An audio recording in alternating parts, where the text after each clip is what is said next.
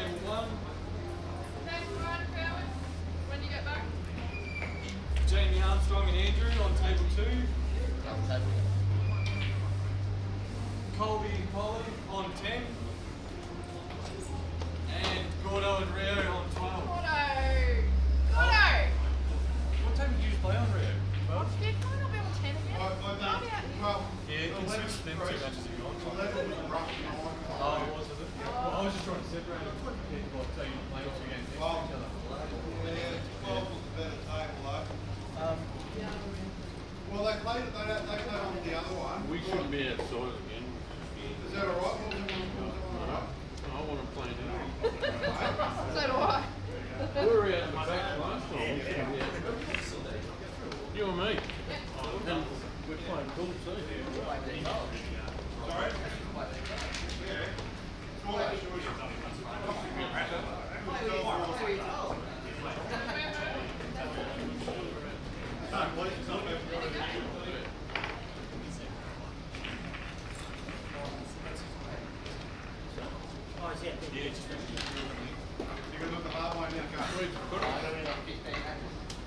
You got over there. Well, it's up to you guys. I was trying to separate it.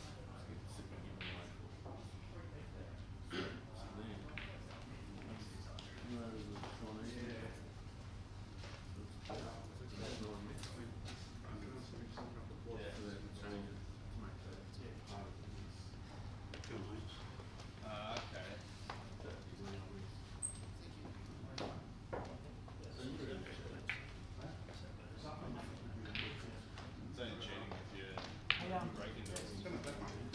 Yeah, cheating or is it just using the rules to your advantage? The same as intentional fouls or unintentional fouls.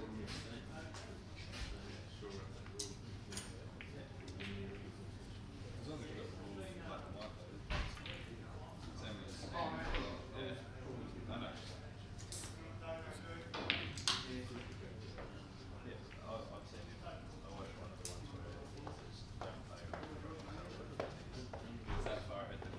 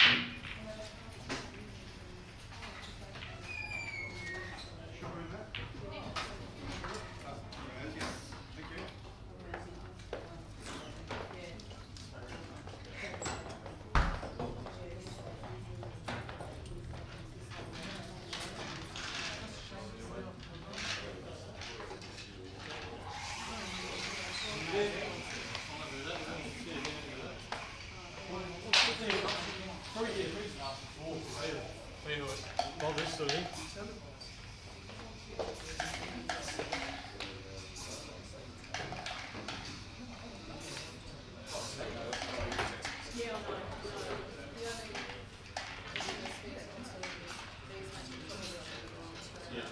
Done.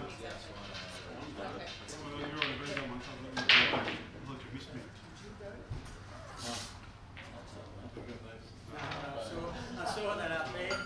Oh, you had to sit there. From one time. Well, yeah, it's somewhere it's gonna land. It's like the hands on with that way.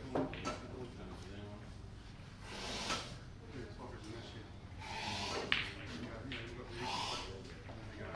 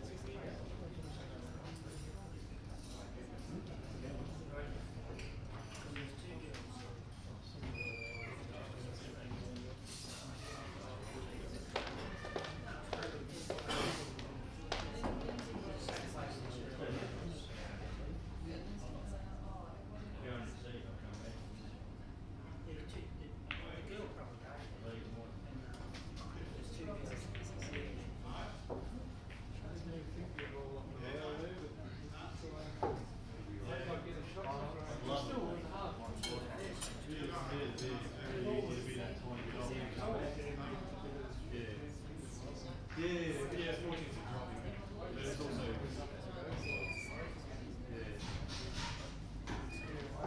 Yeah, it wasn't a bad drop. Yeah, probably why I did that red for.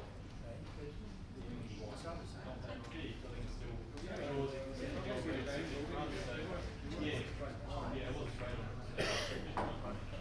So the judge got it right for us.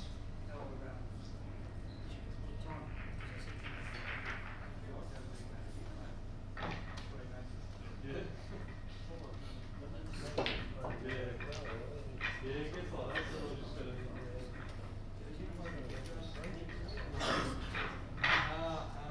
Think about the end of that. I don't know, still.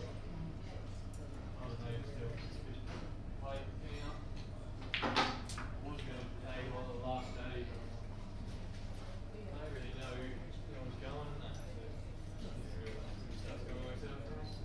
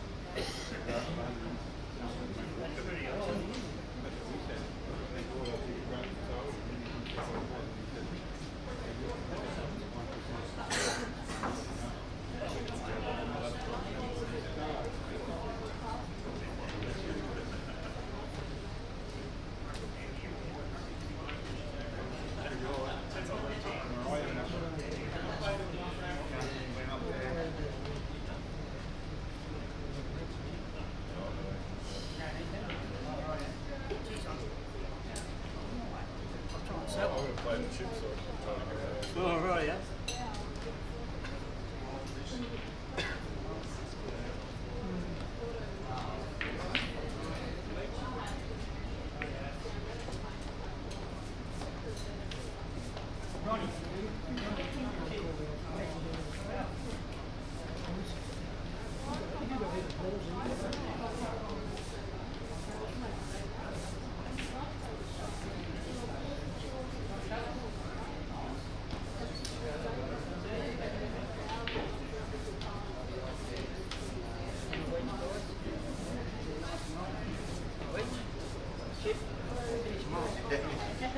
Who wants the last one? I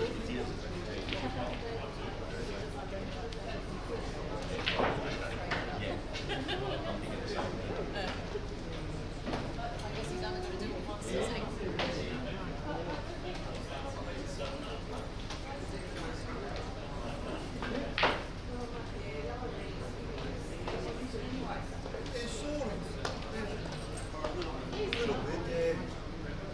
Suppose we can get out across the tables in between and pick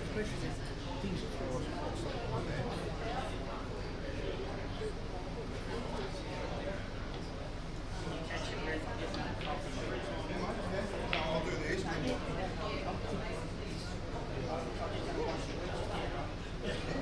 Got to do that. Oh, really? Yeah.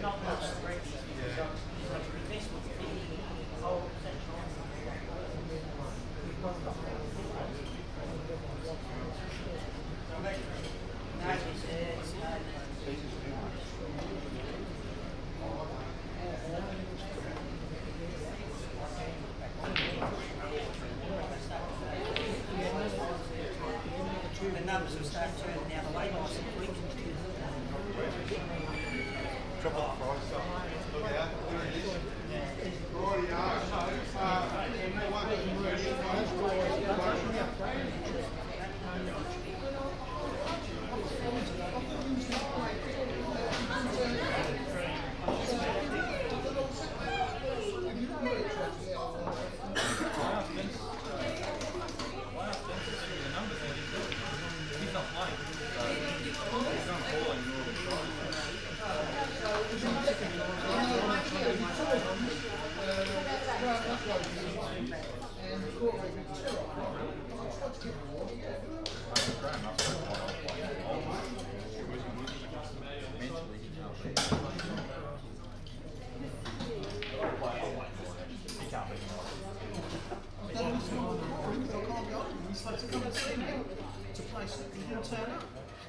When? Yesterday. Oh, you just didn't have a hit. He had a hit, yeah. But he phoned me, he said I'll be about half an hour. He didn't come back. And I know, because he had a problem with his lungs. He had a black lung before. He was sick. Anyway, yeah. Oh, but you're on the, you've got it on the border, haven't you? So you're all right. I think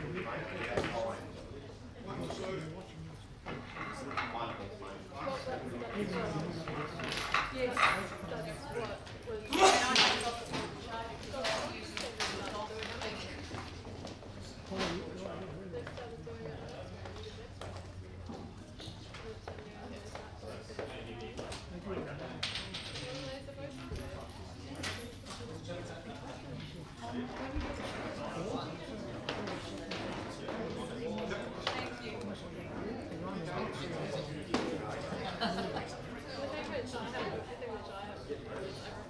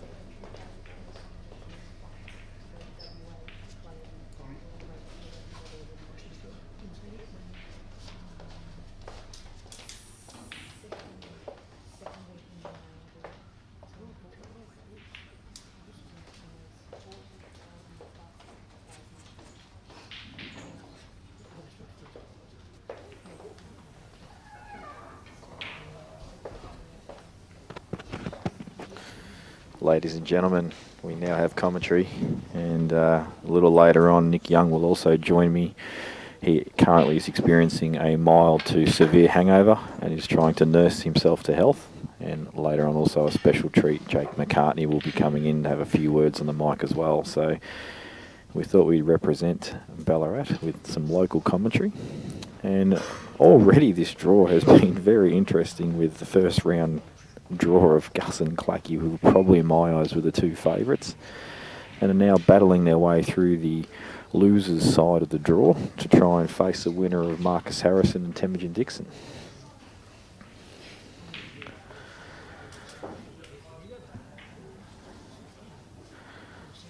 And I can tell you as well, these tables are playing sensational. I actually had a hit here last night. I brought Gus down for a hit on him, and couldn't fault them really. They were playing excellent, and they were brushed and ironed at the end of last night, fresh for today as well. So I'd be very surprised if any of the players in the room have had any complaints.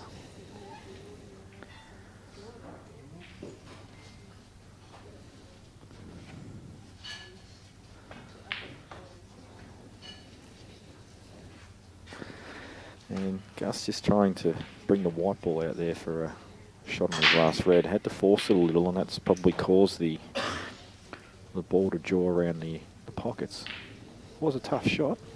If he had just rolled that in, it wouldn't have been a problem, but felt that he needed to get the white ball out, and Matty with an opportunity. And from what I've seen of Matty play today, he hasn't impressed me that much. That's not to say I don't rate him, but I think he's not playing at his best yet. But as comps go on, and if you can manage to stay alive, the form starts to show over time. And this is a very important shot.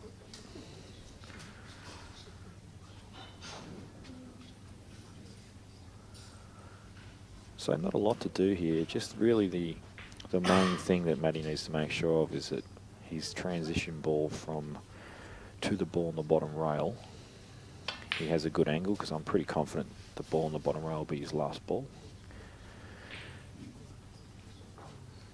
And it does have two ways to play this. You can either play this run through off the top rail, and if he feels like he's going to have too much angle, he can play it with a bit of left-hand side, or he can screw off it, off the side rail. But the most important thing is where the white ball is now, he wants to just be a touch straighter on that yellow that's near the black.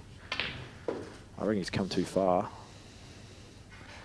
But now he has to play the run through off the side cushion. May need to use probably a little bit of right-hand side on this, or actually a decent amount, just to get himself right behind this yellow. So you can actually see, I reckon you can see him playing with some side. It's a pretty good shot. There was no side. And had he put a bit of running side on that as well, the white ball would have actually travelled further. So a big cut coming up here. Will need to go up and down. I guess he does have the grace if he hits it pretty well and it doesn't drop, it will cover the red on the side cushion. But I think the mindset on this shot needs to be nothing but potting it.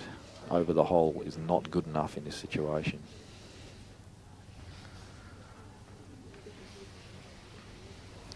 And you can just see in the background there Nick Young talking to one of the biggest could-have-beens in Australian 8-ball, Mark Gottlieb. Unfortunately, he has red hair and he's gone bald, so he really has no hope of a comeback. And that's an excellent shot from Matty. He needs the white to travel, and it has. You can see right there the speed of the table. They are really running nice. I can't emphasise it enough. These are practically brand new B&K tables that Darryl, the owner of Shooters, has got in. And he's very happy with them as well.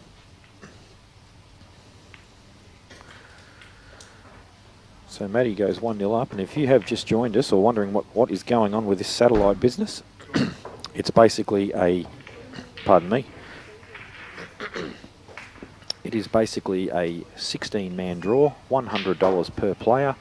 Winner takes all, and they basically get a $500 entry into the main Western Satellite comp, and also their flights are paid for as well. So you're looking at about a $900 ticket for $100 value. So nice and simple, win the comp, get a ticket. Sounds really simple, but a lot of good players to get over.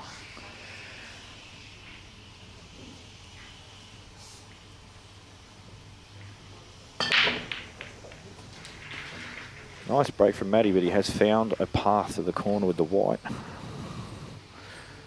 And Gus will probably be eyeing off. I'm going to guess the yellows, because to me they all look available in a pocket in such a way where you can navigate. In fact, the funniest part about this is I think the trickiest ball is the one that's just above and to the left of the black. The other two below the black, they will pass to the left centre quite comfortably, and there's not a lot of obstructions in that sort of area of the table where those two reds are. The one below the red, that's sort of almost touching the yellow, that will go to the bottom right, and the one on the bottom cushion, the yellow, will pass to the left, to the bottom left. So this is purely a navigational type exercise, and Gus will want an angle on this first ball, I think, to float down the table sort of towards the two reds that are on the right hand side of the pocket. But he has decided that I do not know what I'm talking about, and he's decided to eliminate this ball that I spoke of earlier, the trickier one. And I promise you now, he tried to cannon that red and he's missed it. So out of position a little straight away. Does have the option of the cut along the bottom rail, the long yellow top corner, and with Gus's potting power, I would suggest that'll be the ball he takes. I don't like this yellow off the red because it disturbs other balls. So here comes a long ball. This is very, very key.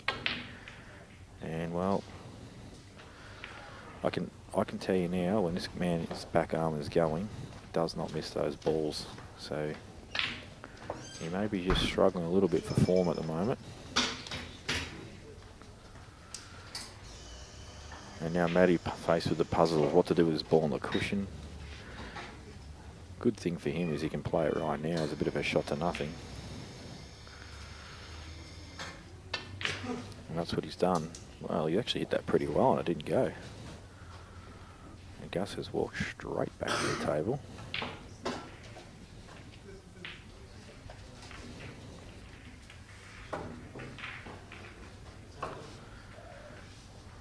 Not sure if this passes or not, we'll find out. Well, he's tried to play a plant and it's not worked out favourably.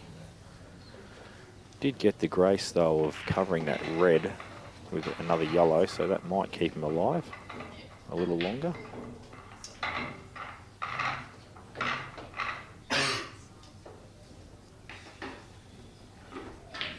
The problem with that though is there's so many balls that can dislodge it. I think Matty's looking at his cut down the rail now and going straight into it, while he's got a little bit of cover on the right side of the table. Oh, he's going to play a snooker. And I think he's got the jaw on this yellow. That's not a bad shot.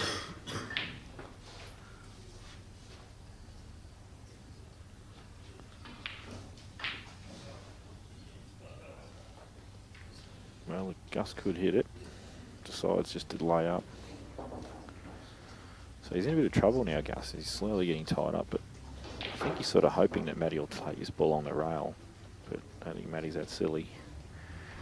In fact, Matty's decided, you know what, I'm going to put the screws right in and cover right up here, so you can't pop balls in any of these pockets.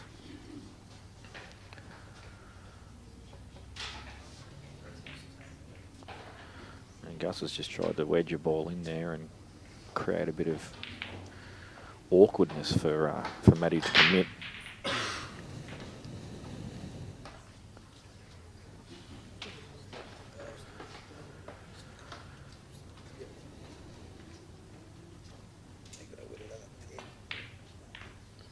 It's a good shot there from Matty. Opens up his red,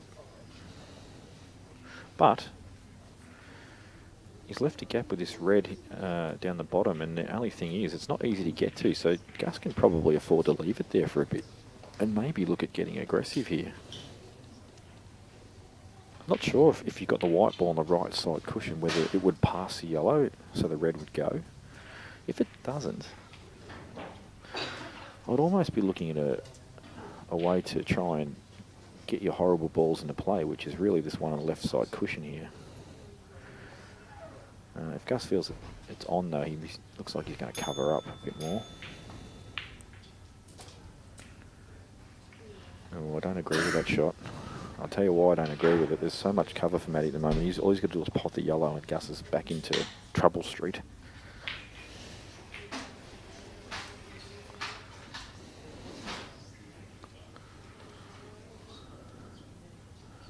So Matty's just seeing if he can get to this yellow. I'm sure if he can, he's going to pot it. No, actually, you can see from that angle, Dan's just given us that he can't get through to the yellow, so Matty's trying to hit the red. Well, he's played a nice little push shot there.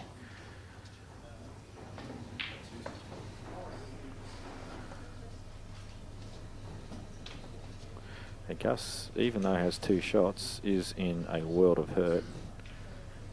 The only shot I can see here is his ball that he's right behind, trying to cut it off the side cushion off the red up top left-hand corner. If he can play that shot and it comes off and keep his 2, then he has a lot of options available to him to try and dismount balls. But that looks like a tough shot. And Gus is looking at a double, I think, inside this red. You can't tell from the angle, but that pocket is fairly open where the white is next to that red. That pocket's fairly open. You can see it there. And I've got a really good view of it, and you can easily fit a ball inside there without even touching the red. So I think Gus is going to get aggressive here. No. Just covering up the red. Now he's got this yellow inside. I'll tell you what, depending on how he's feeling, it's not a simple ball to play when the ball's on the rail, because the pocket's a little more cut off. If you're going into this pocket from a more open angle, so let's say the white ball, the yellow is the one that's above the yellow he's looking at on the rail now, it's a much easier shot. He might just run this across, or he took it on, and as you can see, the double kiss was very much an option. Now will Matty play the billiard shot here? Off the red, pop the red over the hole and commit. It's the first shot I saw. It will open everything up. You don't want to just tap it in, you want to give it a bit, and that white ball wants to come off the rail a bit and give himself a pot on that red that's on the opposite corner. Because as we can still see, it didn't really move much. If anything, it went slightly higher up the rail. So here it is. This is the shot, I reckon. Well, he's not playing it. I'm surprised.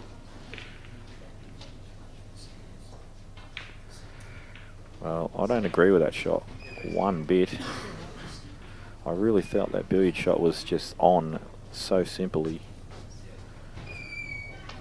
And because his pocket's reasonably open, it gives Gus an opportunity to possibly force his yellow inside. Well, he's played the force, and it's worked out horribly. Felt that he rushed that a little. Just sort of got down cued. It looks a little frustrated, Gus, on the sideline.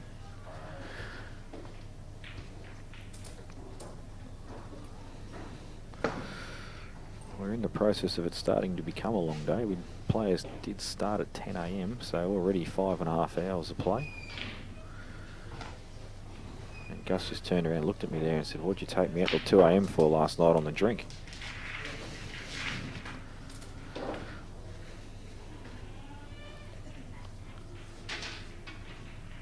So all pretty straightforward here, but I think one good positional shot here just to make sure that this out is pretty basic.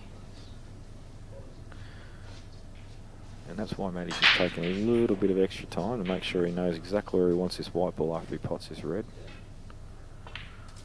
And doesn't want to hit that, and doesn't want to land behind the black, and that is what you call a shocker. And the reason that is actually such a bad shot is because you have so much table to land on to be on the red over the pocket there. Basically anywhere but there.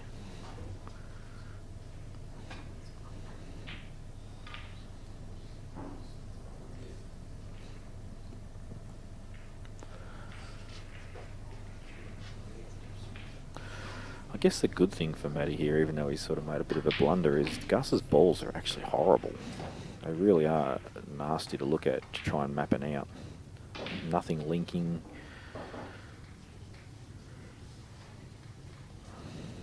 Well, nothing simply linking anyway. I mean, you can basically play shots to link onto other balls with natural angles, but the pots themselves need to be good pots. If I'm Matty here, I'm coming off a side cushion and I'm actually trying to bump one of these reds over the top left. I'll tell you what, that's not a bad shot either.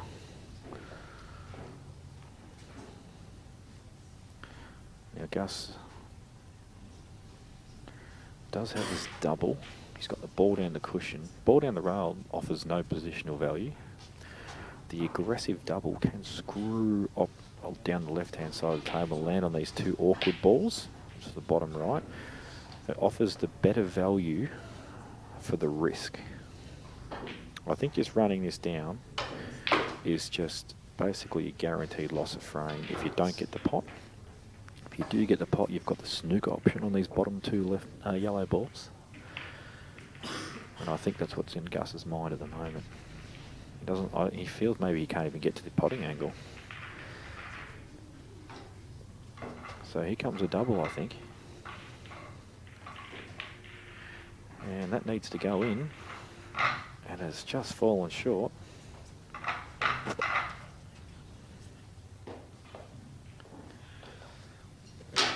So once again, one good positional shot here from Matty on this ball. The top of the two in the middle, where he'll have an angle just to run through a little and play the other red that's above that to the same pocket he's about to pot this red in. That's not bad. Key thing here, don't land the white ball on the cushion. Just even an inch off the cushion is fine.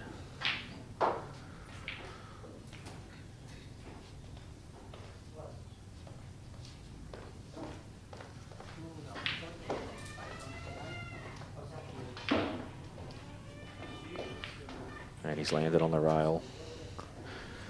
It's okay because he does have a natural angle to just run through. But if he had have actually landed higher on this, it wouldn't have been nice. So one good pot after this. And it's not even a difficult shot really, but you've just got to compose yourself. I don't think you'll screw off this. I think you'll just play a little run through or a stun run through. He's going to screw off it to make a liar of me. No, he stunned it. So I would expect Matty to get this and go 2-0 up. And there are phones ringing all over the shop.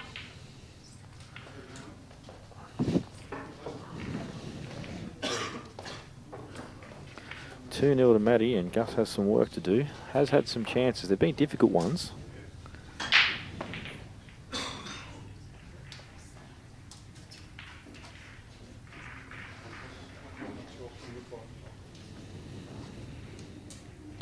A lot of pool coming up over the next month or two.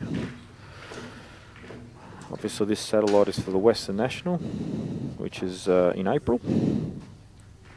No, sorry, it's in May, sorry. But speaking of April, we have Big Guns and Anzac Day tournament next week. Probably the biggest weekend of pool in Australia. And then this, obviously this comp here. I really do think that next year I have a suspicion the Big Guns may start to introduce the satellite method as well. I don't know, I've got nothing to do with it, but I would suggest that that's what they may do. Not only does it generate revenue for the comp, but I think restricting the numbers a little to make things finish a little more on time and to make it a bit more prestigious. I think it's the way to go. Everyone gets an opportunity in these satellite comps.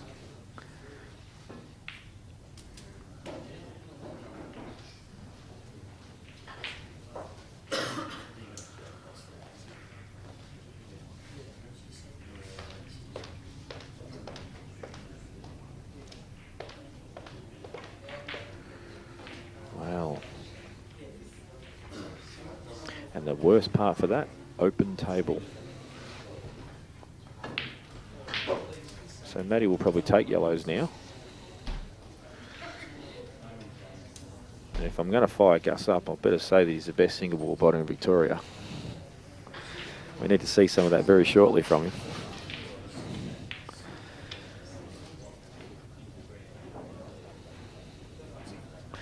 Well, Matty mustn't have realised it was open table there, because that's a shocking decision of taking reds. And I think, I'll tell you what, if Gus turns around and wins this frame, this could potentially be a turning point, because that was not good. And pretty good shot there from Gus to retake control. And as you can see, if he had been able to take, if he had taken yellows, probably would have had a chance to commit to the out first shot. Reds, though, are just dead everywhere. So here comes a double, I would assume. No, he's just going to cover up, and white ball's just touched the rail. Didn't get the coverage on the yellow though.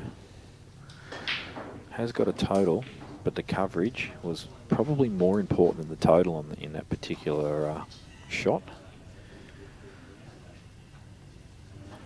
Not a difficult escape off back cushion here, just to hit a yellow. There's a massive area that he's just aimed for right there. Just rocks the yellow. And not left Matty a hell of a lot again.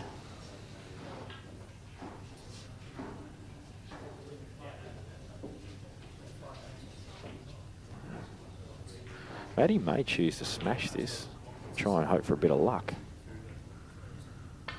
That's what he's done. He's played for a little bit of luck, but he's also played a very good white. And that is an excellent shot to stay in the frame.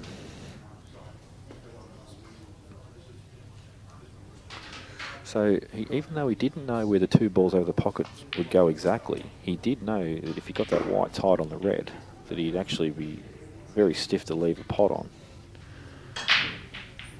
And Gus with another containing shot as well. Couldn't get to the potting angle there, I would imagine, because he'd got nowhere near the pot, so I think he was just trying to contain.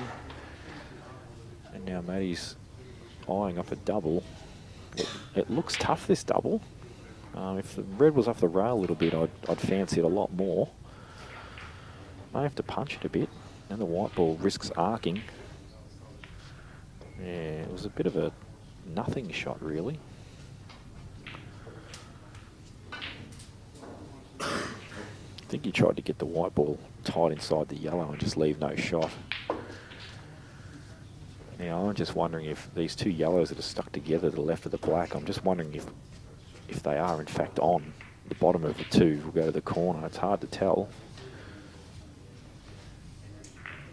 If not, Gus may try and nudge into him, but if you do try and nudge into him, you actually risk killing one of the yellows even more, so.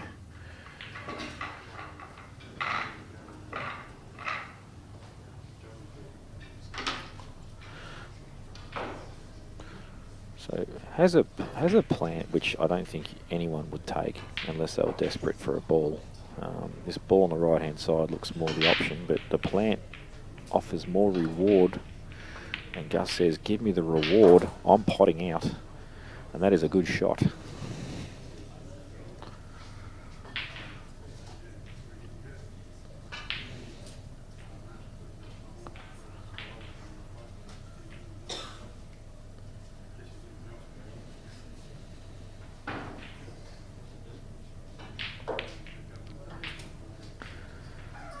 So, what looks like a very straightforward out does have its pitfalls. The transition, this bottom ball here, and sort of finding a transition to this ball that's the highest of the four on the table, could be a little tricky. And I think that's why Gus is just taking a moment here. The way I see this is actually potting the ball over the pocket first, and then playing the one on the rail, stunning up the table. And you'll have multiple options in if you don't stun far enough. And I think Gus has recognised that.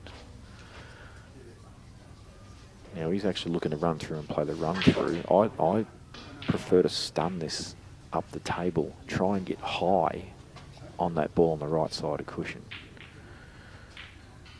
And where the white went then suggests he did even have an angle to do that. So this the reason I like this way is you have to be so precise every single shot, whereas if you play the other ball, it doesn't sort of matter how high you go. You're going to be on the yellow.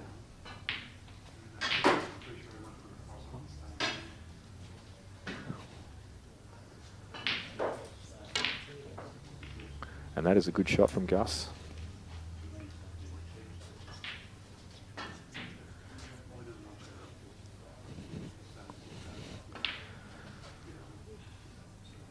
So screw off a side rail, and that's a good position shot as well. And as I said earlier, providing this black goes in, and you would expect one of the best potters in the state to pot it.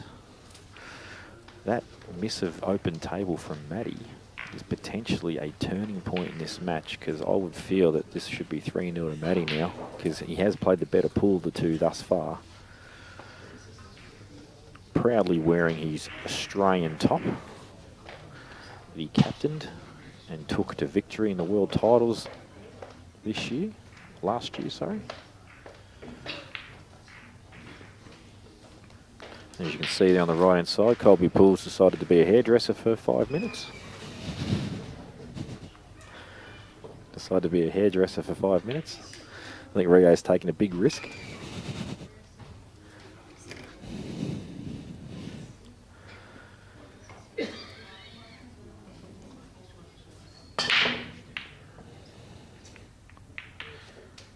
Now, I can also notice Mark Gottlieb's just refilled his can over there, so he will be off his head in about another 10 minutes.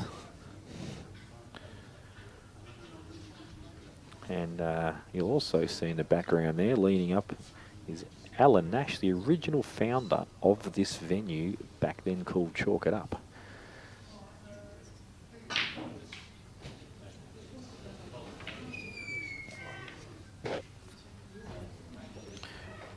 And yeah, the venue itself has changed hands a few times over the years and changed names as well. But I think this opened back in 1991, if I'm not mistaken. And the reason I think I'm pretty close to money there is because I started playing pool when I was 16, and that's when this place opened. Don't do the math and work out my age.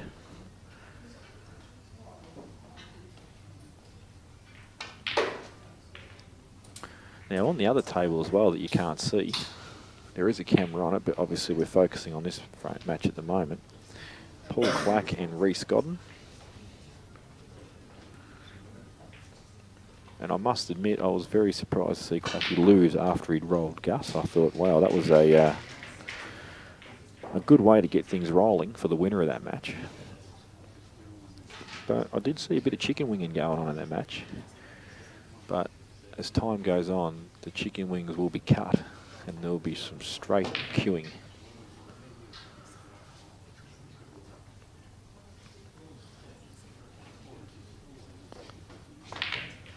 Well, Gus is actually having a horrible time trying to punch balls inside, balls over holes at the moment.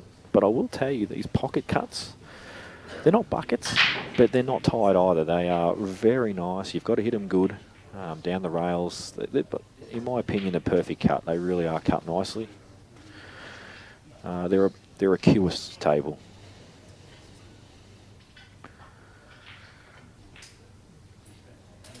As you can see there, that sort of wasn't accurate as hell, but floats in off the jaws at a slow pace. Now this angle here that Matty's got looks like he's hitting the black, not the red. Oh no, hit the red. It's a good shot.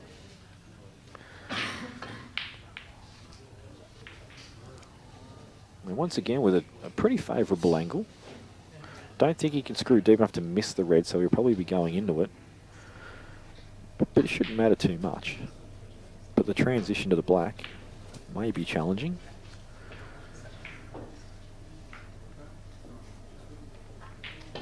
So there you go. It's a nice shot as well. But really it's going to come down to position off this ball to the final yellow for a screw back for the black in the centre. Pretty sure it doesn't go bottom right. I reckon that red's in the way.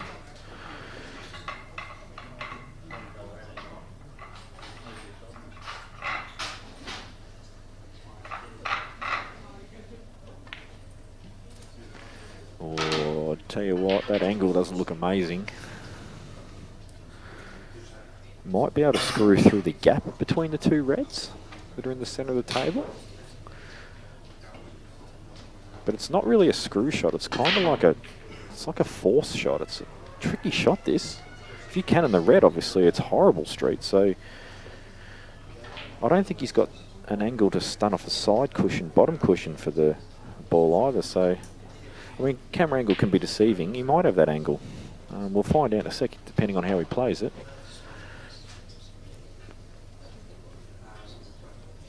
Actually, you know what, the way he's playing this, he does have the angle to go off side and bottom cushion here. Black in the centre.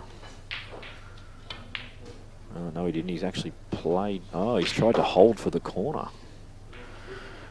And as you will so often see, when players try and do that, they'll focus so much on the white ball control because you've got to land in such a small area that the pot can sometimes become secondary. And Gus now will play the snooker. He's played it pretty well, nice and tight. And I hate to keep saying it, but that lack of open table decision. And it's a contentious issue as well because, you know, is it up to the player to just keep an eye on things? Was it up to Gus to tell him it was an open table after he chopped up the shot? It's a tricky one when you don't have umpires. I think it's both players' responsibility. I do believe if the person comes to the table and misses an open table, I think he should have the courtesy to tell the player it's an open table. But in the same token, the opposition should be paying attention to what's going on and recognise themselves that it's an open table. So it's it's a tricky one. It just depends on how you feel about it. But look, it's done with now. I'm just pointing out that you know, turning points are critical in matches, and that I feel was one of them.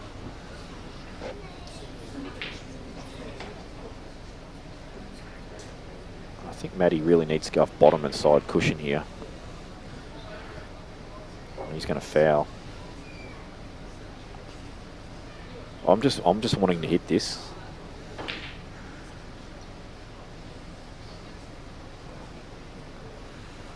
I think bottom and side cushion is the shot. There's no way you're getting out of it any other way. Unless you're Ben Noonan and find an 8 cushion escape, I don't think it's happening. I'll tell you the shot Benny would play. Bottom left-hand side cushion, off the right-hand side cushion, off the bottom cushion and nestle in behind for a snooker. And that is a strange choice of shot, to say the least. I would much rather have come with the bottom and side cushion there and even just belted it to try and get the yellow into open play. And you know what, if you miss it, well, you give them 2 shots, but it can't be any worse than what you got right here. Straight away, Gus attacks that ball on the bottom cushion.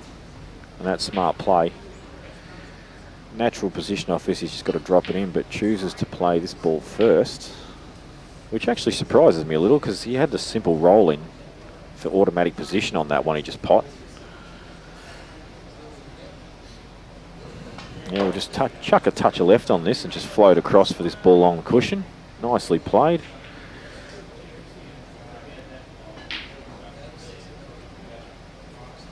Yeah, Gus just feeling good now, I reckon, because he's been given some chances. That was another one of those examples of concentrate on the cannon and forget to pot the ball. And now just a quicker re-evaluation needs to be done because now he only has 1 visit and touch of work to do. He can't make any more mistakes. We'll play this across table for a shot to nothing. Like so. And should be okay now to take this frame, you would think. And Gus just looking there where he wants the white ball off his final red to just drop this black into the centre.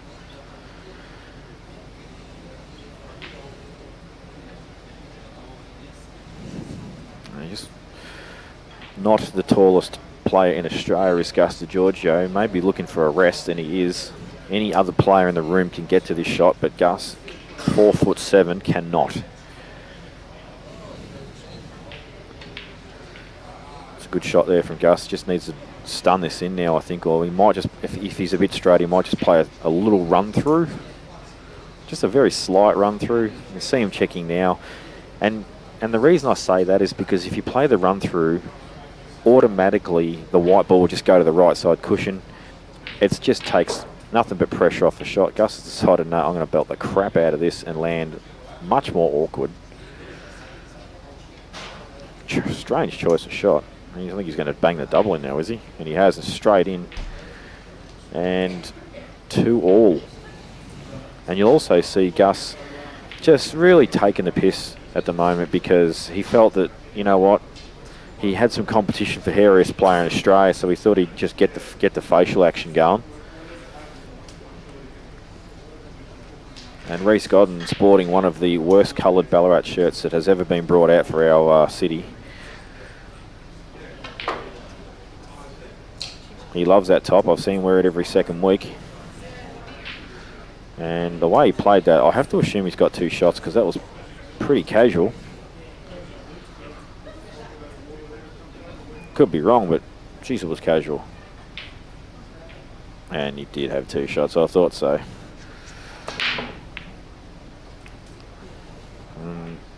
Reece Godden taking it to Clacky. Says, I'm not giving up without a fight, and it will be 2-all very shortly.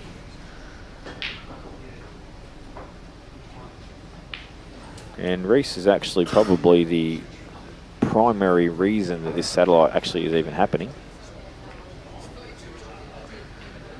Oh, so there's actually a score.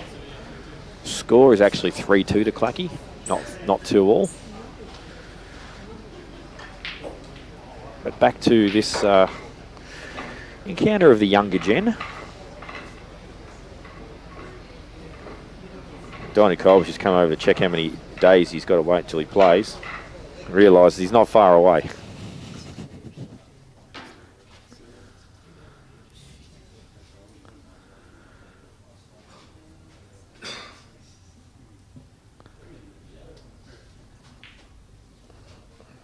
So Gus Giorgio, first bite of the cherry again. And before this tournament even started, I had him at $2.80 favourite, $2.90 to Clacky afterwards. And then they draw each other.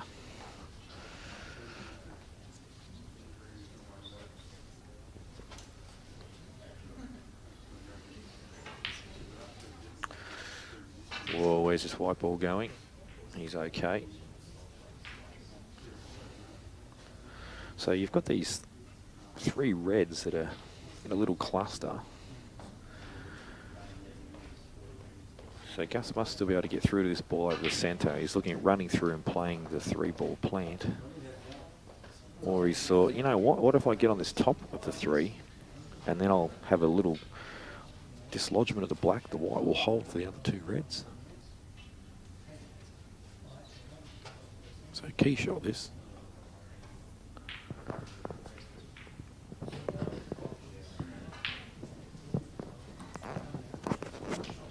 Tell you what, he's landed pretty well. He will cannon the black, he will hold the white. And there is a big gap underneath that red. Oh, he's missed. Actually, the way he reacted then, maybe he got a kick. But he did undercut the ball.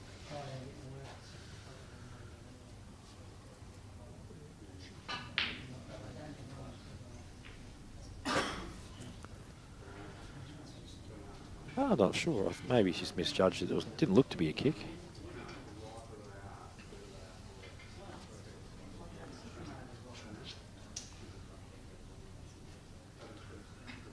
This yellow that's on the black, I don't think it passes to the centre. So he may need to extract it. I don't see a real straightforward, risk-free method for Matty here to go out, and he's tried to go into it straight away, and that's a shocker. And not only that, he's left Gus on this red, and also I think for the extraction at the same time of the black. That's if it even needs to be extracted. It might even go to the centre. Actually, you know what? I'm looking at the table. there's actually a gap between the yellow and black. It will definitely go to the centre. In fact, it wouldn't even surprise me if it goes to the corner.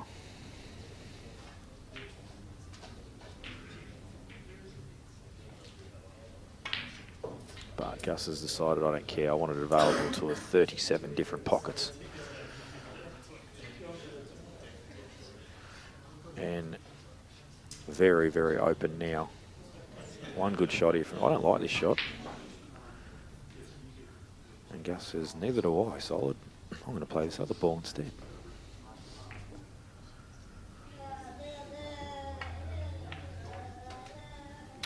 Just underhit that a little.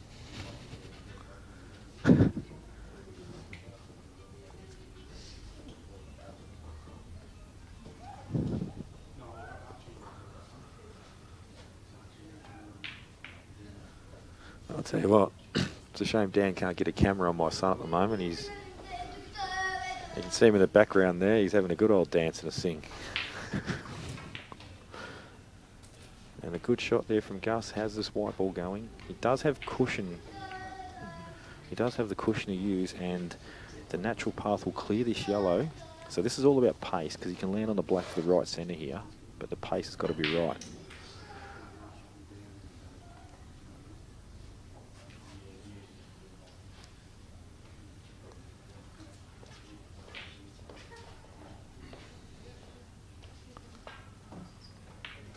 Yeah, see the side used there. I just don't use side there because it throws the white too far. It's unpredictable to actually manage. But he's still got a good shot on this black. Wouldn't expect him to miss it. Oh, yeah, and that's in. It looked dodgy to begin with.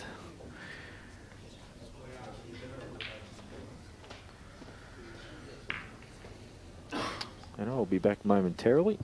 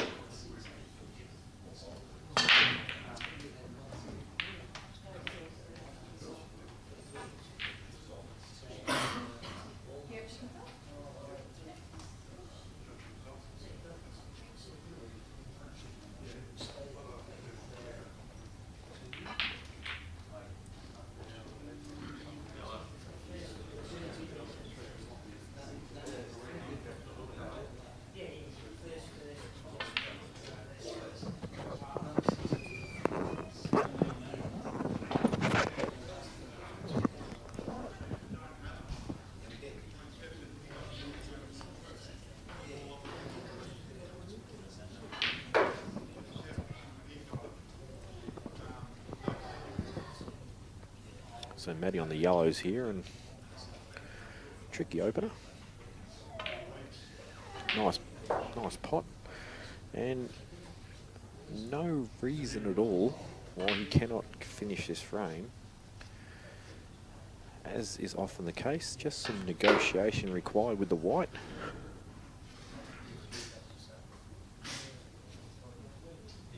Trickiest ball, probably either the one that is pretty much on the blue spot, if you were playing snooker, or the one to the right of the black. Underhit slightly, wanted to be pretty much dead straight on the shallow that he's right near at the moment.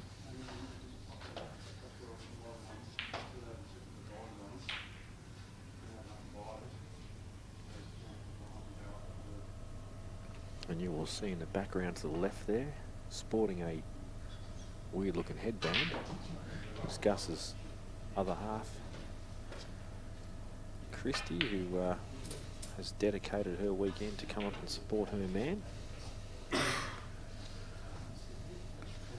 And I attempted to get her very drunk last night, but she was not up for the task.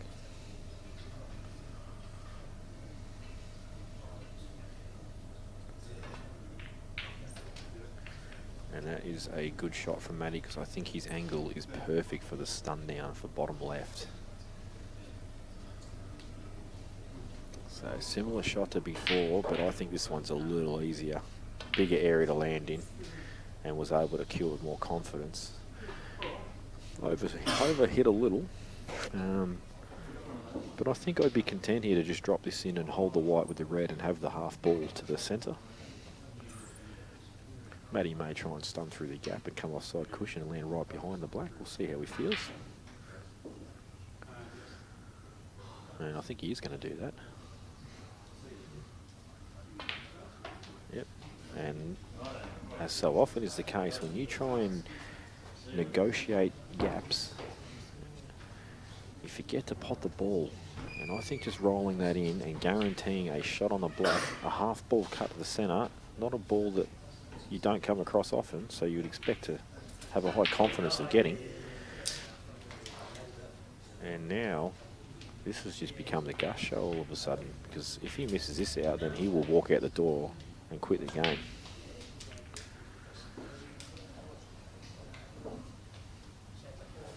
This is exactly the sort of out that you want if you just want to get your arm going when you're not flying, because they're all in the open, they're all stun shots.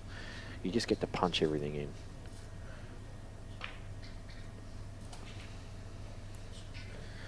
And Gus is just looking there because, well, basically he played a bad shot because he didn't leave himself really an angle to go back down the table for 3 reds. So now he's going to play this longer ball, which should not miss it, but it's just not 100% confidence yet in the man. He still has a touch of self-doubt.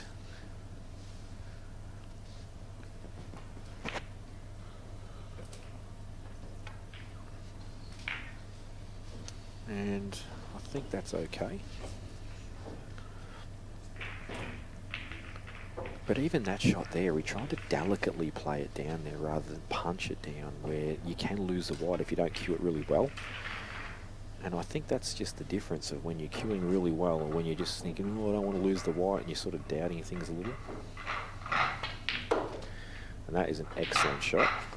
Yes, it wasn't a difficult shot, but just a little controlled stun. And now Gus on the hill, and since that lack of nomination, there hasn't been a frame one from Matty. He has either been controlled or chopped up, and Reece Godden has done his patented off the table break.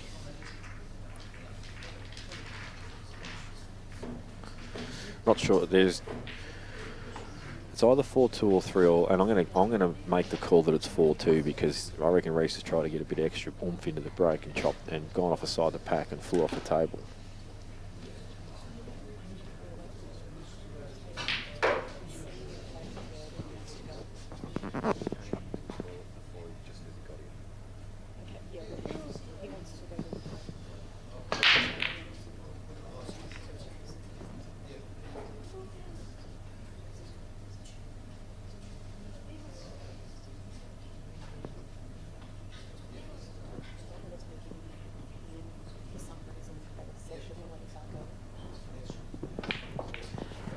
guys. I'll be back shortly. Just got to do a couple of quick things.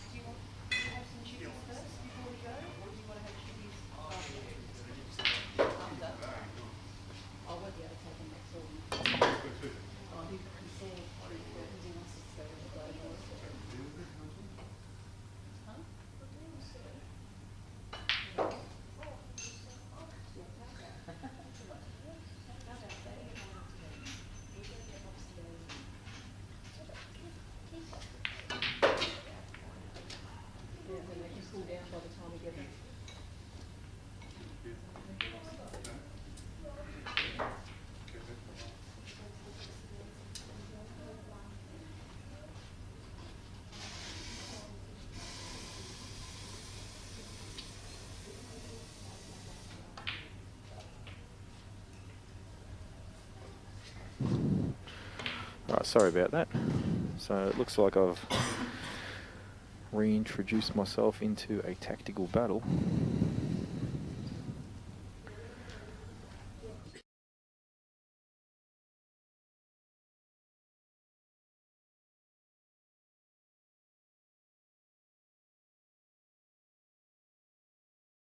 You know, if he gets the right angle, he can can into the other balls and try and open them up.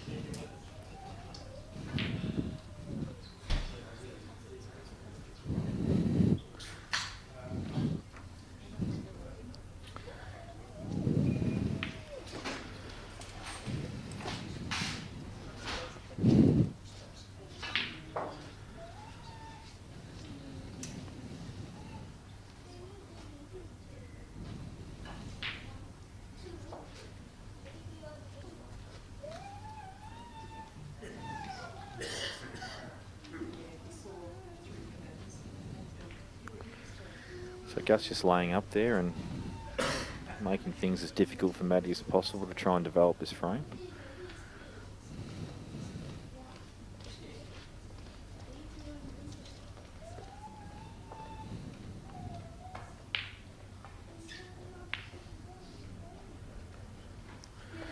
I don't really like that shot, and I'll tell you why, because promoting a ball over a pocket where there's already a ball and nothing happening on that area of the table doesn't really advance his chances of winning the frame. I would have much preferred to cut that over the other side of the table and just put a cat amongst the pigeons and try and introduce a little bit of complexity for Gus to deal with, even though there is complexity for both players. That Gus has the greater control because of this pocket. So if it does come time to open these up and Gus has that pocket covered, which he tried to do then and didn't do very well, there'll be less risk for Gus to open them up.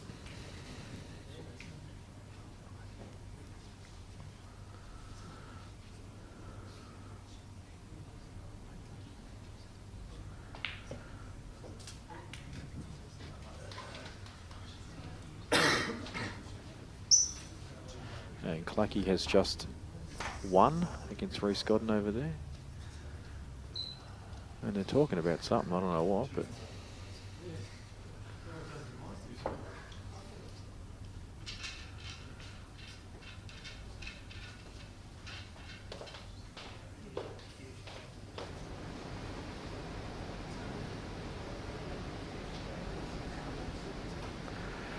Tell you what, he's looking at his below the hole, and you know what, it could potentially be time to pull the trigger. You're 4-2 down. There's not a lot on offer for you. He says, no, I'm just going to keep things tied up here. And this is what I was talking about earlier, where Gus can take a little bit more risk in opening these up. But if you had covered that red over the hole properly the shot before, then these would probably be getting opened up a little. But now, Gus just needs to be careful about what his choice is here. And his choice may well be to just play the ball up the top corner and just sit over the pocket a bit more. But he's decided, no, I'm opening another ball up, leaving you hard up on the yellows. Not a bad shot. Probably would have liked it not to have been so close to the black. Now he's got to be careful he doesn't go in off. He's caught the jaw.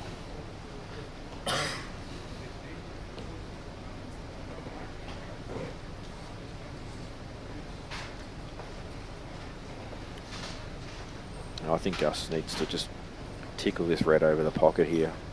There's no value in potting it and trying to land on a miracle extraction. I think he just kick this, put this over the pocket, force Matt into trying to show his hand, because,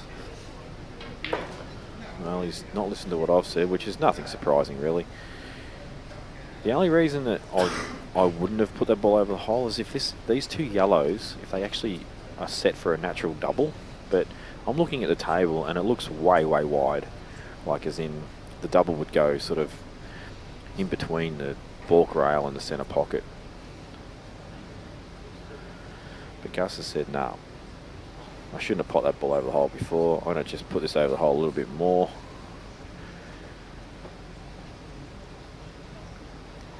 And see, all that's happened now is he has one less option available.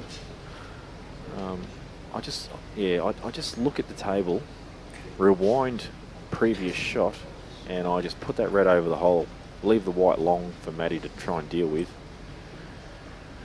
The only other reason I can think of that maybe he didn't do it is that yellow went inside the red. If that was the case, then putting the ball over the hole would not have been the correct shot. So Matty maybe going to pull the trigger this time. No, he's decided I'm going to keep laying up.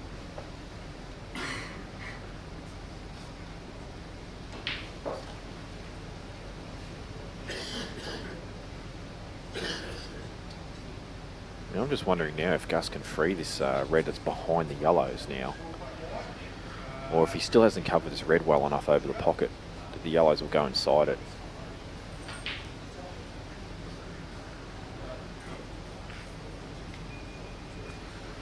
But this has been the first, I'd say, sort of tactical frame that these two have been involved in this match.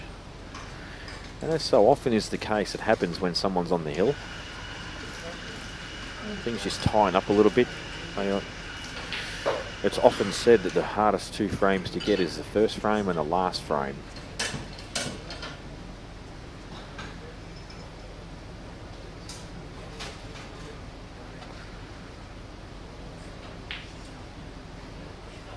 So Gus says, nah, I don't reckon that yellow is go. Well, he's actually nudged him anyway. Doesn't look happy with that shot, and I kind of can't blame him. It hasn't really done him a lot of favours either.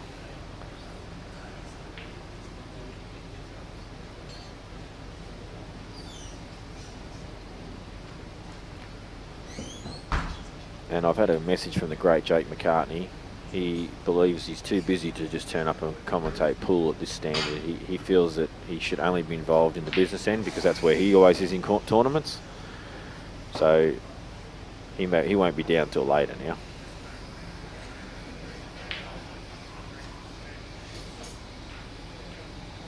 So Matty's content to just continue to leave the white near these 2 yellows, and basically what's happening here is a game of you have a dip first and please chop up so I can win the frame.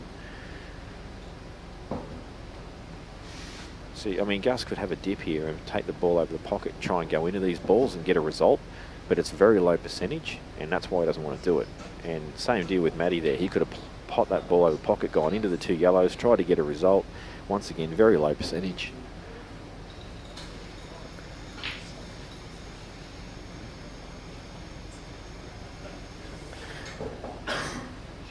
Tell you what, if I'm Gus here, I'll actually play the red into the yellow and just push the yellow to the cushion.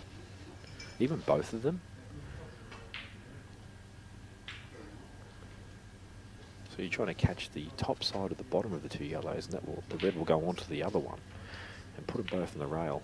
But he's managed to get that over the middle pocket pretty well. But still faced with this awkward red. But it gives Gus a lot more options with that ball over the middle pocket, positional wise. And I honestly do believe that it is time for Matty to pull the trigger and have a dip here. Just resting on this yellow again will basically be his demise, because Gus will definitely promote his final dead red, and then Matty will be forced to have a dip anyway, so why not have a go now? So potting this, screwing off side rail, trying to go into the 2 yellows, but he says, shut up, I'm playing another safety. And I'm pretty sure Gus will just nudge this red out on the yellows, and then Matty will be forced to do what I said anyway.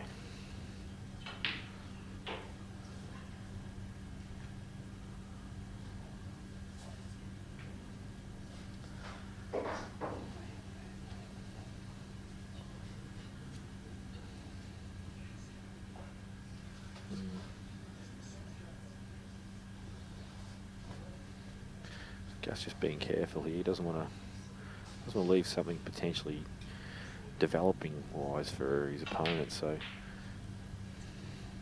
I'm actually wondering how much of this he can get through to, and if he can play the double. If you're going to play the double, you've actually got to punch it with a fair bit of pace. So I think he's just going to just nudge it and just promote it. And at face value, that looks pretty good.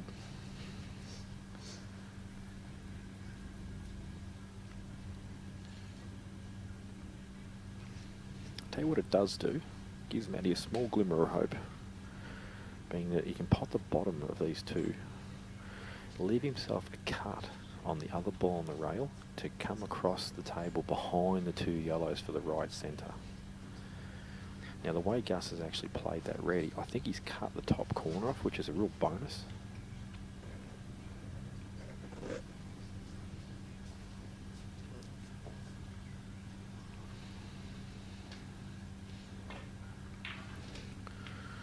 But this match needs to finish in order for any other matches to be able to be played. We're down to the winner's side on the draw to a double chance, and this will basically make the two semis on the loser side complete once both players have finished this match. So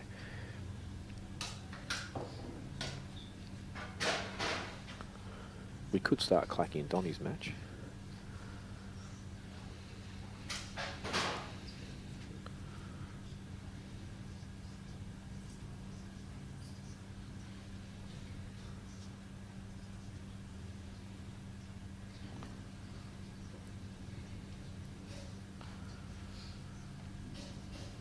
So Matty taking a long time with this shot, looking at the double.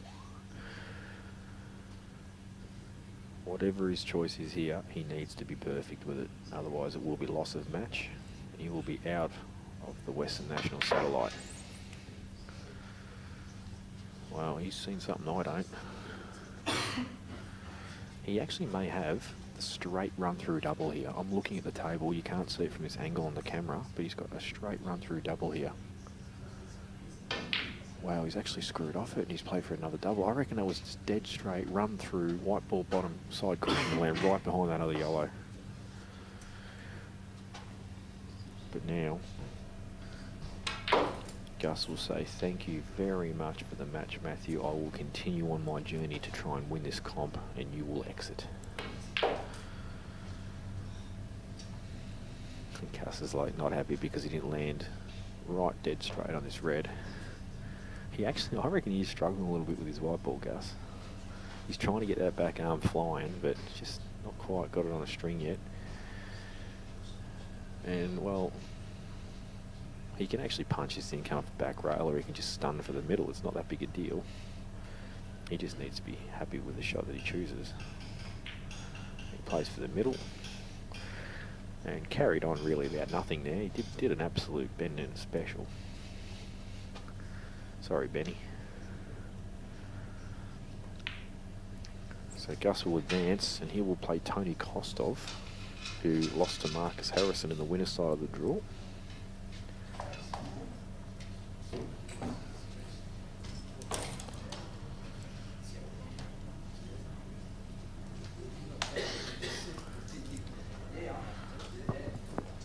What was the score with these two?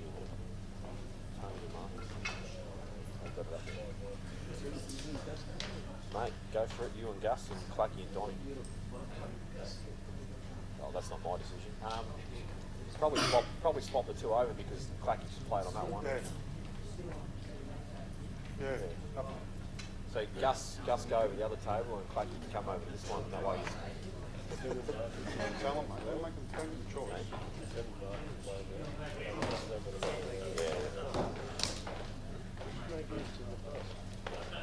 Actually, no, they can play now. So the loser of that's going to play here. Oh, yeah, another match.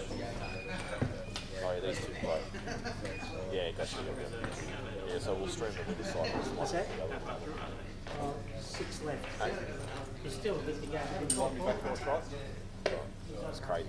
I know, right? Enough, mate. Say, Woody. Luck, mate.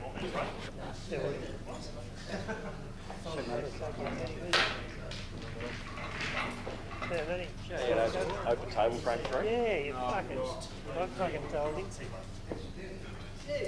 The yellows are all Can't listen to the commentary then. He didn't wake up, he was getting a bottle of water off his old hand, he was fucking concentrating on that, didn't wake up. It cost him the brain, Turning point, he becomes frames. 5-2, wasn't it? 5-2. He should have had a 1-3.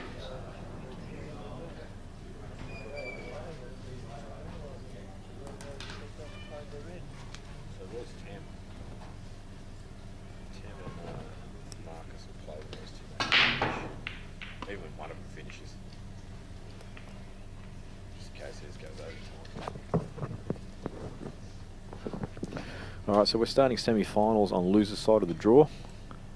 It'll be Paul Clack and Don Colbert, which most likely we'll focus on. And the other match will be between Gus DeGiorgio and Tony Kostov. Mark, Mark Gottlieb has just come over to me. If you actually rewind your footage back about probably 45 minutes, I spoke about Mark Gottlieb. Now, he just came up and said, make sure you tell me how good I was in my heyday. If you remember correctly, I did say he's one of the biggest has-beens or could-have-beens that has ever been in the game. And the fact he's got red hair and no hair anymore is just basically got no chance in life.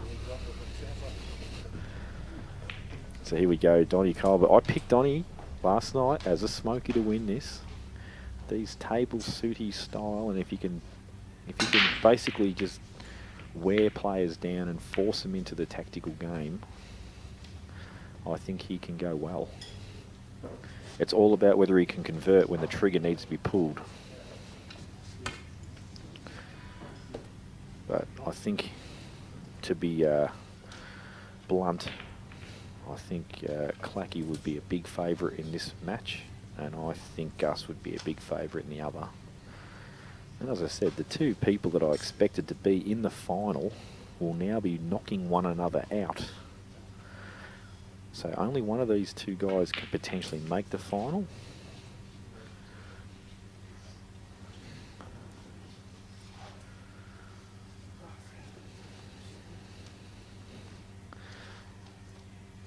So this frame, you can already tell, is going to be relatively tactical. Well, having said that, Clacky has just put himself in a shot where he can play the red off the yellow and go into the pack with a bit of force. So you may see him open up the frame at this one visit. And he says, nope, I am going to play the tactical.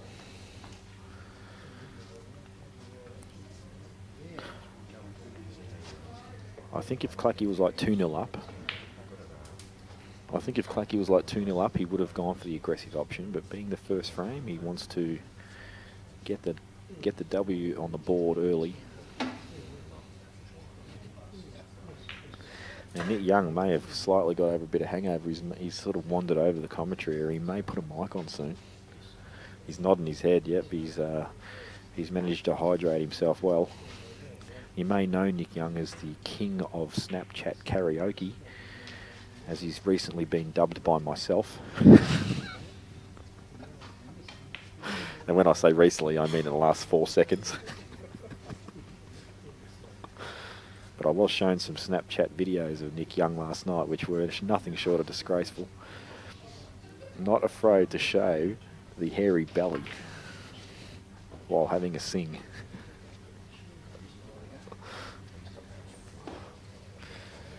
And a big cheerio to Nick's new girlfriend as well. I understand she's quite the glamour. I heard that you took home a lovely young lady recently, and she's about 6 times the size of you. But anyway, we'll move on from that because she had a great personality. And Donny into the tacticals himself and says, Clacky, you have 2 shots. Your balls are stuffed. I'll get rid of your controlling ball. And Clacky says, thanks, Donny. I've got to come up with a new plan now. And that new plan may be flick off this pack at pace, go into the 2 on the left-hand side, open things up and see what happens from there. And that is what he's done, but they didn't really open up. In actual fact, he's created a mini triangle for himself. But not a great amount of harm done. I mean, yes, he no longer has control of the table, but there's no simple out on either for Donny after Clacky plays this next shot, which I would imagine will be a containing shot.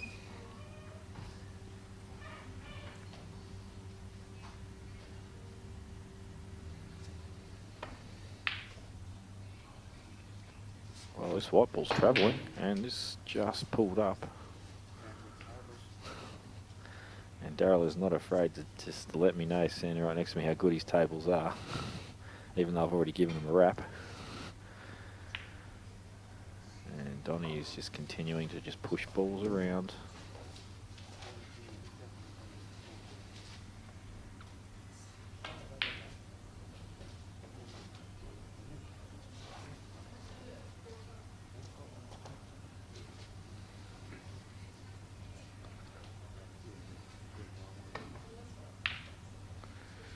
So this is a good shot from Clacky. He actually does not want that to go in. He said it's so clean, he would be filthy with that.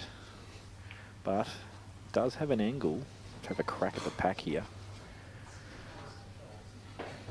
So we're just going to see an aggressive shot come up here. And maybe he didn't have the angle actually, because he would have played with a lot more power than that, and that was pretty thin.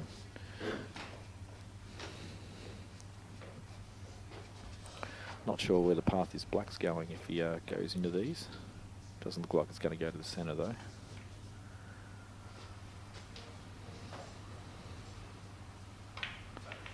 Oh, tell you what. Interesting shot there from Clacky, because these yellows aren't that difficult really. And this is what I spoke about with Donnie. When he has his opportunity, it's a matter of whether he pulls the trigger and actually makes the out. If he doesn't get the outs when he pulls the trigger, he will not win.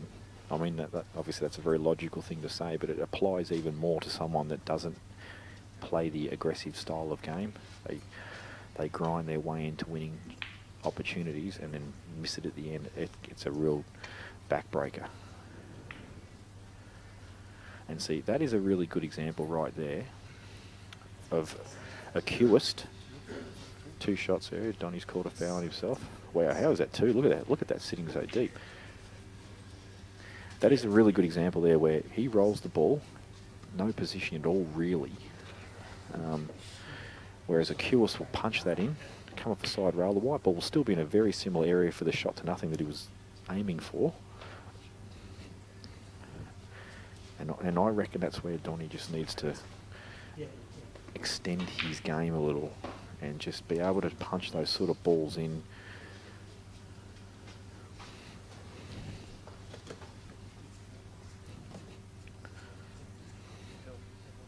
So Clacky's coming off back rail here.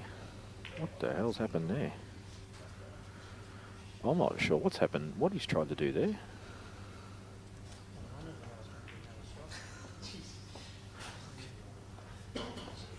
Hang on, what's going on here? Isn't he on reds? He hit the yellow first, didn't he? Oh, it was a foul snooker. Okay, so he's tried to pot the yellow. He's missed it by 44 foot. And joining me, the great one. Am I working? Nick Young, you are on air. Hello, peoples. And Nick, you've been here a bit longer than me. I've been on the fatherly duties. How's the standard been in your eyes? I have been here, but I haven't been watching pool. I've been trying to get over this hangover. That's a good shot there from Clacky. I've watched a little bit of Clacky, and he's not very sharp at the moment. Well, I watched his match against Marcus Harrison. To be blunt, I thought he was horrible. He's not finishing frames in that one visit where he normally does. Yeah, that's a good assessment. He still does know how to win the frames when he's playing bad. And that surprises me because he doesn't play bad very often, so he wouldn't be used to doing that.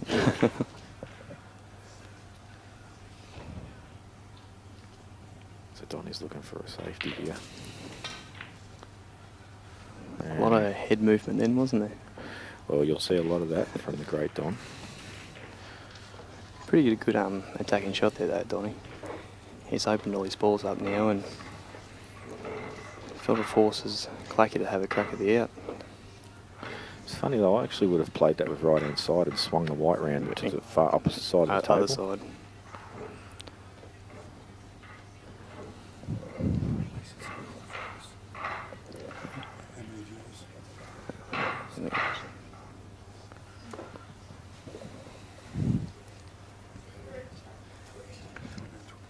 So what do you reckon here, Jamie? Play the red ball on the black spot, half ball off the other red, and try to knock the one in over the hole?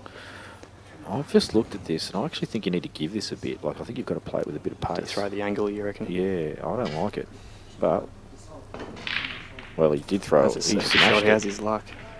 Not great. Boogers. But as you can see, he had to play that with a fair bit of Yeah. pace to widen the angle. It just shows it was a good shot there by Donnie to force Clacky and have a crack, and it didn't come off. Yeah, I mean, the other option here was to pop the ball over the hole and try and get into him that way. But he decided he'd rather play it that way and try and open things right up. Hasn't worked out. Now he needs a backup plan. Can you plot the red in the middle of the table and run the white off? 2 or 3 rails. It's pretty thin, but I think it's his only choice. Look at this shot. Oh, he's caught the yellow. He's been really stiff. Any sort of angle of catching that yellow than that, and he probably throws wide and he has a chance.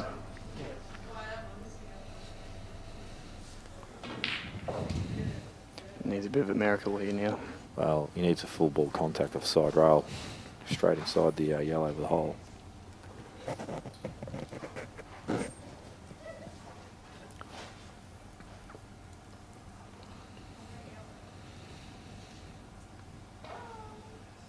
I'll tell you what, that's not a bad effort. It's not a bad shot. And Donnie would have been wearing his balls as earrings there for a couple of seconds as that travelled towards its pocket. Do you think you'll have a crack at the out here, Donnie, or you'll just play that one little safety shot, get the white on the right-hand side This of the is what I table? spoke about earlier. When the out's there to be made, you've got to pull the trigger and get it. You can't keep giving good players a chance, especially when they're over the holes. This is a shot to... Whoa, I could get through.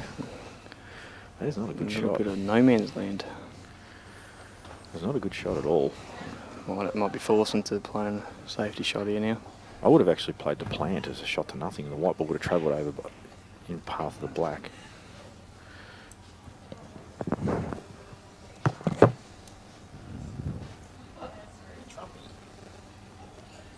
Still might be able to take this long ball up, try to knock it in with the insurance of having the safety.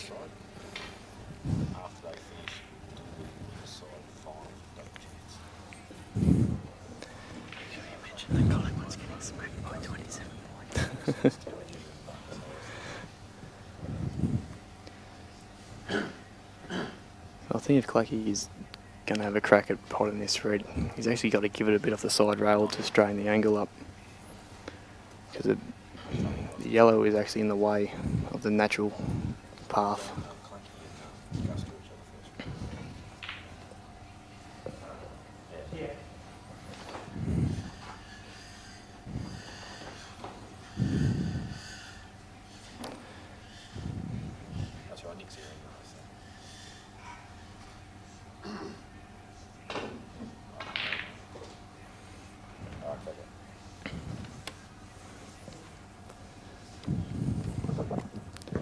Just didn't hit it hard enough. Needed to straighten the angle up a little bit more then.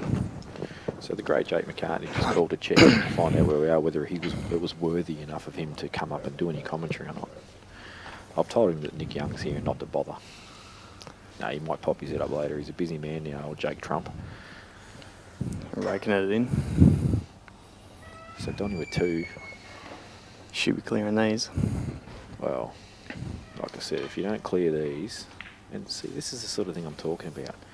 You've got to play some type of positional shot off that. You can't just drop it in and go, oh, well, you know, I'll just promote with one and go out with the other. You've got to at least get the he's white basically back. just saying, I'm just promoting one and going to go out with one shot. Why wouldn't you just have a chance to get the white ball in some vicinity of them balls if you don't land on it in the same situation? Even if you got the white ball 2 foot closer and you still had the same shot, it's so much easier to play a promotional type of shot.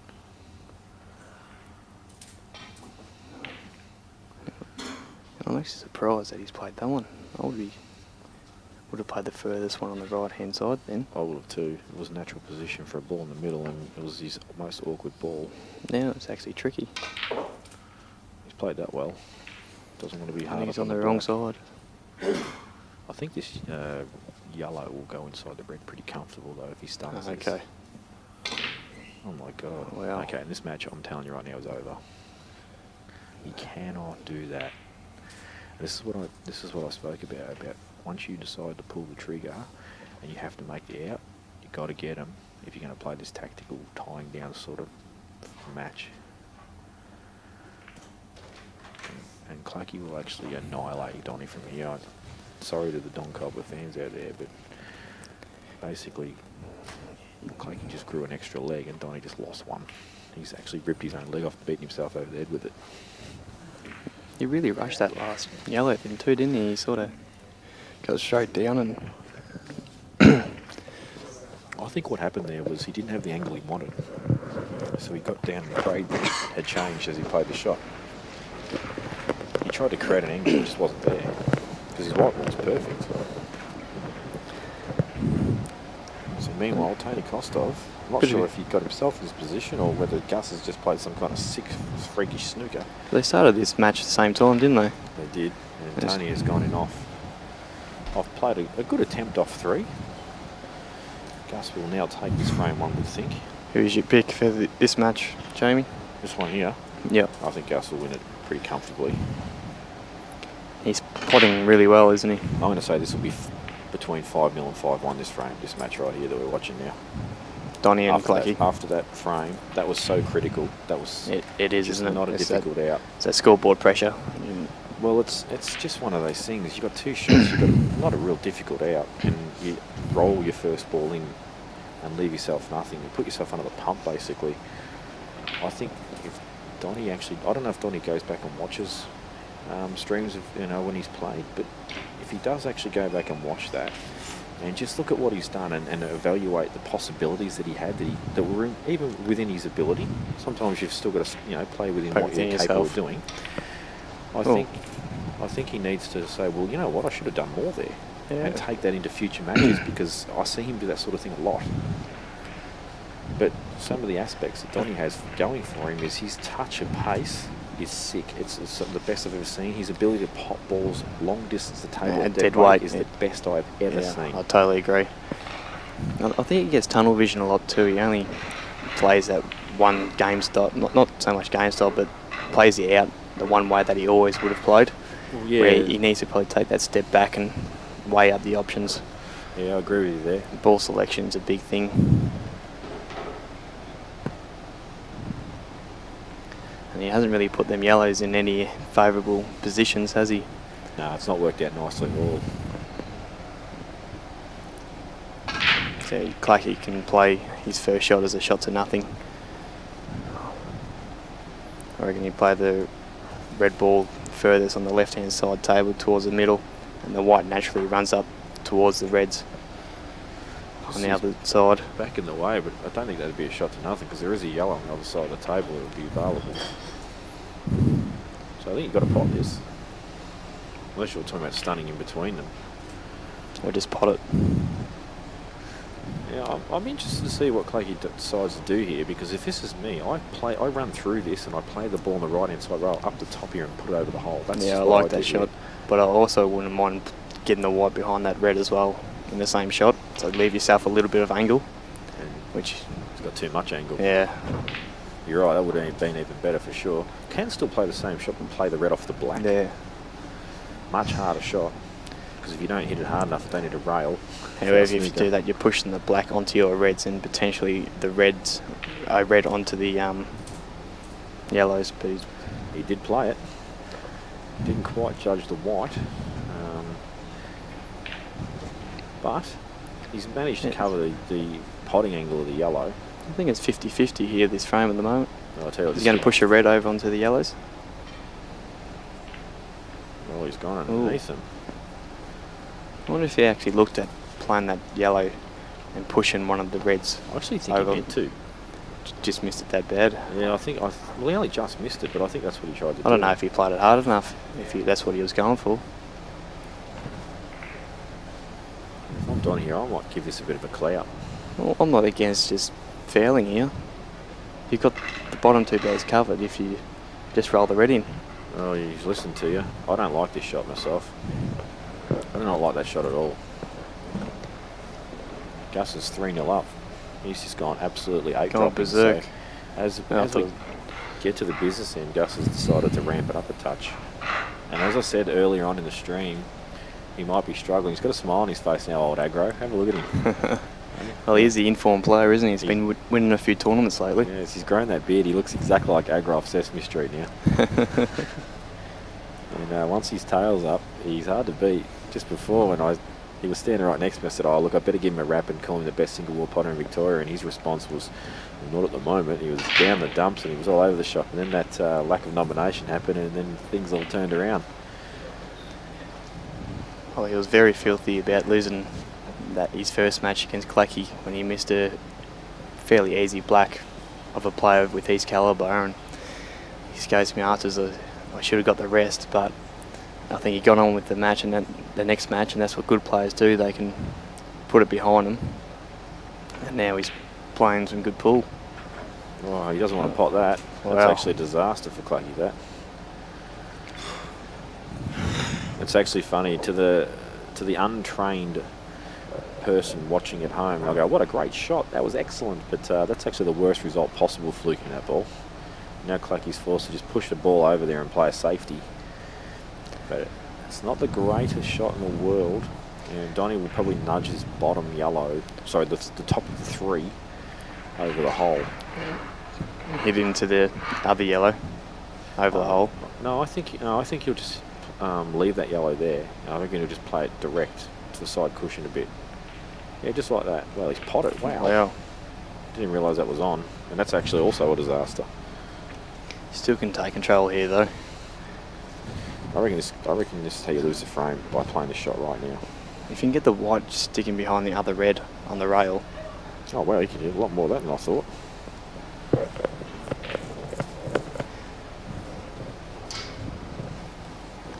I stand corrected, that was a good shot. Now, Nick, you're a creative person. What do you do here? I like doubling this red up and back down. To the bottom right? To the bottom right. Try not to pot it and screw the white onto the yellow. Yeah. Back in the jaws. I don't think you can play that shot. I think you've got to use It's a much bit too angle on wide. the red. What about put a red near the black? Whoa. That's not awesome. I'll be very interested to see what Donnie does here, because a lot of players will just play the big shot here. You just got to promote this yellow, don't you? Oh, it's not a good shot. Mm. And the reason I say it's not a good shot is it just gives your opponent another chance to do something. And I think if I'm Clacky here, I'm probably just going to flick this thin and just put the red just near the other yellow. Good. There is a gap for the a red to go inside that yellow later on, isn't there? Yeah, it's actually funny. I don't know whether Gus is just misjudging or well, my belief is when a ball's like that, it's actually tricky to get a ball inside. The pocket cuts make it a little tricky to play ball inside another ball if it's not a huge gap. So you're saying on any table or these tables? No, just these ones there. You've got to hit them pretty spot on. Yeah, it's a good white there from Clacky. Still the same thing though, is you just want to promote this yellow that's on the behind the red. Yeah, I don't like that shot because now this red is basically completely dead and there's no resurrecting it. Yeah, well, he's not going to cover this hole, is he? This is what Donnie does. This is how he plays. This is his style when he ties people up. He just continually tries to block pockets. The problem with this though, he's tying himself up as well. Exactly right. And it's once again, it's going to come down to what I said. There's going to be a point in this frame where he's going to need to pull the trigger, take the wind, and if he misses it, then he cannot possibly win. Well, I think with that last yellow that he's played, he's made it not potable. Oh, geez, I'll tell you what, I'll be surprised if Clacky doesn't take the pocket here. Because I don't reckon this yellow goes. No, I don't think it. So what's wrong with playing the cut on this red, taking the white ball top end of the table, and forcing him to play some kind of massive shot? Yeah, I like that shot.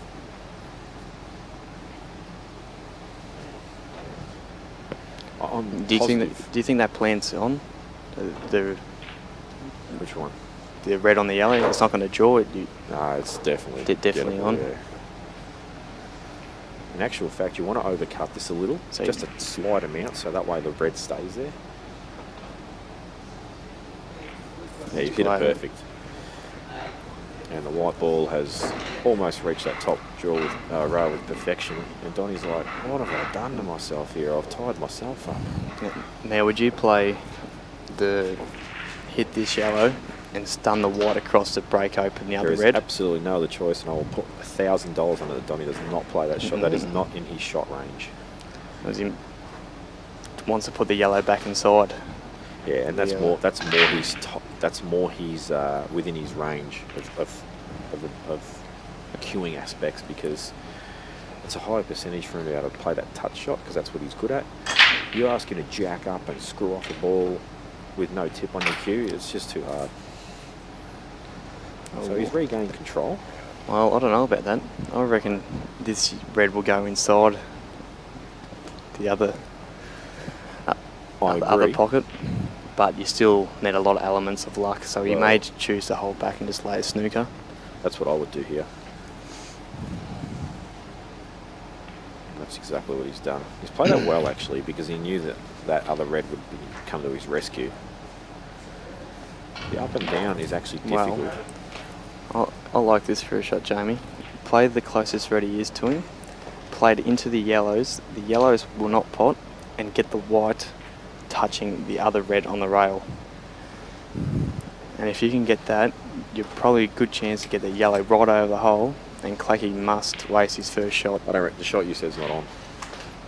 Can't get past the other Can't red. get it past the other I'd red. play the bottom ball and do the same thing, though. Just give him that pot. Who cares? He's got to play a massive shot and get out of it. I reckon if he's trying to hit a yellow, this is suicidal. If you don't get this right. Yeah, if he hits a red here. Actually, you know, even if he hits this is a great shot. This is. Oh, This hasn't needs even some done legs. His pace, his sorry, not his pace, his angle was perfect. And now he will definitely attack these two balls. So are you playing a red inside these yellows, or I am now. You are? I've got two shots.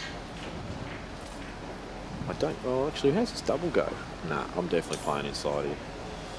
Actually, he's got a lot of angle on this red. And I reckon it's actually tricky to remove both yellows here. I don't think he can. I think it's going to push the red up the rail. So I'm going to give this a fair bit.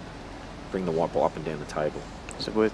I was going to say it was nearly worth for him to go into it again like what he has.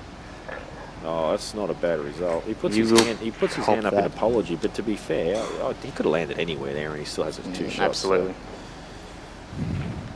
And even this, I mean, yeah, you've got two shots, but you have to play the first shot neatly. You do. In these situations, you don't want to be too cute though. You try and be cute when the ball's that close together, you're a great chance to foul. So you've got to play a controlled shot. That's what he's doing. Well, I'm running the white. That's exactly what he's done, but he's not played it well. And the S word comes out. Pretty restrained there from Clacky, really. Because that wasn't a good shot. Big cut coming up. Has no choice. Do you think it's even cuttable? I don't even think it is. Nah, it's cuttable. I've seen him cut some big balls too. He's playing a snooker. Playing a I snooker. reckon this is suicide, this shot, because up and down is way too easy. I don't like it. Well, Hasn't even got it right. No, this is very gettable, this plant. Yeah, but I reckon the white's going to end up on the bottom rail once you play it. Hey? Yeah, hit it that hard.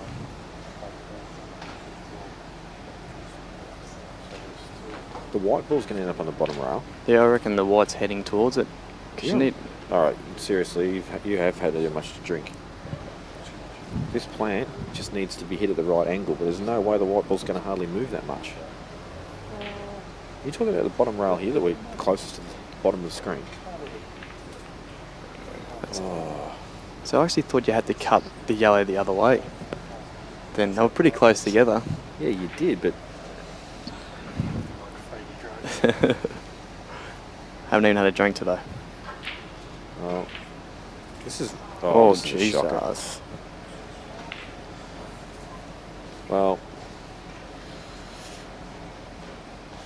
for those that realise the standard of Ballarat pool, this is not it.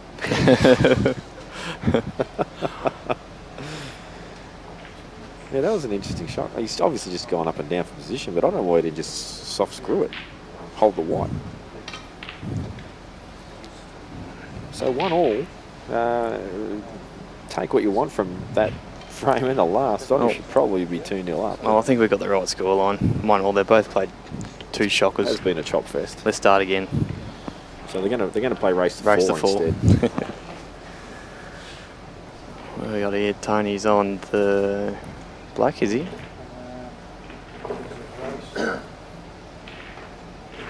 It's Mr. Black, and Gus has another janitor's duty. Don't think you'll take the out on here though.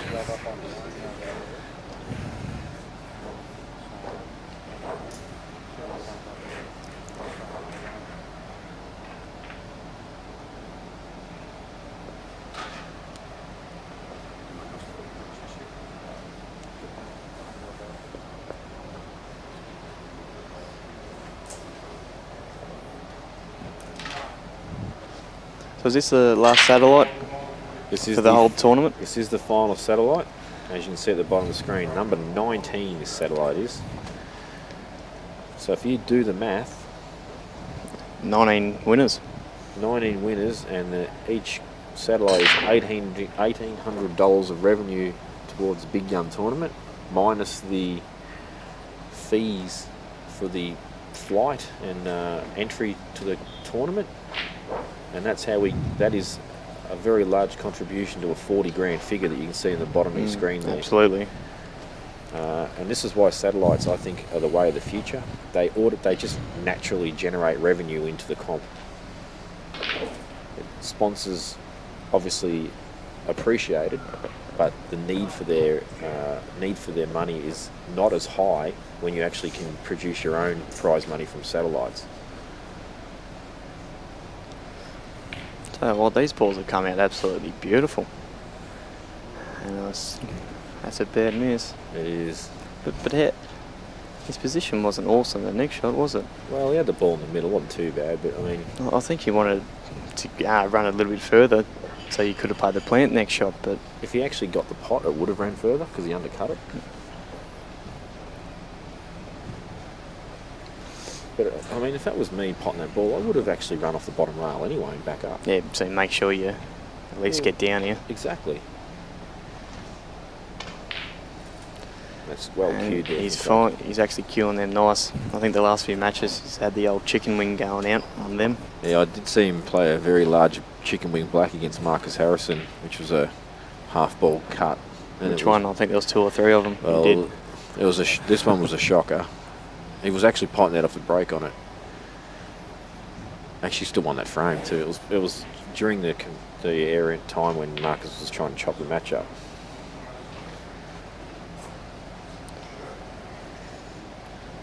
But that's all been and done. But key shot here, you want to make sure you get some good angle on this red to get on the black. You may even choose to take the ball in the middle first. Yeah, he's got good angle on it.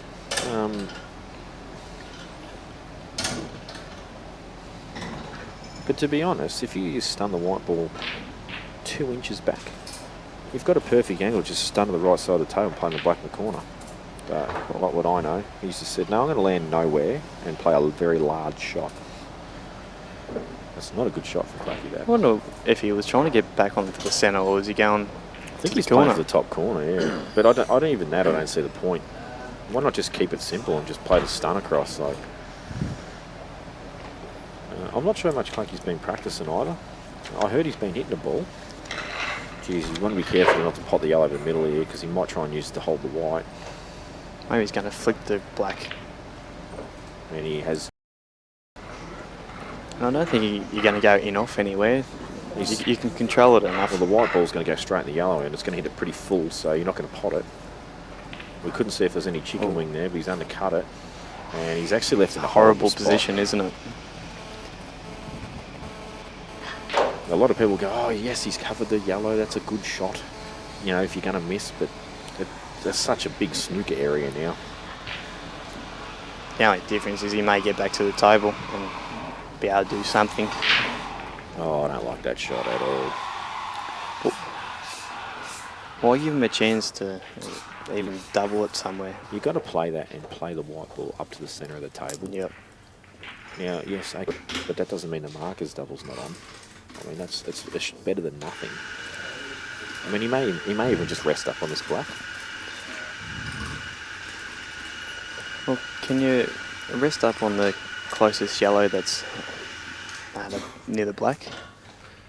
And get the white ball to touch it and then leave him absolute no shot? Possibly could. And even forcing he's actually looking it up and down here. He's a touch aside. Big shot, this.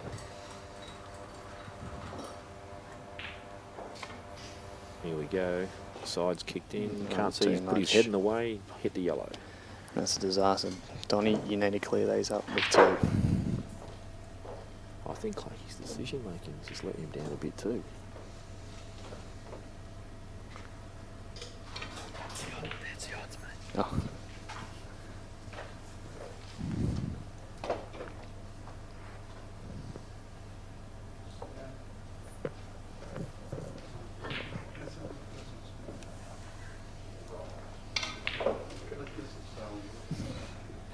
I don't even see a way to chop this up.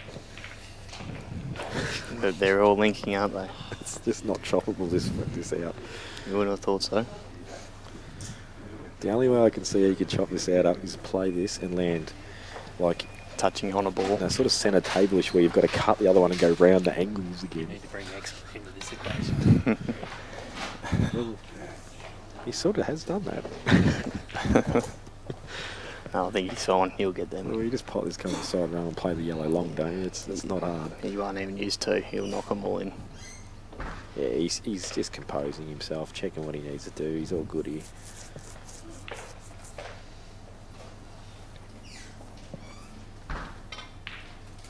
That's a good shot.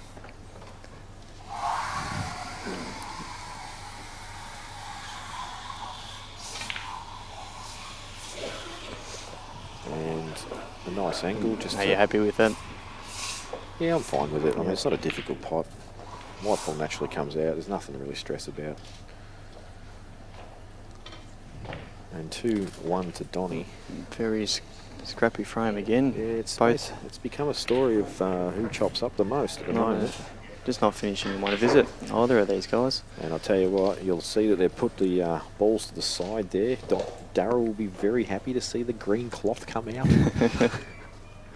He's been quite adamant to the players at the start of the day to please use the cloth and take care of the tables. And that's a fair request from a venue owner if he wants his tables looked after. Very hypocritical of me to even say it, since I never do it ever. But I'm the lightest, gentlest ball putter into the triangle mixer-upper you have ever seen. Ball putterer.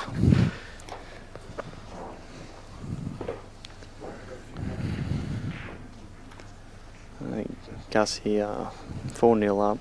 I reckon he takes an out on. And it may not have been mentioned, but also a special thanks to Darryl, because he actually doesn't normally open the venue on a Sunday. It's usually his day off. So he's opened this up just so this satellite can happen. And all people in attendance are appreciative of that, and I'm sure on the live stream as well. And Gus Giorgio has rocketed to a 4-0 lead and attacking the balls once again. Look at this. Oh, where's his white ball going? That is no good. No, it isn't any good. But when you're 4-0 up, he's just thinking, I'm just having a dip. I think he can still get at his bottom yellow, though. What he can do with it, I'm not sure. Don't think he can pot it to the right hand. Sorry, left bottom pocket. No, definitely not. I don't think it doubles or triples or quadruples Just or cut nothing. it straight in the middle. Oh, yeah. I like that. And then go up and down for the next yellow, pot it in the centre. Play it with maximum left-hand side. Look at this. He's used the jaws. Oh, and it's napped in pretty hard too.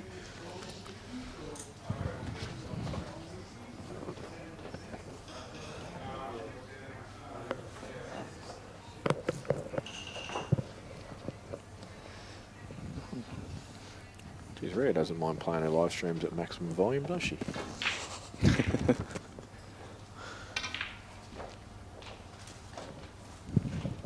Well, Tony's going to make these. Well, he's just Going to test him out, 4-0 down. I guess he's been blessed with that yellows dying on the Going side to the side rail. rail. Just takes the pressure off a bit.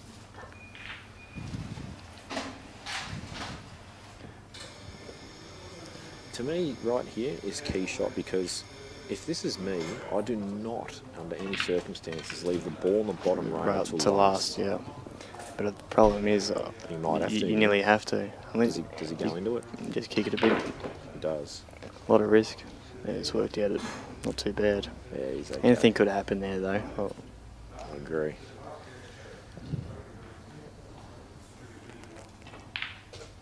That's a good shot. It's got perfect natural angle now, just to float Yeah. down left side of the table. maybe just a smidgen of left-hand side.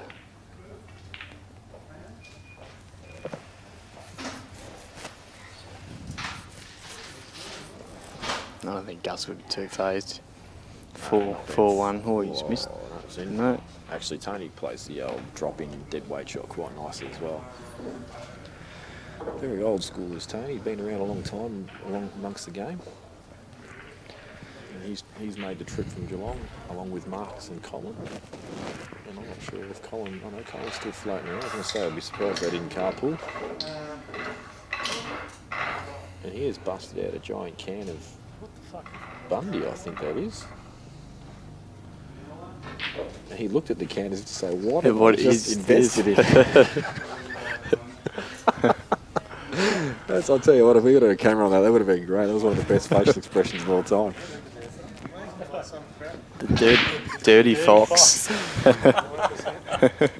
He's made a purchase of a drink called Dirty Fox and looked at it just like it was one.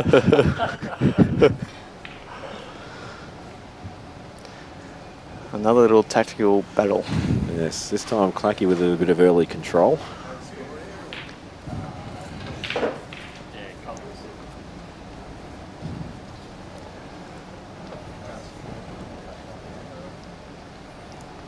So, try to get a bit more control down this end of the table in some way. Well, I think if I'm Clacky here, I'd just open up this ball on the left side cushion. Otherwise, if you're Donny, you just come off the back row and kick that red straight out. Absolutely. But saying that, I don't like them two up the top either. I mean, you want to get a bit of separation. I think you'll find they plant onto the ball over the hole. So I think they're okay.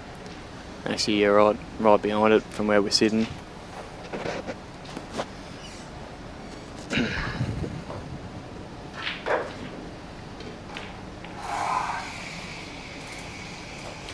And you'd probably just see Donny trigger this. Why not play the straight ball in over. the middle and screw off the bottom rail, kick the red out half ball and go game? Okay, that was just a dream shot, but If it was on, you nearly could play it. That is a Quinton Hand special, just quietly too. I've seen him do that so many times, it makes me sick. However, see, I don't mind the shot, but it's just basically kick the yellow straight out. You are. Well, you don't even have to kick it. You could always just pot the red. I don't like potting the red. It gives your opponent a chance to win the frame. But you might only be leaving him the red that's in front of the yellow over the pocket. And the black's covered. He's still a pretty big out. Well, he's listened to what you said, not me, Nick, but I don't like it. I don't like doing it that way. I think if you can just pot the red clean, then you're cutting him off this red. I'll tell you what straight I'm doing away. here. I'm potting this over the hole and I'm trying to cannon this yellow that's near the black. And then I'm playing the back rail half ball on the red. And if you half ball it, it should go towards the centre pocket, relatively in that area, and you know you're going to have a pot.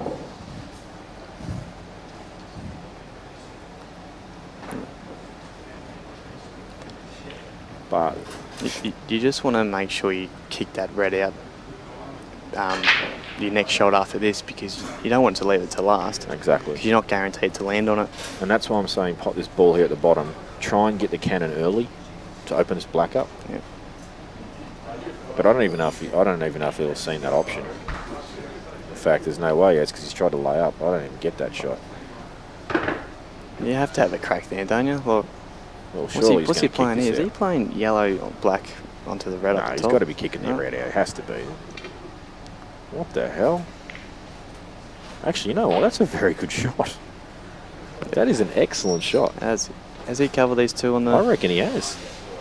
That is a sensational shot. He has. Clacky's looking at side rail. Yeah, back door. and it plans massive hole. Yeah, it's a huge pocket. It may not be that difficult either. Got hit at full. He hasn't hit full, and he's gone close to an off. And that's a disaster.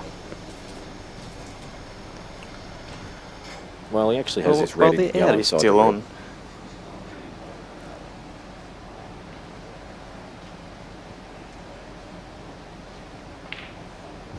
red. No, that's not a good shot either. And now Donny with an opportunity to go into this 2 balls if he wants to. Or will he sit this over the hole? Well, I don't think the angle's a bit funny to screw into the. No, you're spot on. black. It is. It's a bit tricky. You've actually got to come off the yellow and try to screw into it, and that's flirting with a lot of danger. I think it's one of those deep screw shots where you've got to pot it with a lot of deep screw, but you've got to use the jaw to pot it, so you've got to take a bit of a risk. Yeah. And they're a little bit jawry, these pockets too, aren't they? Yeah, like, So- you've got to hit him right. Putting the ball over the hole in hindsight's probably not that bad. It's a not shot, too but- bad. I'm still having a crack here. Actually, now that I look at it, I'm actually potting this red and screwing just past the middle pocket, as if like again on the high side of the blue in snooker, and then try to go into Yep. that one of them yellows, the outside yellow. Donnie said, no, I'm going the other side. But that's still not too bad. No, I'm sorry, he's not screwing into this. I don't think he you've has got the a choice, have you? I don't think he's got the If you don't go game, Clark has a good chance to go game. wow. Where's the side, Donny? He doesn't have that type of shot in his arsenal. Well, he's got to come back down for a double now somewhere, doesn't he? You'll actually notice when you play this sort of shot how fast he is to get through it, and you'll actually find when players are in positions that they feel the shot is uncomfortable to them, and the natural reaction is to get rid of the shot as soon as possible because it's an uncomfortable situation. So you just want it over and done with. So You want the people next rush shot. those sort of shots. Yeah. And I think you find also you stun the white more too when you do it instead of queuing it. Well, I don't know where this is going. Donnie has had a look at this bottom left. I reckon you just hit the black dead straight, and I reckon you're a chance to pot 4 yellows. Play the trick shot. Yeah. He's looking at the double. Actually, he plays these pretty well, you know. What trick shots? No, the double. He's going to look at the face cut double. Wow, this is massive. This is actually sick. This is sickly thin, though. I don't know if you can get enough pace on the white. Yeah, I agree. This is sickly thin. I like my option. Just smash it and hope. But sometimes it's better than just. What's wrong with smashing it on the the left-hand side of the black as you see the screen, trying to play the double off the top of this yellow off the side rail into the left-hand centre? That's the only shot I can see. Yeah. Try and force. You've got to belt it because you've got to force the black backwards. Or do you not try to pot it? No, there's that yellow, dead yellow. Well, you don't do that. Well, you pot. Oh, yeah, not bad trick shot. 2 balls went in. Yeah, it's pretty good. Pretty good. And once again, it is basically a mop-up due to a chop-up. I nearly rhymed there. I kind of rhymed. But this should not be missed this out, one would think. I think it helps having 2 shots. Play the big pocket. Okay. I did look at this option, but I actually think it was better just to kick Land it out behind then. it. I'd have just Oh, landed behind it, roll it in. But, well, he's caught the jaw, and he's on it at least. He's landed on it. Like there was nothing wrong with that option, but I think you could have just simplified things. It was an easy kick out or Yeah. land behind it, or that was probably the most difficult shot of the 3. I think the reason he's decided to do that is he sends all these balls up one end of the table, so it's just a Makes it you know roll half a lines. table mop up. Yeah.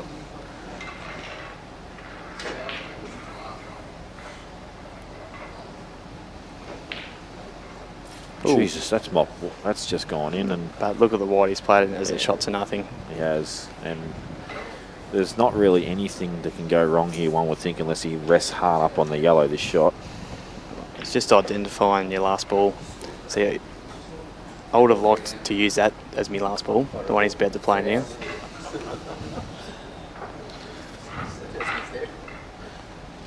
Weren't you 4-1 up? What's the score now? You serious? Run out of steam.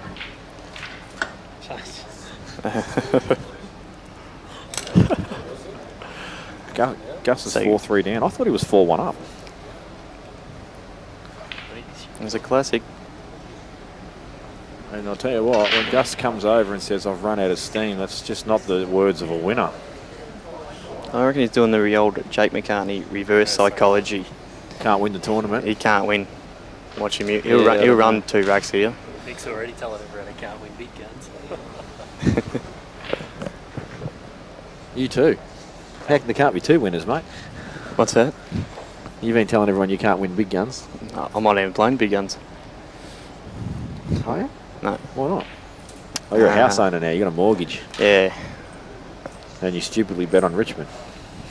Yeah.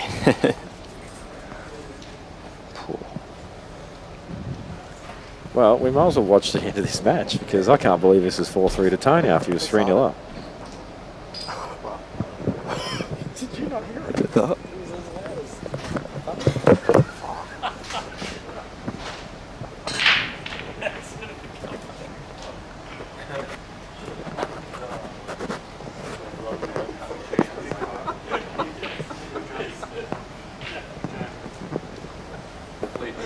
It was as loud as thunder.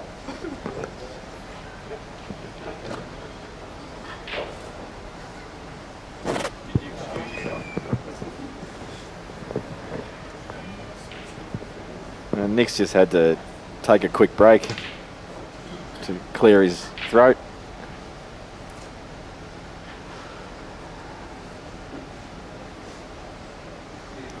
Well, earlier on I actually thought Gus was 4-1 up, so we must have the score wrong for him to be 4-3 down.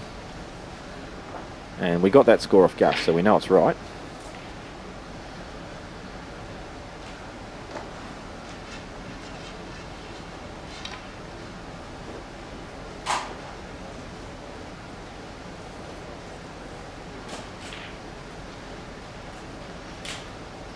And Franco, I don't know if you're watching, because I know you like to tune in and watch your son play, but can you just give us your take on what you think of the G to Giorgio beard? Are you worried that he's going to walk into your house with a trench coat and C4 wrapped around him at any stage?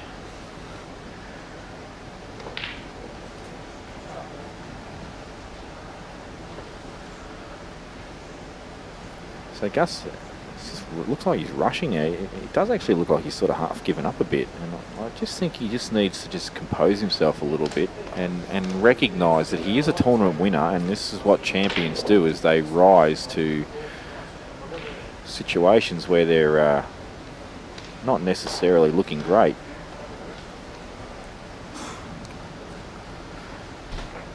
Adversity can often be your best companion when you're looking for ways to fight, and that's what Gus needs to do right now.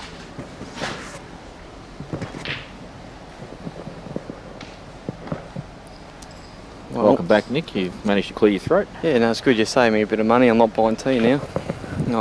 I've had it. Your arse.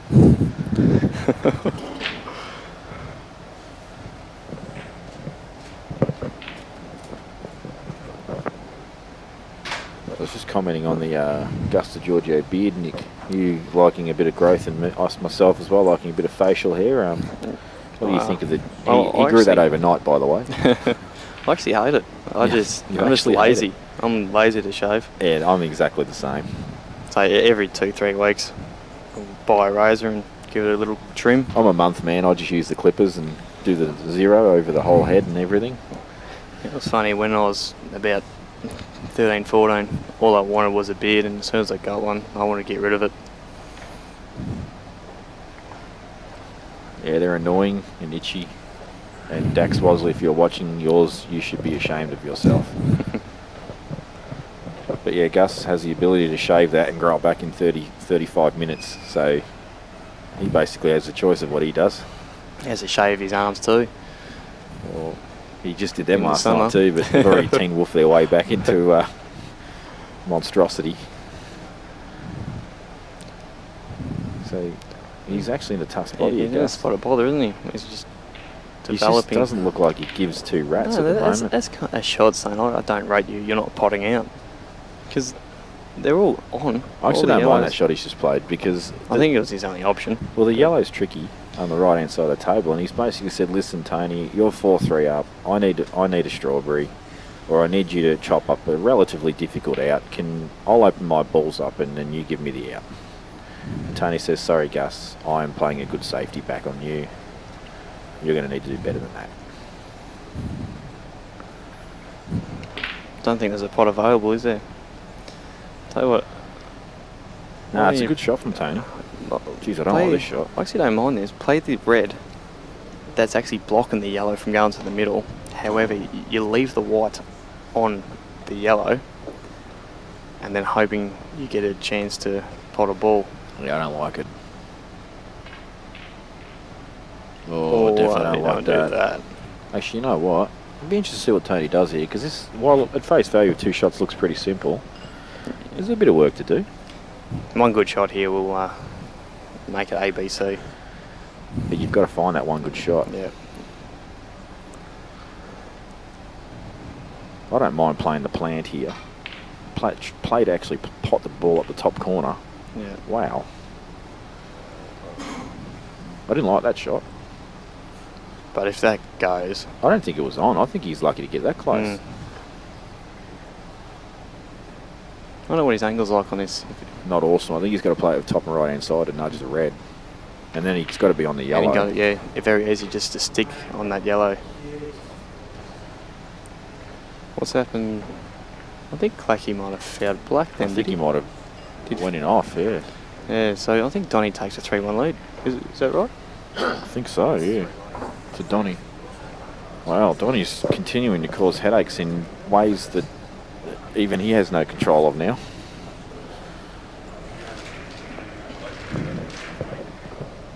I think he lost it. We think he's 3-1 up. I'll find out. Well, Score. 3-2 Don. Frame for frame, isn't it? Well, another chance here for Tony. Yeah, But this But it's still the same kind of situation Actually, what he no, was this is before. 1,000 times better, because what you do is you stun this, try and get right hand side of the table. You can drop it in, play the left, the yellow that's the trickiest, the top left hand corner. Oh, right, okay. So you just roll this in and Yep. play the... This is 1,000 times better than what he had before. Yeah. This is all about pace. I think he can pinch enough angle where you just roll through. You don't really want to leave yourself on the rail though, do you? Oh, well, I think he's okay, yeah. That was actually a horrible shot, but he's turned out all right. I think he's got One a good stun pot. for the corner, the top right. Well, just the with his black. grimace, I don't think he was happy. He may not be. Well, of course he's not happy because it's got a lot more angle than he wanted. But I think if he stuns it, he's going to have the black top right-hand corner. Like it's just a natural stun. Don't try and hold the white here, otherwise you'll miss the pot. Just let. So just cue it. Yep, just cue it. There you go. He's played that well.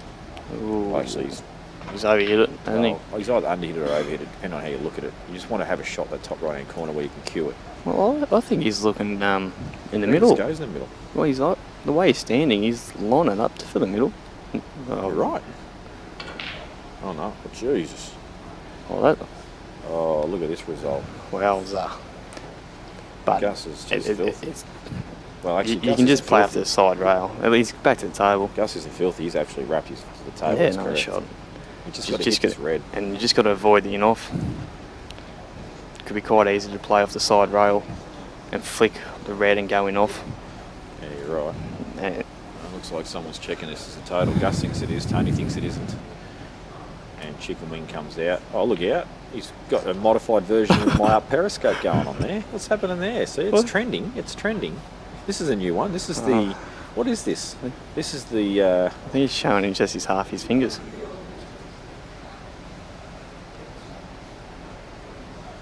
Not sure what that was. That was... Donny don't need no periscope. He just does the wing. I reckon, come on, go get the string line, Donny. Go to the boot of the car, Don't Donny. look at us, Donny. We've got a worse angle than you. Get the string line. A little bit of... And while surely Donny's he's not looking gonna at try the... and play this one. While, Oh no, they've asked me to come over. Well, this could be a disaster. and while Donny is looking at the decision, Clacky's just putting balls in with his hands.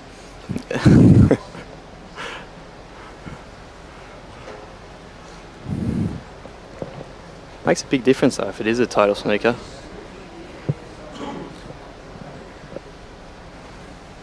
Do the hand thing, Jamie.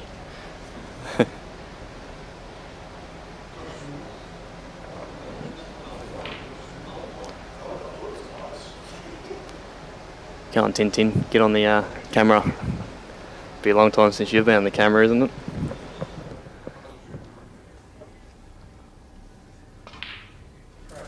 And Clacky makes another out. That was 3-all.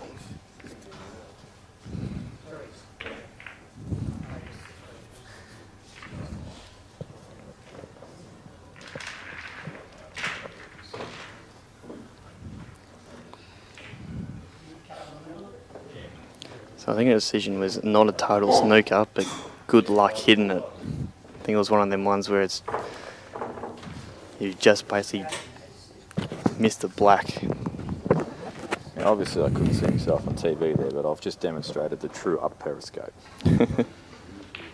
And like I said, go Danger. watch That the was in a off. danger. And Gus. Actually hit it too hard. Well, I nearly would have played for the other red. No, I play for that red. I just don't hit that hard. Just don't hit that hard. Oh, Gus is out. He was the favourite. And that's a big shock in my eyes. I thought Gus would smash Count Tony there, but Tony, with his experience and resilience, lives to fight another day. But And I reckon we're best starting off Tem and Marcus now. Gus did lose first round, so it was always going to be an uphill battle to win the tournament. Playing twice as many matches. Marcus and Tem. Here's Marcus. Start when you're ready.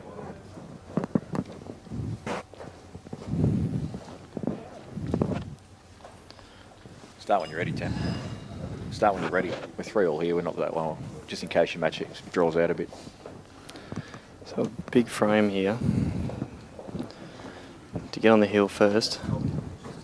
She's next to an inflatable. What do you want to go? Home? Yeah. As in drive home or?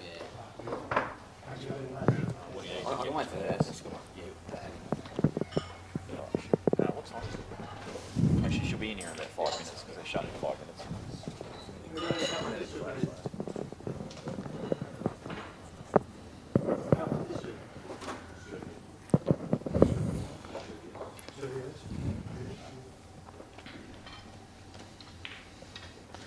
And there's an example of the dead weight potting skills, but I don't think he wanted that in. No, I he's absolutely agree with putting you. himself in a bit of a hole here.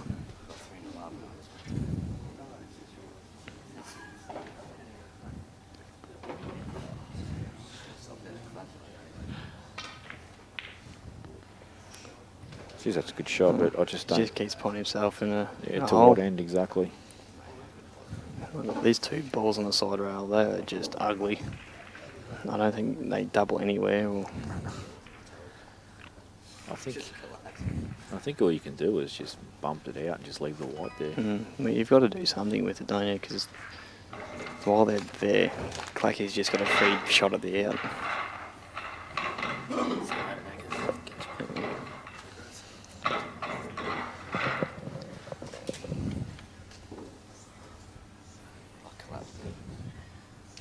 What about to play the ball on the rail and get the white just behind the reds and the yellow stick it to it? Yeah, that's what I'm talking about. Make him move that yellow.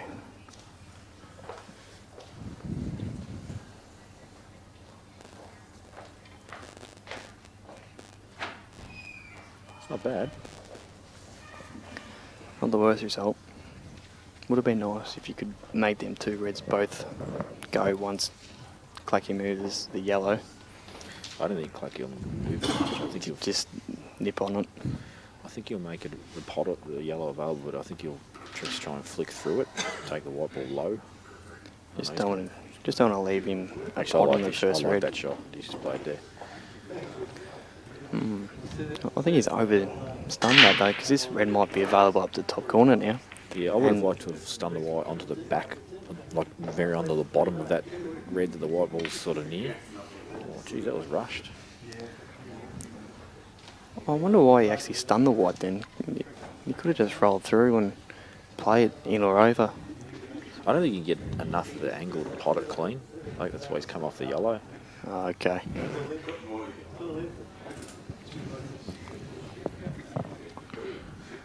That's not a good shot either from Clacky. No. He's just a bit straight. Are you taking the out on here, Jamie?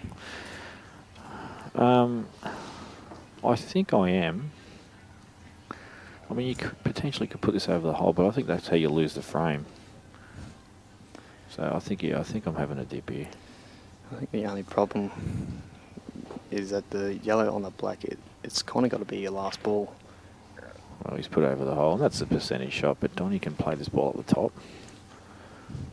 Well, actually, you know what? Double this to the far right.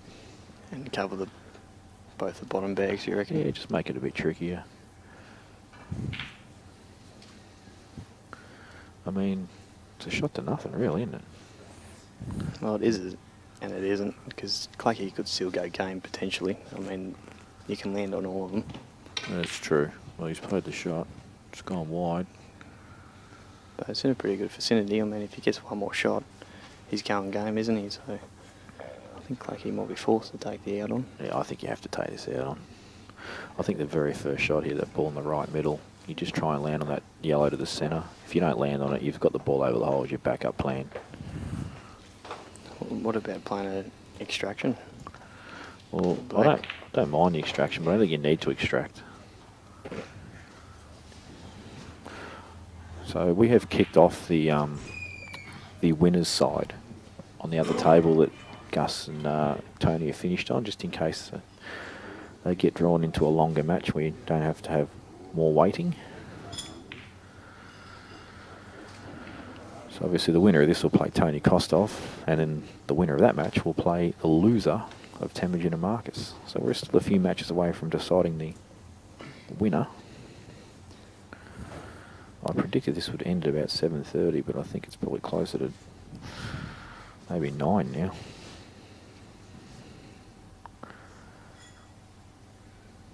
We've still got at least 3 more matches, haven't we? Yeah. So that ball over the hole, it's kind of annoying there, isn't it? The yellow one? Mm. Well, it is, because He's positional got to wise it's go horrible. back and forth kind of thing. So we Oh. may choose to play an extraction here. I just don't like the extraction. Like a lot earlier in this out, I would have been just trying to float down that end of the table and be behind that ball, but Could he kiss the red instead? and that's why I don't like the extraction. Oh no, he's landed okay. I thought the black was covered. So one good shot here. Bit of pressure attached to this. And that's a good shot. Big time player. And here's this annoying ball over the hole you're talking about. Yeah, it's just a little bit tricky to get nicely on the other one. You've got to use some left-hand side on this just to pull the wide out. Yeah, he has played that very nicely Played it to a indeed. tee, hasn't he? Angle's perfect, everything's perfect. And it's a good little response here, 3-2 down, and made the last couple of frames, couple got outs under the whip.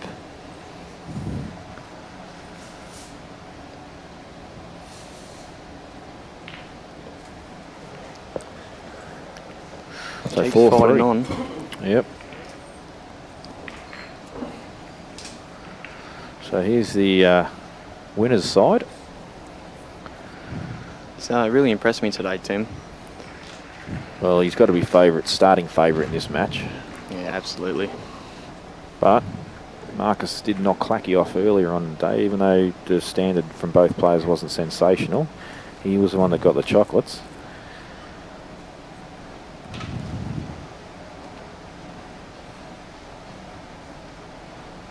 I think he's just starting to get used to the Australian tables too.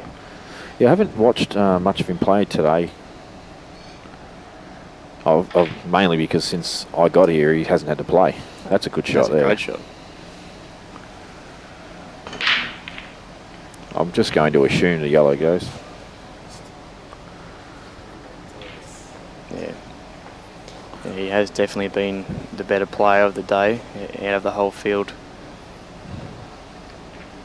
Oh, okay, wow. it wasn't on. So he's played a very smart shot though to basically That get just nothing. wins him the frame there, doesn't it? I Well, it think. should do. Unless Marcus can get to the edge of the top side of the red and just... And flick off it. I don't think he can though, by looking at the... from here.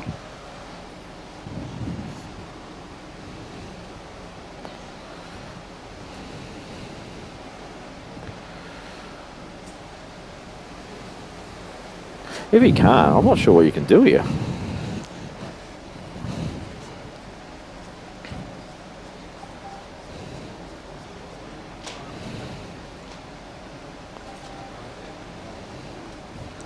There's not even a foul that you can play that's going to keep you in the frame or... Tell you what, this is not a bad This is- shot.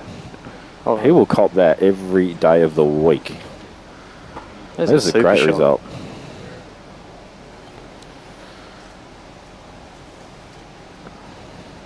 Geez, that was lackadaisically played, wasn't it? Just roll it down, stand up, do the Kurt Dunham.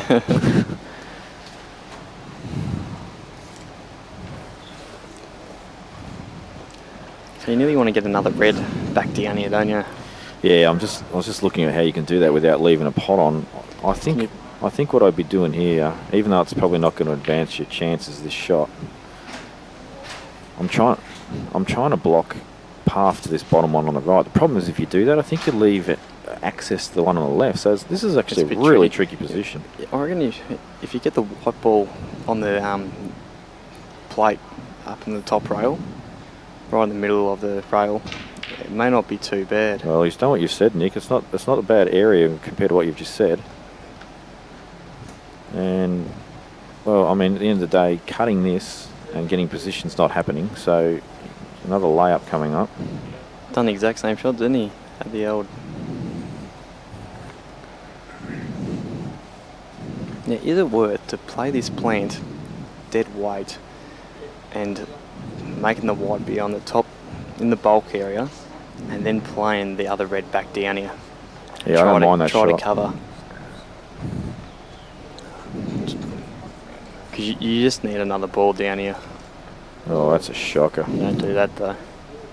It's actually a horrible shot. Like, I don't even understand the point of even putting the white ball in that area anyway.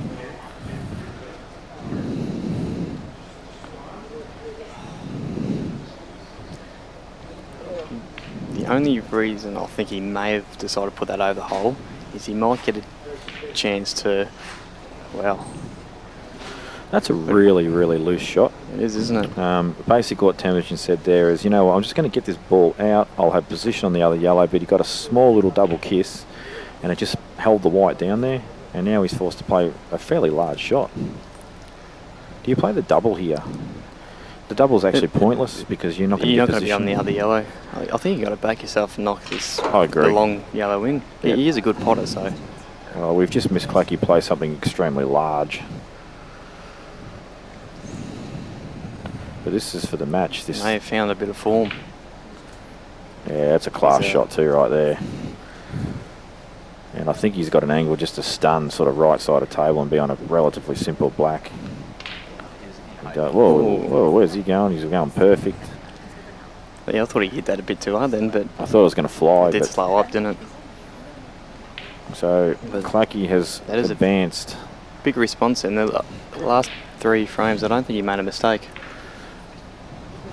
And we will now see Clacky play Tony Kostov on that table. I don't think Tony will have an issue with playing on a table that Clacky just come off. Those two tables are running pretty much identical. Good tables. Yeah, I like it. And Gus just said that they're the worst tables he's ever played on. That's why he lost. No, he's just kidding. He actually said they were very good. Oh. I've just about trashed the place. So Tim's obviously missed that yellow. Yep. And Marcus with a chance to...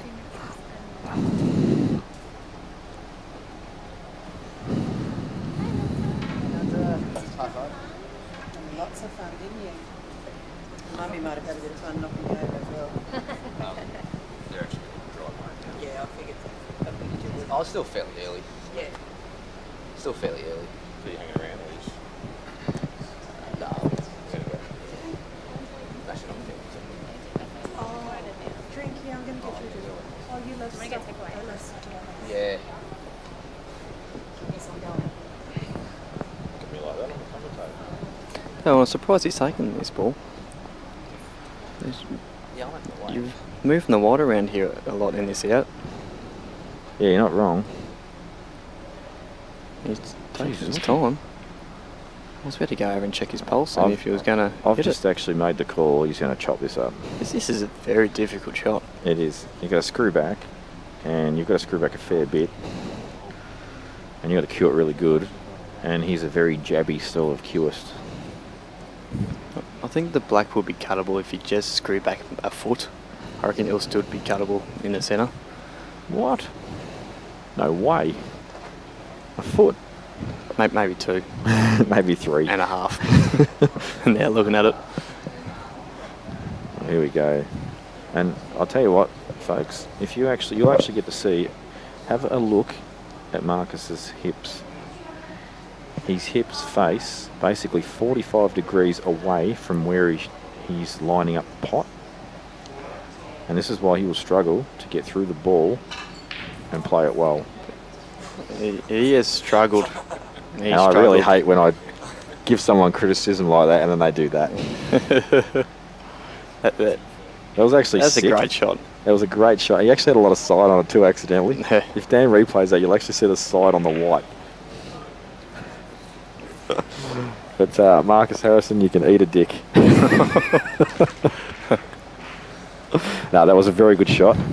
I predicted him to miss it. And look, I'm happy to admit I was wrong.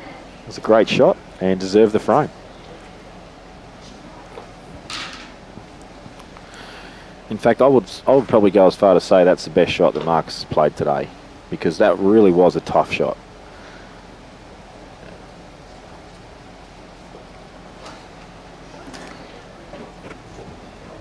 He sort of got given that one in the end, didn't he? Sort of. Team should have won that frame. You're going to watch your sub? I'm going to go in the car with Gus and Christy, and then they're going to drop me back. I'm just going to eat some chips, and I'm sure everybody, all the viewers, will be able to go with just Nick for 15, 20 minutes. I don't need any condescending attitude. Oh, really? Where's yeah. Hunter, we're gonna go over here. Follow mummy and we'll get some pictures of this.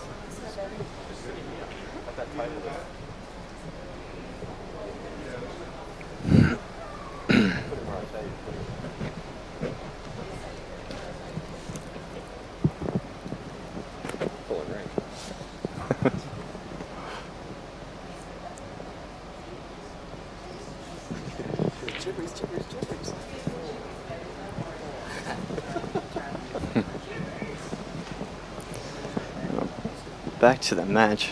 Who broke these? I don't know. That was a girl break. Whoever broke them. Oh, that's missed by 14 foot. Oh. But there is a red down, so I'm not sure if it's open or what the situation is. Nah. Yeah, not quite sure. See, Jamie, thanks for letting me stay last night. Sorry, no worries, mate. Cheers. Thanks for running on, mate. See you, boy.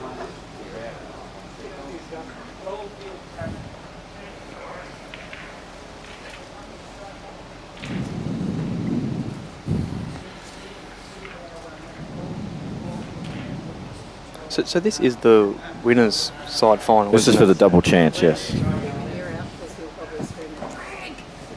No, he's got one, but he'll go through it because he's been pretty stuffed and then he's having salty chips. So he'll give you the drink call like he gave you the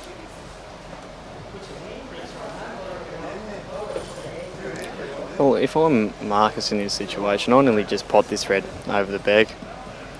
A little bit tricky. Still pot out.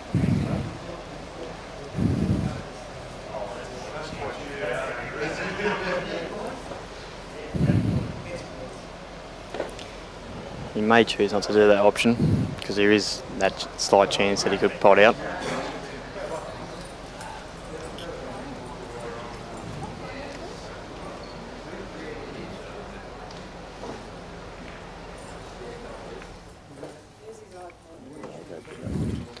But now, you'll find team just open this pack up.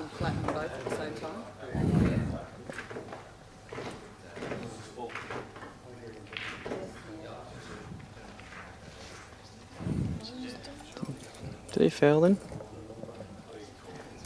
He did. I think he did foul. I thought first instinct they brushed the red on the way through, but mustn't have. So with 2 shots, it's very gettable out.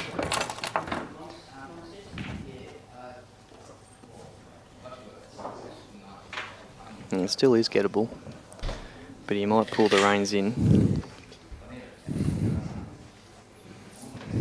Need to have a good white ball if you are going to take the out on. Got to be laying on a 5-cent piece down this bottom end. And the other game has started on the other table.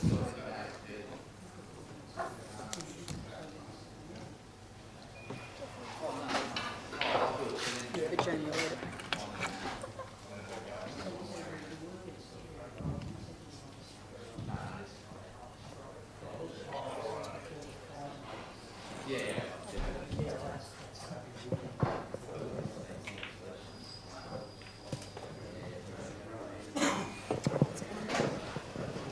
No.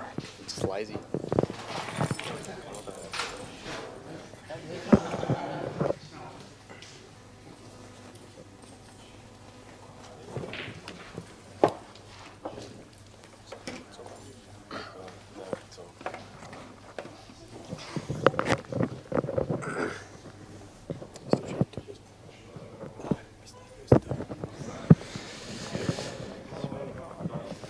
Hey guys, Reece got any?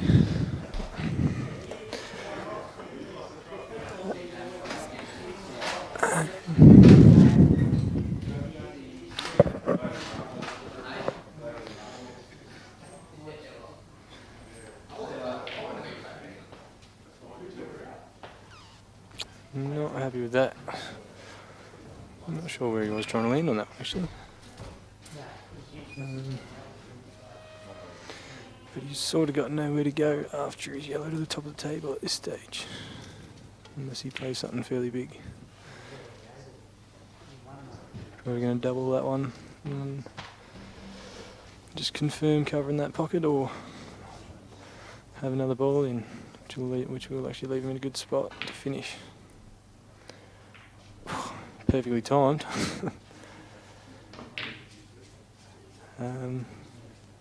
Yeah. Great recovery. So basically probably looking at that yellow to the left centre. I'm thinking, just because it's a bit tricky to get onto, and he's almost ideal on it now.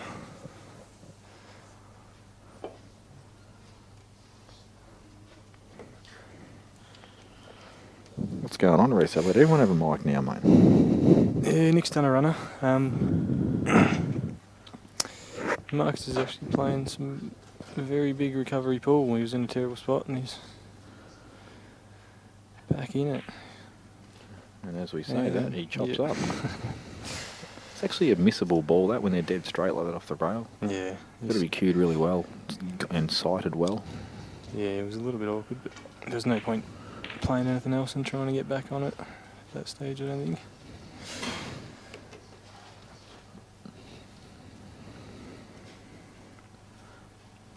So one tricky ball, and that's the one that's on the right here, but it must go clean. So maybe it's not tricky after all. Yeah, I think Jeez, there's a lot of remote controls going on. Yeah, I think he was happy to just cover the pocket there if he could, but not quite. I just don't see the point of that shot unless you're going to pot it. Yeah. Oh, keep moving. We'll get you that extra visit. See, even this shot, yes, you can probably cover the pocket, but at this stage, you should be queuing well enough to bang this long ball in. That's how I'm looking at this anyway. He's a bit short on options for where the black goes, though. Not anymore, is it? No. Jeez, that's a good result. Shorter.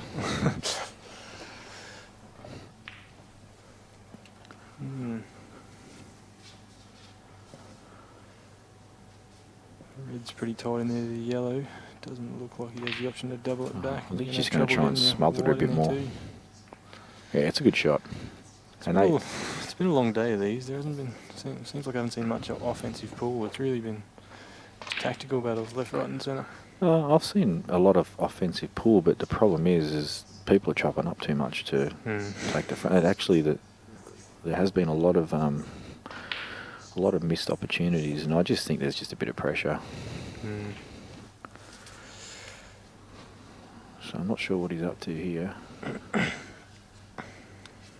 I don't think one can afford to give two unless you're going to pot this and push another red down there and make it really difficult to kick them out. As they stand now, they'll kick out, so... Yeah, these guys are some very high quality players, but when you think about it, they're still trying to qualify, which means they're not automatically seeded. So Well, basically this is for double chance, which is actually huge. And I will be corrected by someone, I'm sure.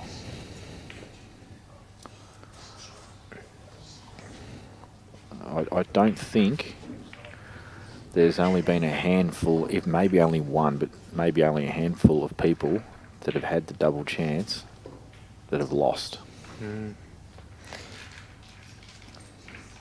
I know in WA, the last satellite, the person had the double chance lost, but I don't know of it. I can't recall another one, and there's been 19 satellites.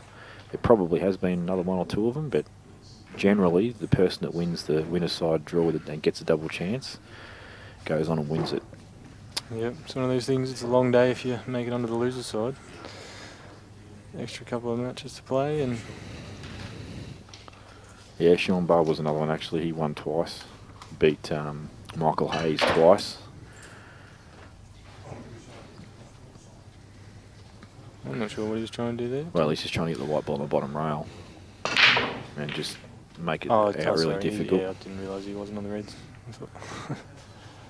As it turns out, he's actually got a good result with the white by covering the two balls straight off. Yeah. So big shot coming up here. This is the kick out happens. Yeah, it's definitely on. Yeah, actually from the camera angle, this looks harder than what it actually is, because that red's higher than you think. These will kick out quite nicely. There you go. Oh, he doesn't want that going near the black. As often happens when you play a kick out like that, you do trust to a touch of luck. And unfortunately, Thames' luck there's been absolutely horrible, because even if he gets the candy, he may pot the black. The one thing on his side is probably the fact that it's hard not to pot the yellow and to be forced to open up the black. That's a good shot, because he's come underneath. He's just tried it himself. But has he snookered himself on the red to the centre? It looks like he's probably got about half ball on the right of it from this angle. Well, he's doing the old... Happy. There's one thing I've noticed since Thames been over here, that if things don't run his way, he tends to just lose his cool a little and can lose composure. But while he's flying, he's very dangerous. This is one of them things you're sort of forced to... You see the different players and as to whether they have a go at something massive in the big swerve shot here, or... Okay, we may see a cue fly across the room in a sec. No, he's alright. He's just walked off now, and that was a tough shot. Long way to go, but it's... Yeah, he's only going to be 2-0 down. It's not that big a deal. And plus, he's still on the winner's side of the draw, so he just needs to remind himself that, you know what, one frame of pool's not going to kill him.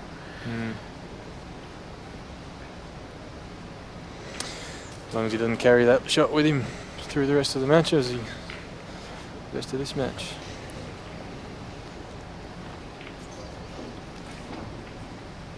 We just missed before. Tony Costa played a retardedly big shot to beat Clucky in the first frame.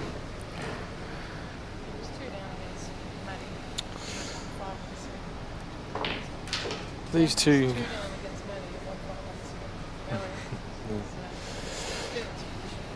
Two guys in this frame, in this match, are actually the two that beat me today, so...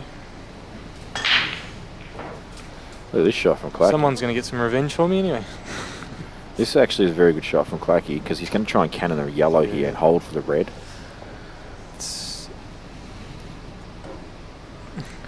Problem with this shot, you can't play it plain ball. You've actually got to play it like a little soft screw. It's a very difficult shot to control really neatly. Running. Yeah, you can see he's just played a little soft screw. He's just missed the yellow and he's landed in horrible street. And yeah, it was a tough shot. In fact, he probably didn't soft screw it enough. And when I say soft screw, basically what happens is you actually hitting the white ball low. You are actually playing a screw shot, but the pace of the white ball is completely removed by the way you play the shot. Very difficult shot, requires good cueing, and obviously when you're trying to land in a real small area and require extreme accuracy, very tough shot to play. Not too bad if he can sit on the back of this, but he hasn't. That's not bad because he's Yeah. put it into an area that's potable and put the pressure on Tony. Yeah, nothing wrong with that. But And covered a yellow. But Tony, being the veteran that he is, looks straight away at the snooker ball and says, I'll just get an easy snooker here. Yeah, there's a little bit of work to do with for Tony, but whether the 2 gets him through, he's just got to get position on that top ball, I think, and He's just if he going to can get do that, this, he'll be fine. Yeah, he's going to get a simple snooker. The cross table, I need to look at the table itself. The cross table is on. I don't think the yellow's in the way, although Clacky's just tapped the table, so perhaps the path that he needs no, to... it doesn't look on. I thought maybe it's actually the yellow that he's closest to is blocking the path that he needs to, not the other one.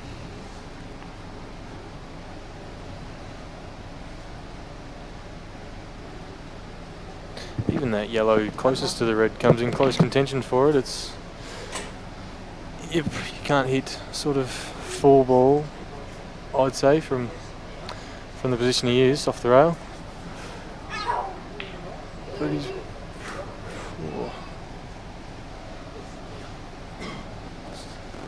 obviously got a better idea of what the angles are than we have, so see what he makes of it. 2 rails by the looks. Now it leaves dead on the bottom. And that's probably not too bad. Does give Tony a free visit where he has the option to run that one to the centre, and if he does get it, he's probably not in a bad spot. But top corner, clever little shot, well played.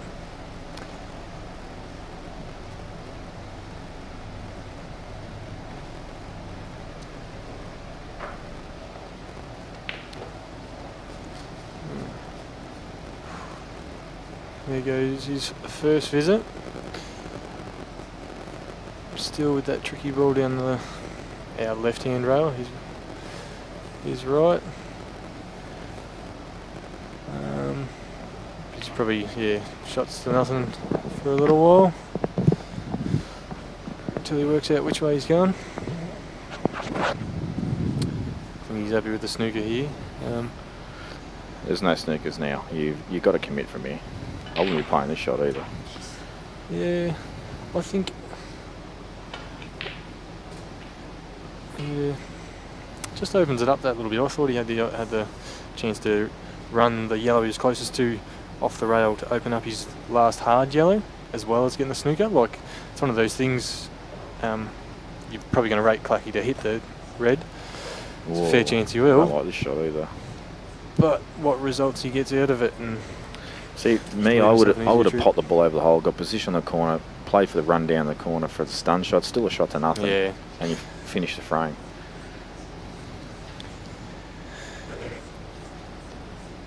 So true. If he can pop that ball from low on the table, he probably deserves the win. Oh, look at this. Oh. And once again, he puts it into an area that creates potential pressure for Tony to finish the frame. And this is why you must, when you have an opportunity to finish a frame, you must take it on. Good players. Trying to run to that left-hand side ball first, you think? Yeah. Good players will absolutely make you look stupid if you just keep doing this over and over. Hasn't had the left on it to get there. He's got a good angle. Yeah, good angle to run back up and back above that. It doesn't matter if you do hit it, you're still going to have options. I'm actually trying to miss this yellow and just come off the side rail and land behind it. Yeah. Just looking at the angle though, I think you may have to check it up a touch. Even if you can get a good... Oh, it's not a good shot. Yeah, this is what I'm talking about. You keep giving him shots. You might just have that yellow on the right-hand side blocking the pot on the double. I reckon he can play, get to the natural angle. Definitely. Yeah, he's on. When a player's playing well, they're usually a pretty decent, better percentage than you'd think of potting that ball. So once again, you can't just run this down and risk and take the white ball high and just hope that he doesn't nail a double next shot or something. It's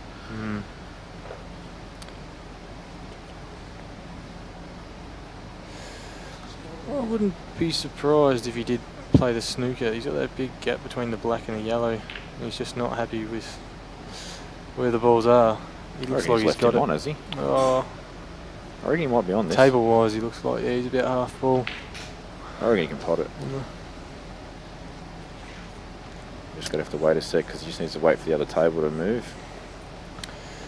Even if he's not, you probably. He's got a face cut double. The face cut double is probably. Oh, I suppose you get that position if you can dribble it in. You definitely get that position. Face cut it was. I don't think it was on then because it was a tricky shot either way. Oh, look at this result. Ooh, he's almost landed with a big result. So Marcus it's just a little bit. Another frame here.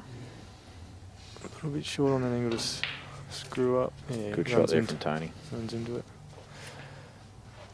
But this is all about Marcus now.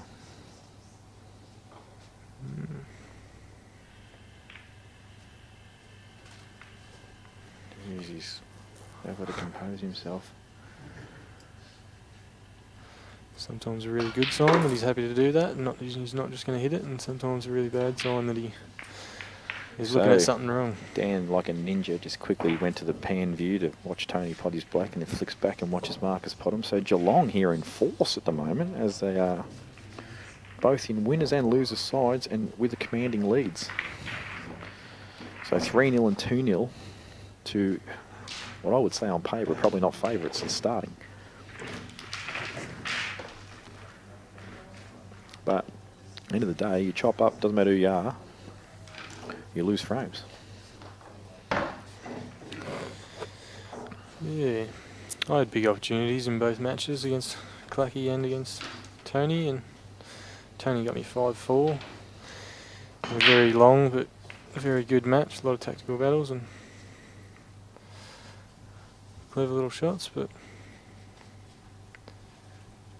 come up second best. I can't, this queuing action of Marcus, I just can't figure it out. It looks so weird. Yeah, it is different to what you see at the top level. I'll tell you what's so weird is because his back leg is so far inside his queuing action that he looks half inside out. But look, it's working for him today. He's playing well. He's doing what's required to win frames. And see, there is that ideal queuing and stuff, but you can definitely get away with not doing it if you get used to what you're doing. But when you're playing someone like Tam, if you allow a turning point to occur, he's the sort of guy that can take advantage of it. But as it's been at the moment, Marcus has kind of been happy for him to just let him go for it, cut his own throat. This is a good shot if he lands on this yellow that's in the middle. I think he has. Not quite, but he will be able to off the next yellow. Yeah, that just leaves that yellow. No, he's fine. So I was thinking that yellow closest to the bottom right pocket almost forces you to run into that other yellow and have to land on it, which isn't ideal as a last ball, but he's actually pretty good on it. He's just got basically use the full ball black to pop. run through here though, like that. But he's not. He's underhit it. A bit short. It's a bit tricky with that. He's got that red over the top right pocket, which is going to give him an option. If you do, just leave him in there off the double, off that left rail. But at the end of the day, you got to play this shot. But if you can keep him off of that, the rest of the balls are pretty tricky to. Played it well. Not a bad one, yeah.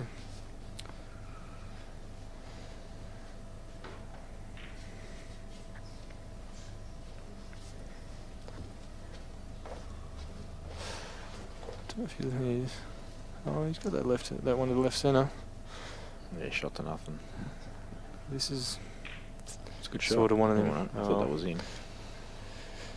Sort of one of them ones that's. The snooker sort of is a bit of an advantage, but sort of not, because he will. There's a fair chance of potting the ball off a rail there.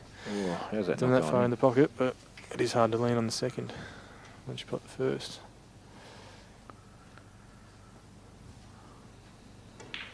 See how confident he is here with whether he tries to clear out this bottom pocket first. I think you have to have a dip of this out.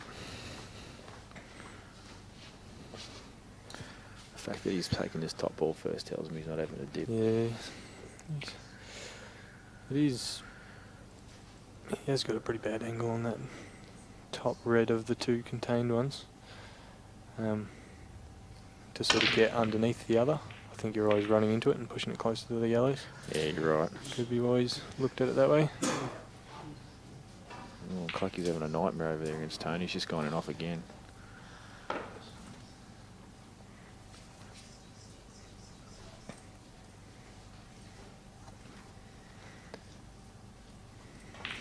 So at some point in this out, Marcus is going to pull the trigger and get down amongst these balls. Yeah, I still think it's that sort of, like he will pot that front ball once you get that snooker on him, but whether he lands on his second is what'll decide it. Cause Well, this is the shot now. He's got to screw up the table. he's not bad angle at it. Judging by how he screwed that other ball before, he should be fairly capable of this, but it needs to be hit very screw-wise, I think. It's very Can't screw-wise. sort of very screw-wise. Not. I think This is one of those shots where you just need to have good cueing. yeah. Sometimes you can just not get that screw on it and just get a bit of stun a little bit. Like you come off that rail, and I think it looks like you'll be fine. Oh, but, he's gone but I car don't think you will park. be fine. It's gone car park. Horrible shot. He has got almost worst case result out of that though. Well, it just wasn't controlled. You shouldn't be anywhere Yeah. near any of those reds. Yeah, true. He should have been running down the rail, not down I think he's actually okay though. I think he's got the red the top right hand corner, top left hand corner, sorry, and he can just run through a touch. Yeah. What's he doing What's the here? sequence for the? He's playing the snooker, Yeah. trying to avoid the up and Yeah. down. I don't like this shot. Mm. Well, he's checked that gap. He's run miles past that.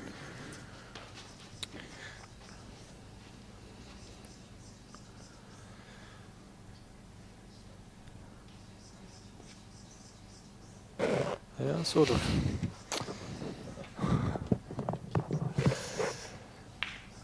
They.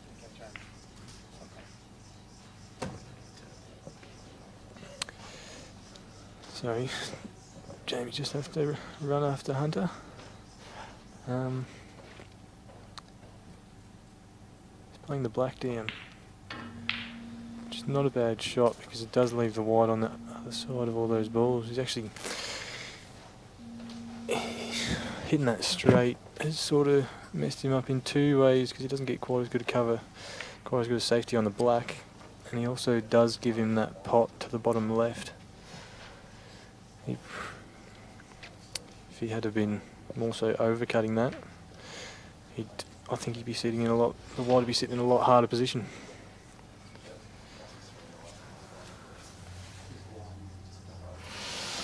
So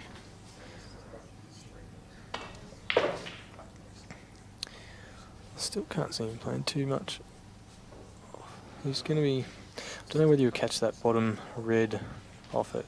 It looks like he might just miss it. He looks like he's not hitting it with top anyway, so. Yeah, he was missing that all. Never going to get it.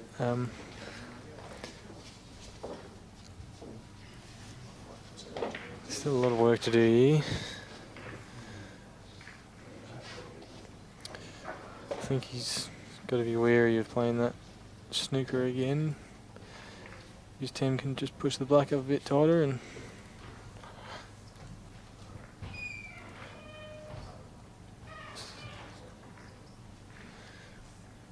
but if he can finish from here, he's probably in a good spot to win the match.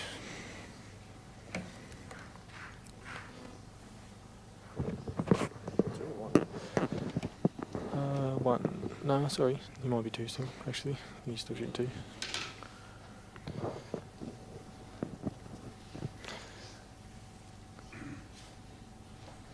I don't see him going out of you even with Yeah, two. it is hard. If you can get that. Yeah. Got to screw up and down the table here. This is a big positional shot. What I was thinking, if you can play that bottom ball, you're not really going to hold for it. You have to run up and down the table. You can probably get positioned to just stun that red into that left corner as well, and you'll get him behind look the at this black. shot. Look at this shot. He's He's put a lot on overplayed that. it. The problem with that shot That that is I see sick. is getting from that ball to the black. but Doesn't yeah, even he's matter done- if he's got has- two. Yeah, he actually has played that. That If there's right anywhere you there- can do it from, it's probably there. That right there is one of the best shots you'll see. Very, very good shot. Slowed up nicely once it got close to those yellows. It looked like it was running a bit close. It's got to pop this through with confidence, not dribble it, play it, cue it. Even stuck in there, it's with 2 visits on the black. I see it as a little bit tricky. You can't get underneath the black, Didn't so need to look so at you're the white. doubling. If he actually gets the white, he can double it off 2 Yeah. rails at the top left-hand corner. Yeah, I thought he was I thought he was staying lower than that, which could be why he missed, because he's to get the white up there. But if you were lower, to double it off, your white's running sort of further than the black is. So to get the black out of the pocket and not have the white run further and leave you still not on. This would be interesting.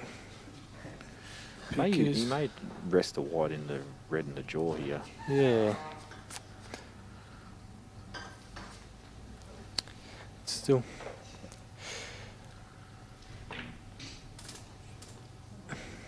Yeah. It's pretty crazy to do anything else, and if you can pop that and run over to the other side to give yourself a shot on that black, but it's never going to be a high percentage shot. And if you miss, you lose. I'm not sure what he's looking at here. Yeah. The only thing I can think of he's looking at is playing the yellow onto the red, sorry, the black onto the yellow. And the then front taking yellow. the white ball through, trying to put them all in one big line, but that's a tough shot. Yeah, the shot is on to play the black in and cover the yellow and give him the 2 visits to get his yellow out. Pot the That's front what I just yellow, said. yeah. It's definitely... The tricky shots are these. I was playing with them one day as to what makes the ball run through that little bit more. Oh, he's played it well. But that was ideal position. When they're that little bit closer, it's really hard to get that ball to run through because it doesn't pick up, the ball doesn't actually pick up the top spin from the cloth. Well, you yeah, shouldn't, because it's still skidding. You've So, got to actually play him with bottom. He was a good distance from there, yeah, to try and transfer a little bit of top as well. But played it well. Still, if the ball's skidding, you're not. Yeah. Played that really well.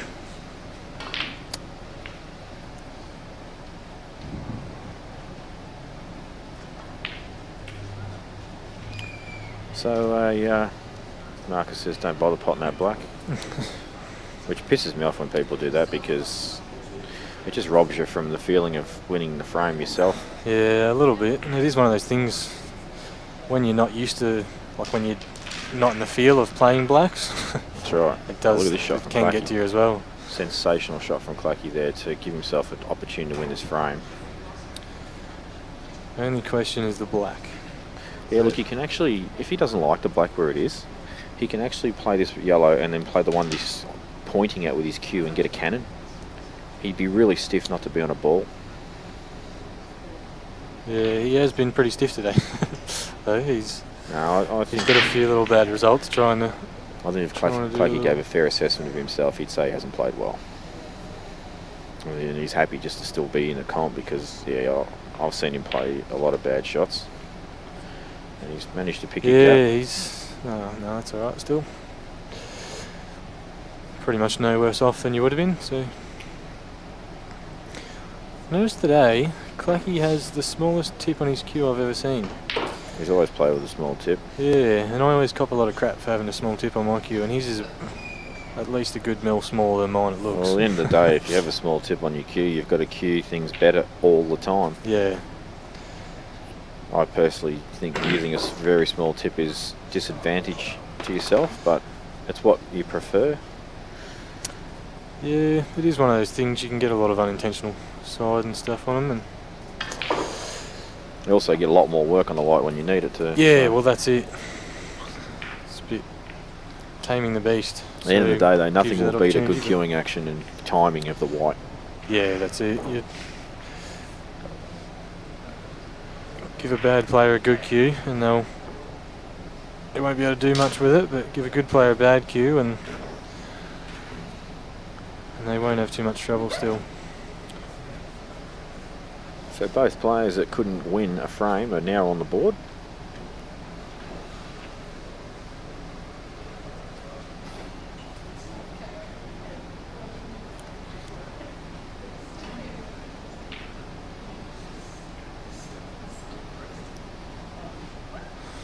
Didn't want to open up that red just yet. It was a strange shot, that, actually, but it's worked out all right. I did think for a second there that that wasn't what he was trying to do, but I think he's just trying to make sure he gets back to the table. Because well, here comes a big shot. There. I reckon 10 will take this on too. Maximum left-hand side, run through, try and get the cannon. He might put it over the hole, but it's definitely on. It's almost not. It looks. I think it looks worse on the camera than it is. Oh no, it looks worse in person. Sorry. no, actually, when I look at the table, it's actually very gettable. In fact, you don't need that much side at all. I don't know, but if you're hitting that hard with top though, then it's gonna. You don't have to belt it. That little don't bit. have to belt it. Yeah, he's a side of layout. That's a percentage shot. Yeah.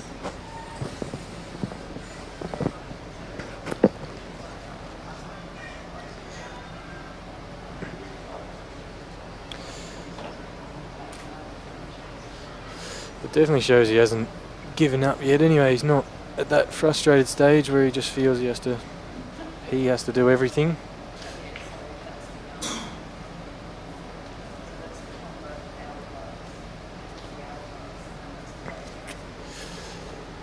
Doesn't look like he's gotten away with that shot very well.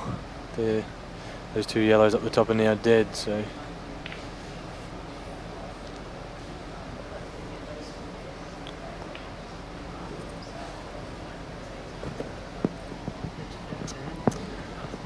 That ball just gives him an opportunity to play something from most spots on the table.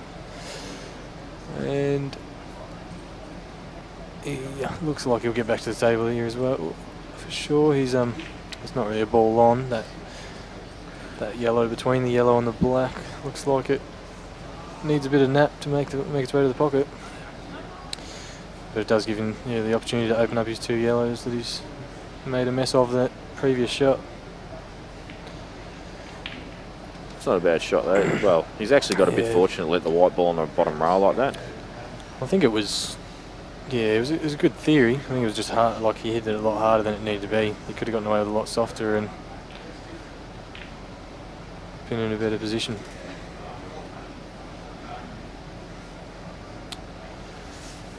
It's a good opportunity for Marcus to bring another yellow down this end of the table into play.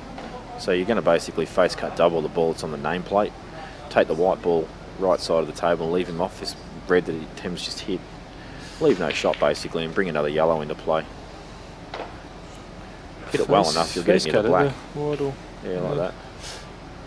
It's a good shot. Oh, yeah, I thought you meant to move it up further. I was thinking the white's going to be hard to contain if you're trying to. Well, he overcut it by a mile. I would have hit it fuller, and the white ball still would have been in a similar area. Yeah.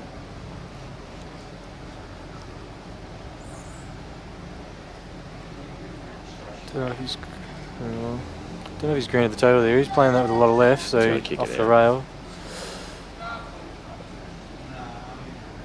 That was almost a great shot if he was tucked in there that little bit tighter, but it's still pretty good.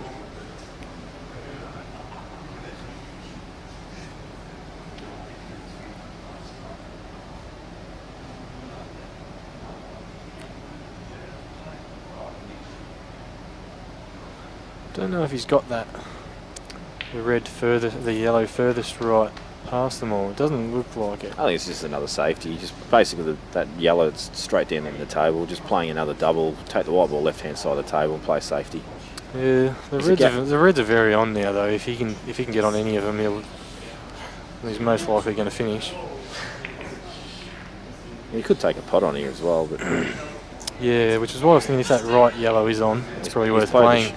That's as bad as it can get. Well, you've got to hit that fuller, and then you basically got white balls in the bottom row, and you get a snooker, and then you're actually probably favourite to win the frame after that. Yeah. See, what that was a case of there, that shot, was just too worried about missing, too worried about leaving a ball on rather than saying, I'm going to do exactly this. And having a firm game plan in your mind that you're happy with and then executing it. It was too worried about what could go wrong, and the worst case scenario happened. It's usually the way it works. When you get what can go wrong in your head, that's right where you'll land. He probably didn't even think about going off, but he was so concerned about not leaving a ball on rather than just saying, I'm going to put the white ball here. Yeah. I think he might have been trying to catch that top rail because it does give you a bit more percentage, I'd say, to still stay in there. You can catch them jaws and get away with it a bit, but being a bit too hard. So you're saying you would like to have gone near the jaws there? No, I'm just saying I think he's trying to catch that top rail, which is why he's got the pot. Sort of from that angle, I think he's always catching that left rail jaw, but... A bit of awkward queuing. But Tony was handling these well against me earlier. Didn't seem to bother him too much, but not an easy shot. Still doesn't bother him. Yeah, he's got a problem with this red there on the left side of the table. Yeah, it does look pretty tight in there behind the yellow. I don't know how late he wants to leave it, yeah, but you want to end up basically straight on it, double it out and land on the back of that yellow, I think. It's just whether you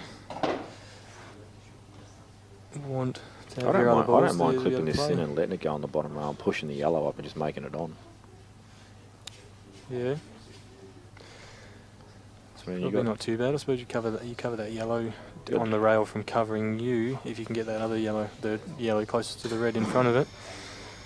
So it'd be hard to come back from there. And if you can get them two yellows together and at an awkward angle, then there's basically a visitor your opponent's gone. Unless they can get a good kick. The yellows are terrible. Like you've got that ball in the top right hand corner, which is not real simple. You've got the one that's stuck on the left side rail. They're just not that good. The more reds that leave the table right now, the bigger trouble Tony's in. Yeah. Oh, look at this That's shot. a massive go at it. That is sickening. That is a great shot. I think he deserves that. He's hit that very well. Yep, he took it on, had a crack, got the result. Problem is that the black is still dead. Very dead. Well, it goes to centre. Where does he land? He can't hold for Does this. It looks like this is the second red's going to the left-hand side of the table somewhere. Whether he lands to the centre or the top I'm corner. playing for the top left corner in office. Yeah, it's one of those another things. great shot. Excellent shot. I think he can screw straight back here. I can't tell what his angle's like, but you know what? It doesn't matter what angle he's got here. He has a chance to get on the black, and it looks like he's going to be playing this for the middle. Interesting to see how he catches that yellow on the rail, though. That ball can easily snook you if you screw into it. You're not screwing it into any ball. I thought he was running up the table, not down. Yeah.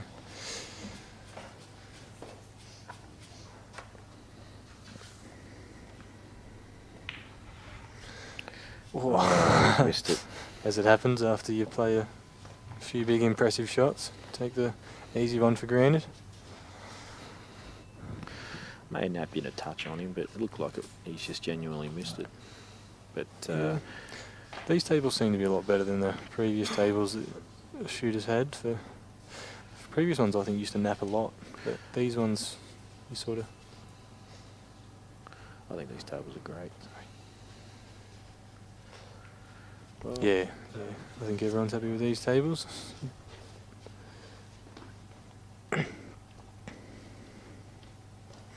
Gus was saying earlier how much he liked them.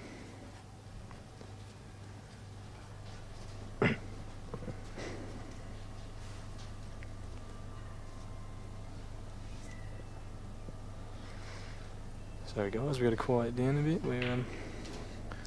I think they can hear us. It's pretty quiet in this place. It's become very quiet all of a sudden in the room.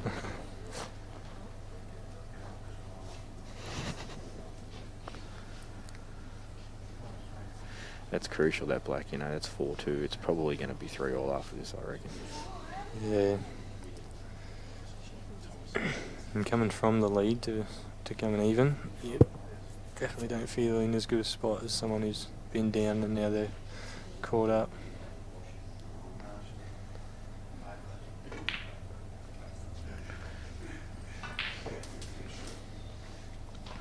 Well, he's just trying to say, well, have a hard opener and hopefully you miss and then you've only got one again.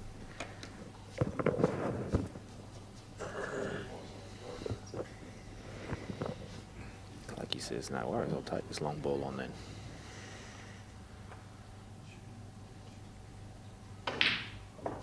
Straight in. Does he play the double on that left round next? I don't think he will now. It's a little bit. Actually, he might. You've got to hit it a little bit sweet with a bit of bottom, but he'll be. I don't think it's very missable for him. Oh no, just play it with top. Got it fine.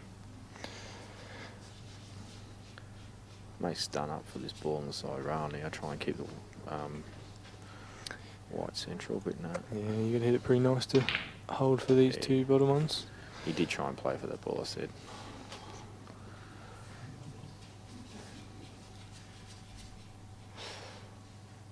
A little bit in between everything there. I think this is a case of either continuing to take these big shots on or promoting a yellow and using your 2.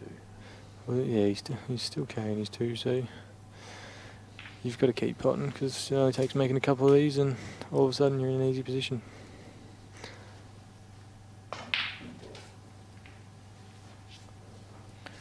That's fine. He'll be taking the ball that he's looking at right now, stun across the ball on the side rail. Doesn't want to land straight on the ball on the side rail either. He wants an angle. Likes this one. Yeah, I'd agree with your shot. Just you've got that angle to stun across now, and you could lose that playing that other ball.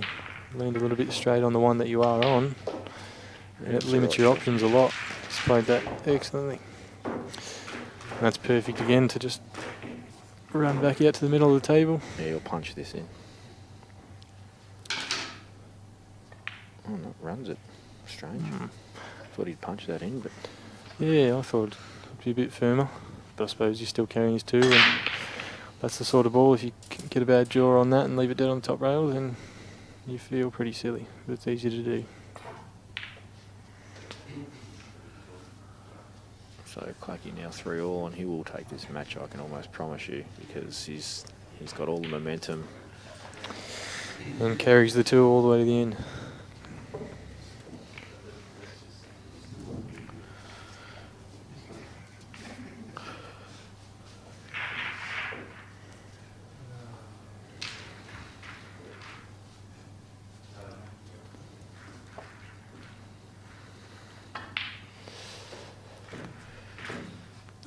Semagen on yellows and pretty simple out this. Yeah. Touch of left here to make sure you get past that second yellow. You can play it. Okay. That's fine. Still looks like it passes to that top right corner. He's just dying off the middle there. But I think if this does go in the middle, it's a better shot. Yeah, true. It's you can have your way with the white. You do want to get down the table for that other yellow.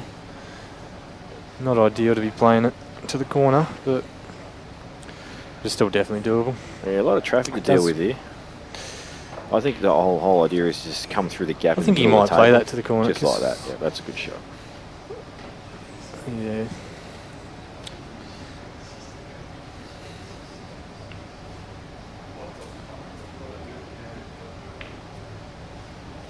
A little bit of a blind cut, but should know these table angles well. Never look like missing.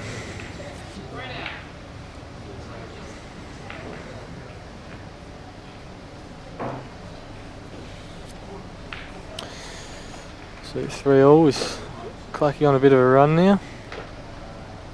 Yeah, open. Has he got open table or is he's on yellows? He's on yellows. He will actually a big chance to go out here. This is Everything's nice and open. He's played it. And that's perfect to land on his hardest ball. That's a sensational shot. That has just made this out really simple. And I was actually talking about Clacky last night and his ability to just... You'll come across a lot of frames where you've just got to play one big shot of frame, and he has the ability to do that. I don't know if that bottom right yellow goes, though, because that could be a little bit tricky to land on later. I think that yellow did pass up to the right corner that he did just play. They all go. They all go. Yeah, it's not...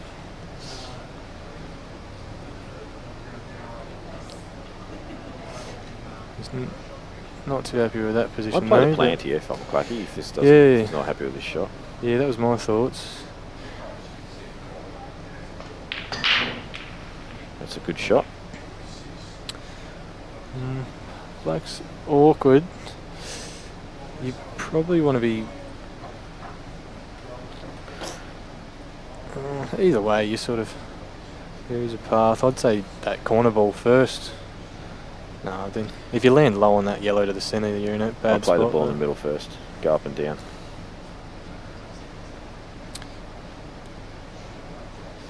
Yeah, you want...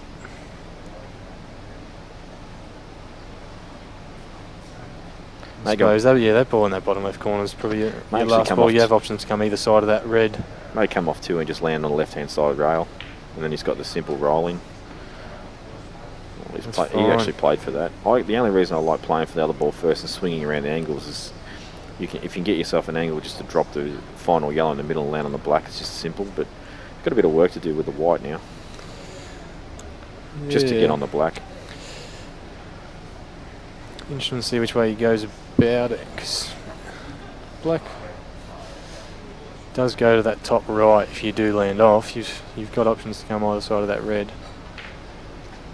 But ideally, you can sort of fine cut the yellow in, I think. That's exactly what he's going to do. He's just going to thin cut it and come up the side of the table. Yeah, it's definitely deep enough in the pocket he can get away with it. He's not going to miss that fine cutting it. He's not though, he's screwing. Tell you what, I think he's actually been a bit fortunate if this is on, because there's no way he's played for that cannon. Yeah, I find... No, it's not. I suppose the screw shot's probably not that bad, but I find with that fine cut, you're catching that bottom jaw, and you're going away from the black, so you can run that little bit further and still give yourself plenty of option. The problem with the thin cut is you're relying on hitting exactly the right angle, and if you don't, then you land in no man's land. Whereas if you screw off it, you can trust your action. You may play this off the red, into the centre. He played a couple of these shots against me.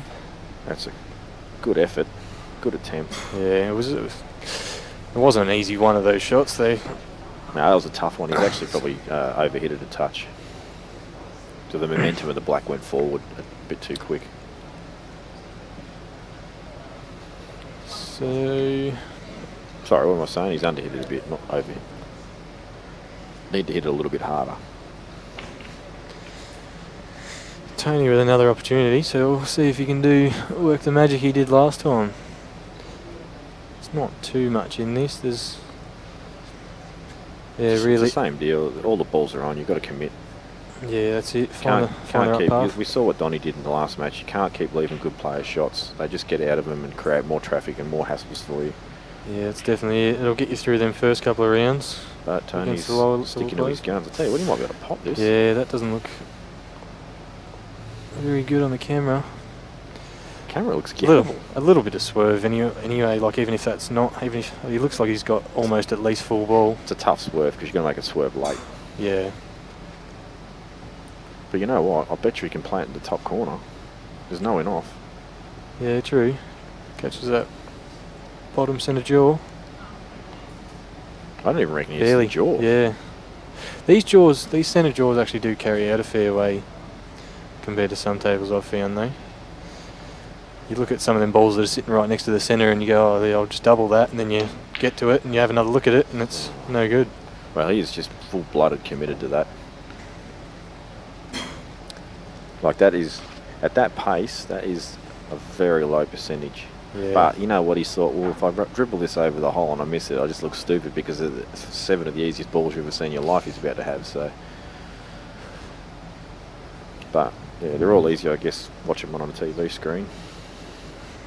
Yeah, it's it. As long as he gets down to this low ball early enough, I think he's All I he's know, out here.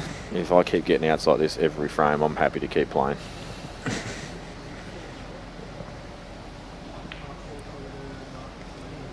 There's just no, there's nothing to do. There's so much linking going on here. You can stun just about every ball in and be on something. Sort of a bit, it looks a bit funny on the like camera angle compared to table wise here. It looks like that black's actually fairly tricky as well from I'll tell you from why. this side of the table, but it doesn't look too bad looking at the table itself. That's fine.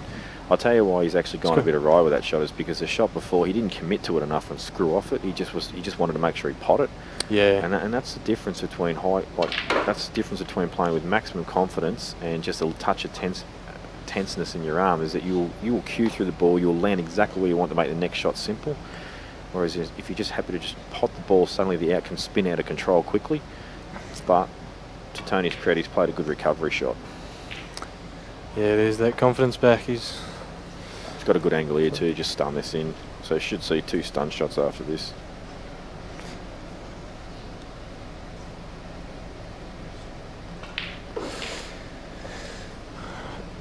So Tony stopping this comeback from Clacky, but 4-3 up. Hopefully I'm not calling that too soon.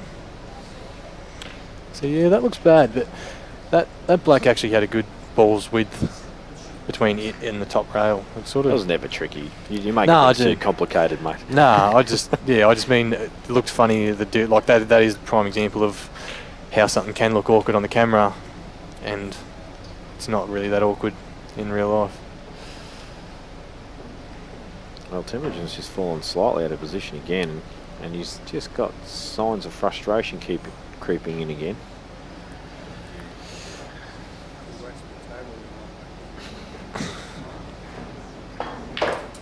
Oh, he's lost the white again, and he'll be in crack the shit street now.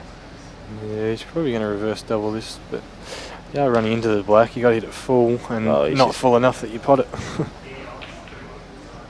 Missed it. Yeah. But he's got a bit of second prize. Although there's simple snooker coming up here. Looking from how he hit that, he actually probably is lucky he missed it, because otherwise that black would have been very close to in that pocket. And they were sort of a little close to be putting a bit of top or bottom on it to avoid it. The Marcus just needs us to win the match too. And wouldn't it be interesting if Clacky manages to get up to see the old Temujin and Clacky losers final? But Clacky's got a bit of work to do as well. He's 4-3 down as well, isn't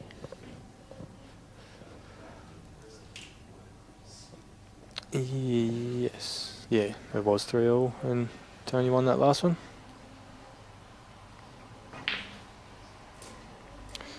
It's funny, was this 3-all, or the matches are doing basically the exact same thing? No, this is 4-3 to Marcus. Yeah, but was it 3-all before this one? So it was like a 3-1 lead, then 3-all, 4-3 back to the person who was first leading.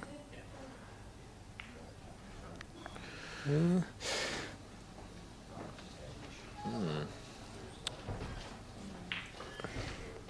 It's a bit funny, that shot. You sort of see, you're not really giving yourself any percentage because you're not going for anything. Like you can, they can be a very, very low percentage shot, but he's hit that almost the right angle to play it up to that top corner, and yeah, he's just making sure he's hit it and keeping the pressure on by keeping it an open play. I don't mind the actual pot. There's some playing for position on the left-hand side rail for this ball here. If you don't get it, then you've actually got options to maybe double it out or get the white ball in a good area. He's just going to kill this on the side rail. This is potentially a losing shot. Yeah. I don't like that shot. Off that yellow in the centre, he could have options on the double.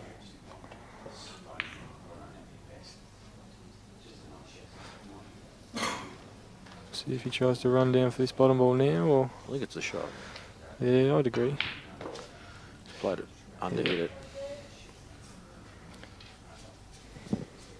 So he's got a backup plan on the ball over the centre, but this out is getting harder and harder by the second now. Yeah, and that second yellow slides past the red straight into that centre as well. So So if you can land a little bit short on here, you can get some good position on that bottom yellow. Does also have the option to get straight on that bottom yellow off the one in the This is centre. but suicide. Do not it's a play lot of this work. shot under any circumstances. This can only lose you the frame if you get this wrong. Yeah, it doesn't. He's not going to get safe on the white, like he's going to leave a pot on. And yet uncover the black. No. Tell you what, he's actually covered it. I can't believe it. Yeah, I still think that goes though. No, I don't. Or worst case Because scenario, the you black's got touching that. the You rail, got I that. reckon it goes. You got that soft run into just. And Like you can Temujin secure can't- that pocket very easily. He can't drop this in dead weight either. So this should be the end of the match right now.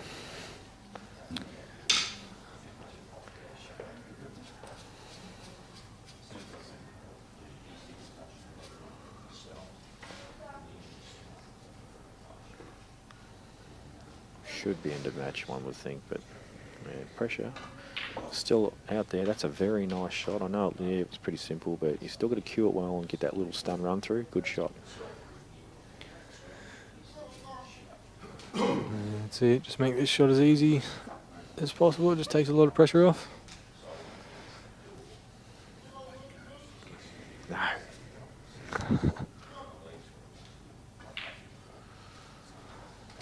And in that goes. I just don't see anything going wrong here now. Yeah, this looks all day.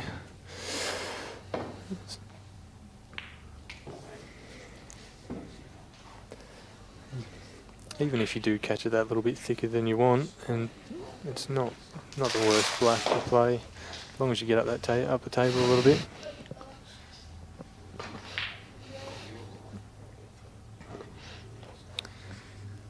Can play it with that with a little bit of right to just contain that. Doesn't matter if you.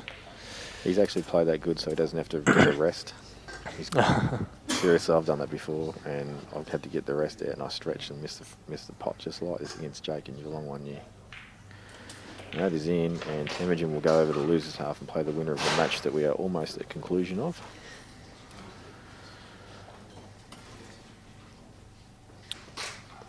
And I'll tell you what, if you'd have said to me, pick the person that gets a double chance today, I would not have said Marcus Harrison, so that's very well done. He's been solid all day, like he hasn't set the world on fire, but he's just played within his ability, played the right shot when he needed to, and he's getting the wins. This is the first I've seen him, but yeah, the first round got through against Mark Kerwood. I'll tell you what, this is looking to be a... I'm not sure who he had in the second. Not sure Sorry, which draws black right goes in for front of me. Tony. Not sure where it goes. This is a tricky black coming up. He's got 4 pockets covered. Marcus has actually had a tough run when you look at it. He's played. Well, it just wasn't. There just was no control in that shot, unfortunately. Well, gives us a 4-all and a good finish to a match. But yeah, Marcus has had a tough run actually. He's beaten Mark Kerwood, he's beaten Clacky, and now playing Tony Kostov. I think he rolled Gus too, didn't he? Somewhere along the line. Nah, Clacky got Gus. Gus has been in the losers since the first round, so Yeah, he did too. yeah, Clacky and Gus first round. So Jamie's 2 favourites. Well, I thought they were a bit unlucky to draw on another, to be honest. Yeah, that's it. Ideally, it doesn't happen that early, but that's the good thing about the double elimination. You do get that. You can still get back up. You got to beat everyone. That's the thing.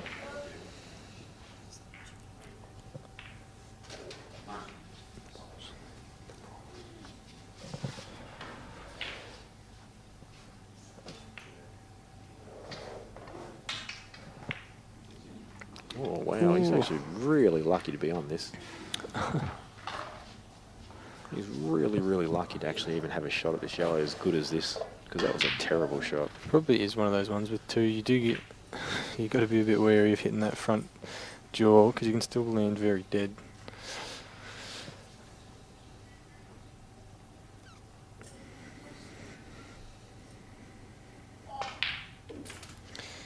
Nice comfortable pot there. And 4 all.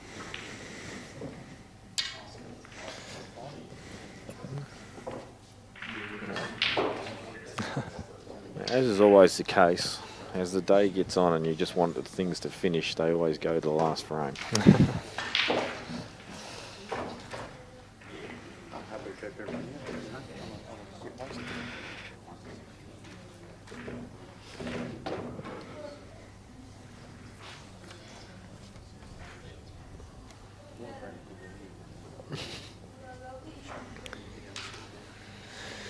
So Clacky to break. And he was breaking well against me earlier. For the most part, a lot better than me. That's probably what made the difference 5-2. There was a lot of close battles, but made stupid errors.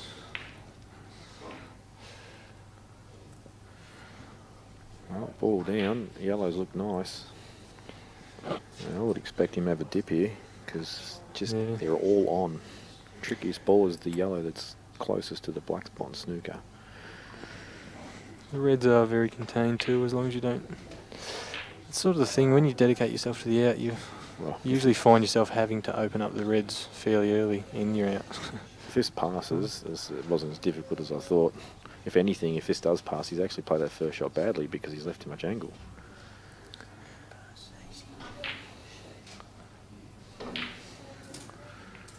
Good shot that, good recovery. And yeah, I just don't see anything going wrong here.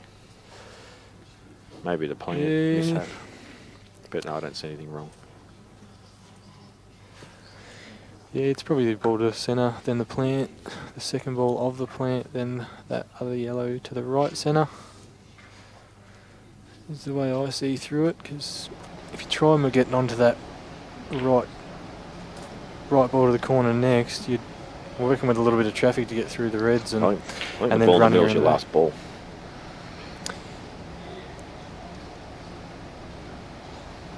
Yeah, it'll most likely give you a pretty good shot on the black. That's definitely a last ball now. Yeah. Unless he can actually pot this in such a way where he can pot the last yellow and come off the side rail and back out, or screw behind the black. That black actually looks very close to going under that red to the other. Oh, nah, probably not. The way he's played that tells me he can screw straight back out. Or play the run through off the side rail. Yeah, it looks about perfect.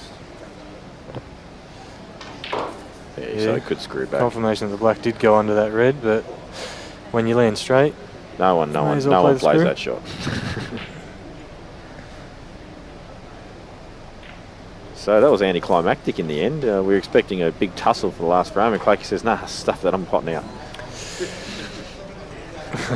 Good to see the last Ballarat player continuing on though. So Claky may want maybe a couple of minutes, but he'll play Temujin now. And then the winner of that will play Marcus Harrison, who has a double chance in the final. We'll be back shortly.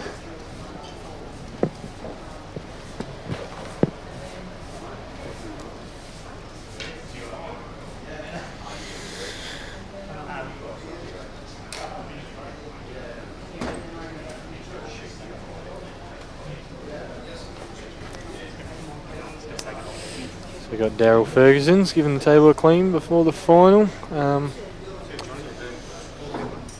Only using one table, and it will be this one. So we've got 3 players left.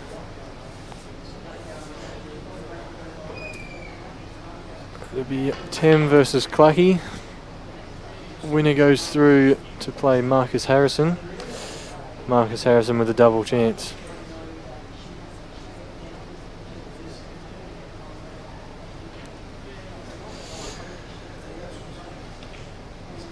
It's been really good here today. I haven't had any complaints about the tables. It's pretty much all of them are almost brand new anyway, so there shouldn't be too much. But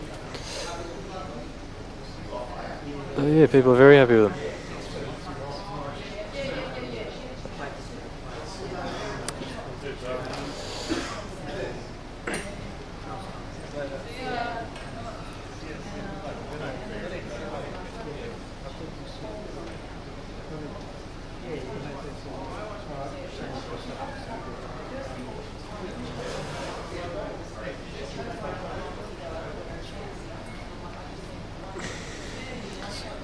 So Clacky walking around with his hands in his pockets.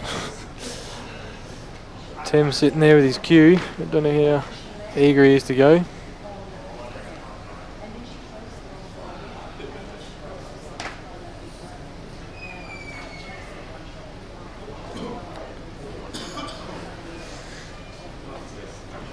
It's been good. We don't usually get too many comps in Ballarat due to the lack of venue, but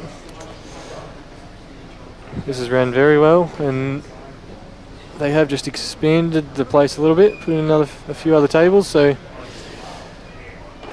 hopefully we'll have the opportunity to run a few full comps here.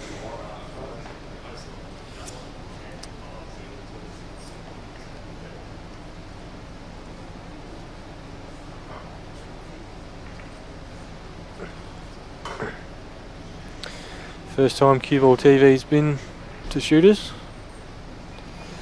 Hopefully we'll see a lot more.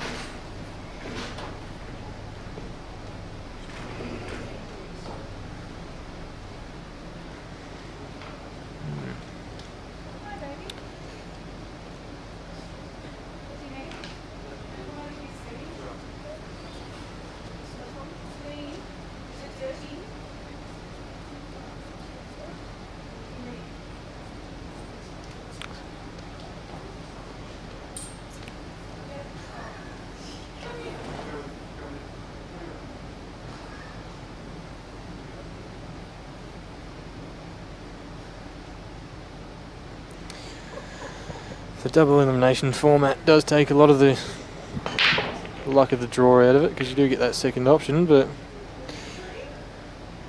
there is that chance you'll run into two top players early, as Mark Kerwood has by the look at the draw.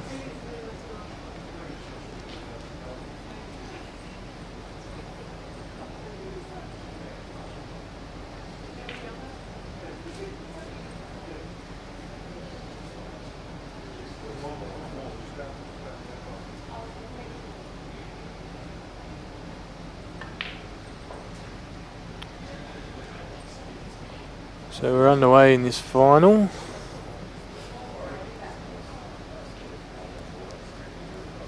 Tim at the table there. On the yellows. The match has started if you want to check it out.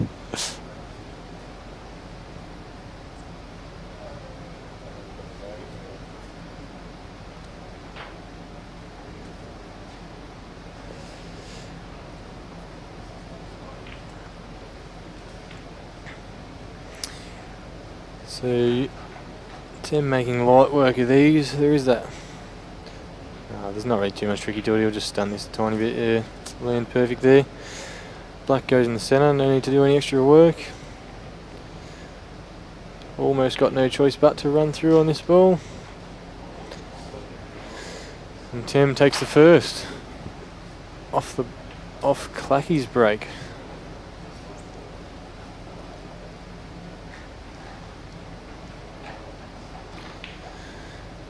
So a chance to follow that up.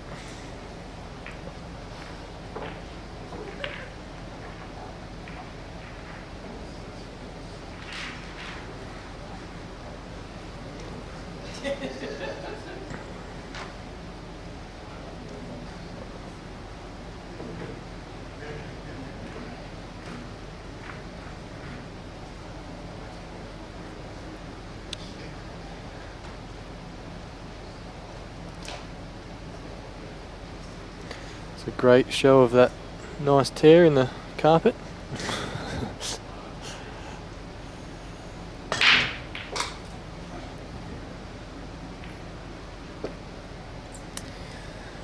Tim breaks, pots are yellow. What's that?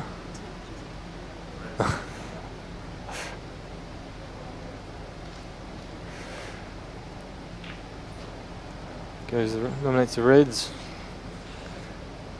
Yeah, there was a bit of tricky work around those yellows, so that red up on the top rail though, I suppose they're not far from even. I think that yellow on the side rail though, you've got that opportunity to cover the black. Yeah, I can't remember exactly where he started, but I think yellows are the better balls of the two.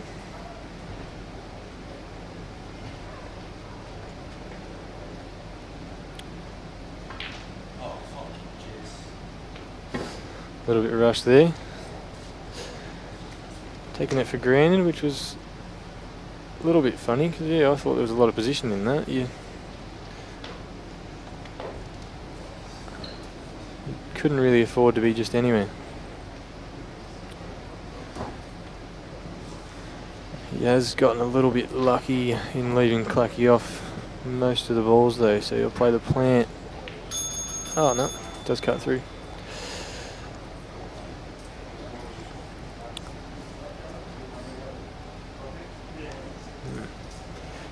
Probably going to play that ball to that left centre, but he can't really screw into his tighter yellow, the trickier one, which has cost him a little bit, killing his other ball. That yellow, the yellow might slide in the centre off the jaw. He's having a look at it now.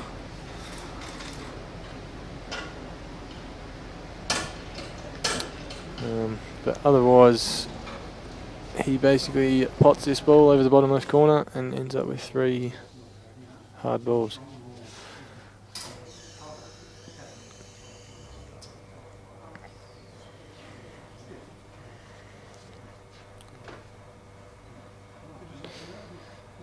In saying that though, you do have the option. If you can play that ball over the left corner and run through a little bit, leave yourself a good angle on this ball along the bottom rail.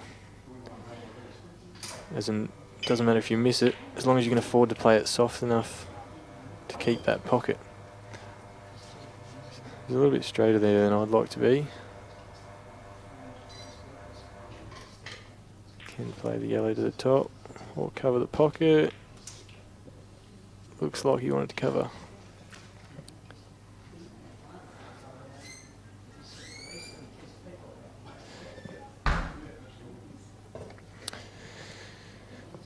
So now he'll be working pretty hard for me. Still has got that red on the top rail there to make things a little bit tricky, and the cluster can come unstuck, but Tim seems to naturally find his way through clustered balls pretty easy from what I've seen, pretty naturally.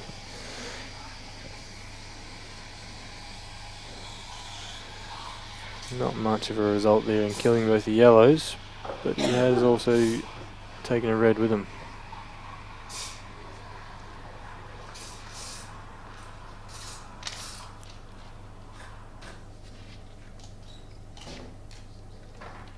Tim happy to open up his dead ball now.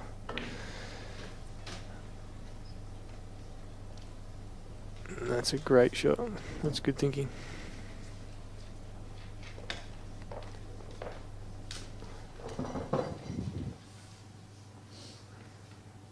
Very little to do here. Up down's very restricted by that centre jaw.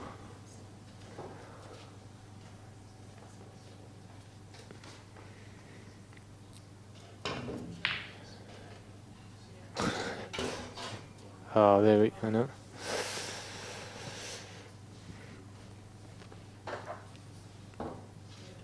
Hoping for a bit of a result there, just hitting that bit harder, so he does give himself that opportunity to get it in both the corner and the centre, which he just missed both.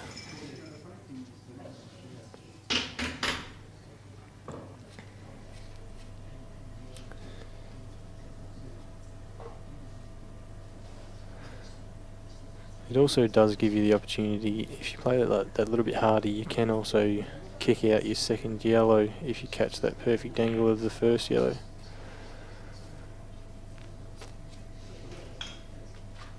Tim screwing up the table now for that top ball.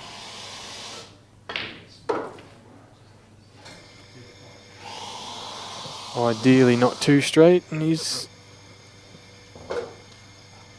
almost pretty good there.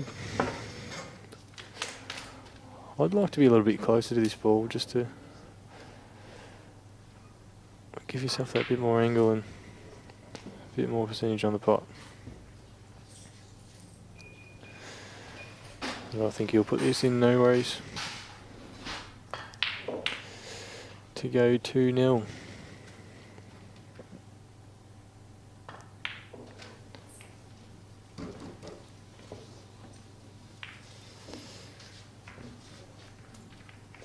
Yes. Yeah.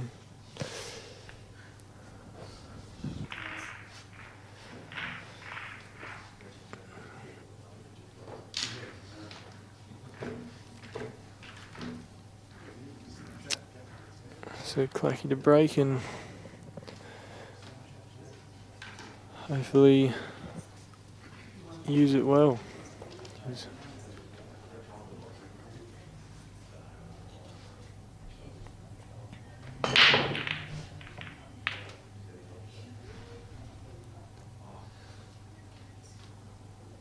And he's got a red there. He's probably looking at... They're both on, really. You do have options both ways. There's really not too much hard about either.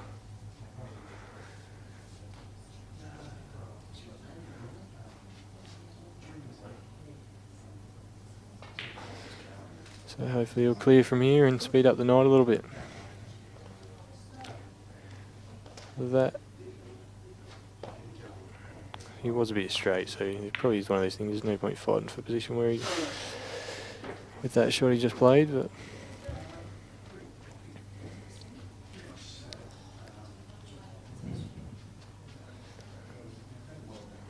but he was in a bad spot to be putting his next ball.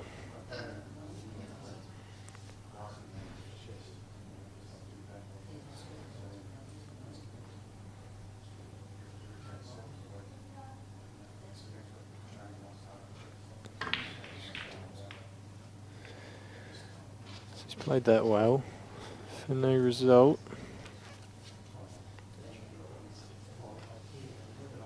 I don't know if you probably can just catch the side of that yellow to open up the red from where he is, but you've got to hit it pretty sweet into that centre pocket. Make sure it doesn't spit it out like that. And black goes. Yeah, that's very unlucky, but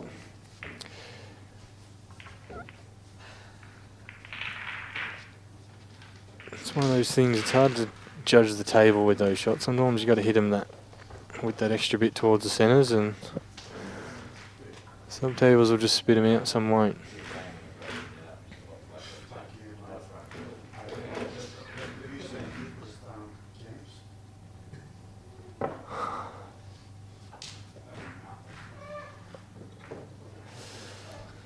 Yeah, that's very unlucky.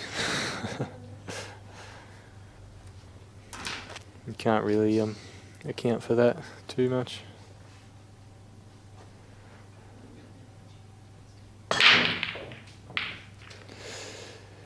And dumps the white off the break. That's 2-1. Tim did that, didn't he? I think so. Yeah, I'm pretty sure. Yeah, Clacky missed the yellow over that bottom pocket to put Tim in.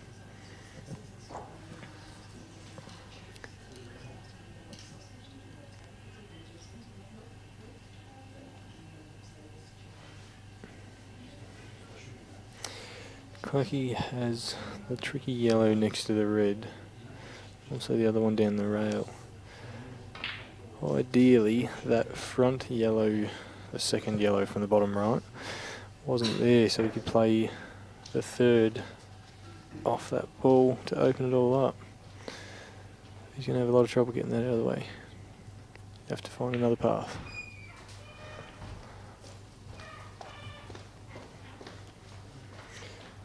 So that second ball is just, it's a lot less natural off the yellow. You've got to really force it. Just a bit less control.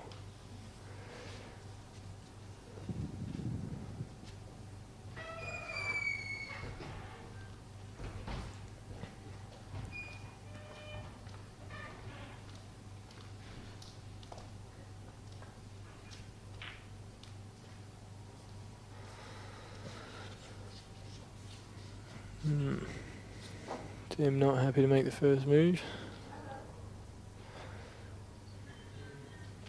Rather Clacky opens up that bottom corner by the looks of it.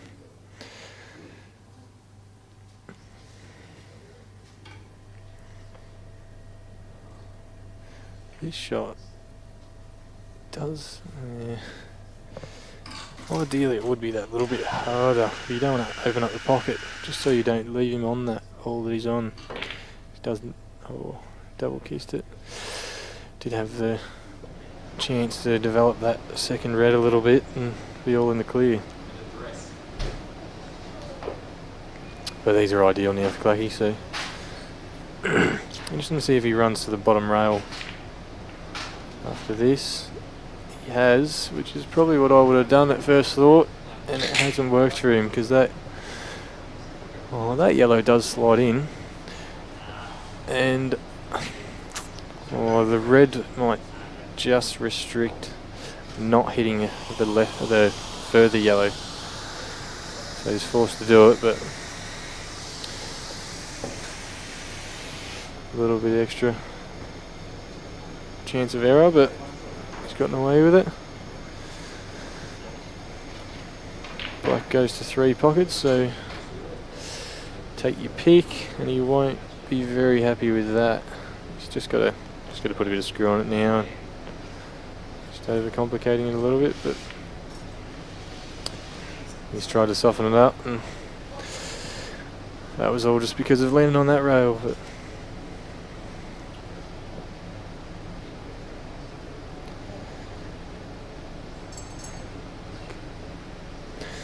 that's a lot better shot than running behind the red.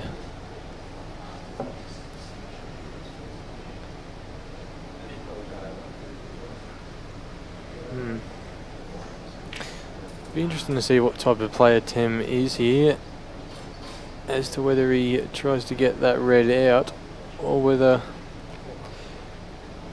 he can afford to buy the pocket. It's basically it's pretty much ideal for buying the pocket. Looks like you can get it pretty tied up on that yellow, to make it very hard to get that yellow out.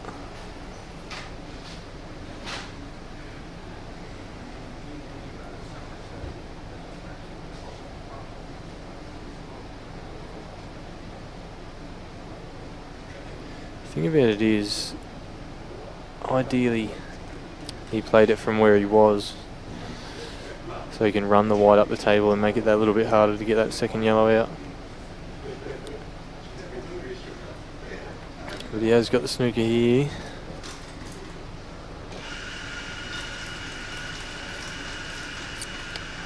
I wouldn't be surprised, I haven't seen Clacky play too many of them, but I wouldn't be surprised if Clacky goes to the swerve shot here, due to the fact he can hit about mid-rail there with swerve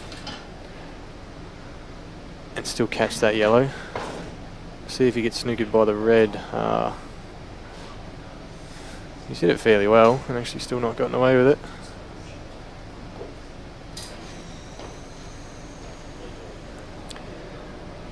Opens up the reds and makes it very easy for Tem.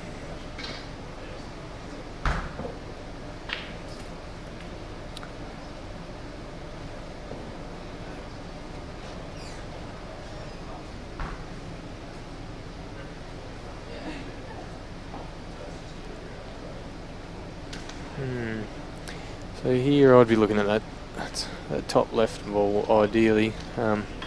Opens up that second ball behind it, but it was tricky to get in position from where he was, so nothing wrong with this way around it.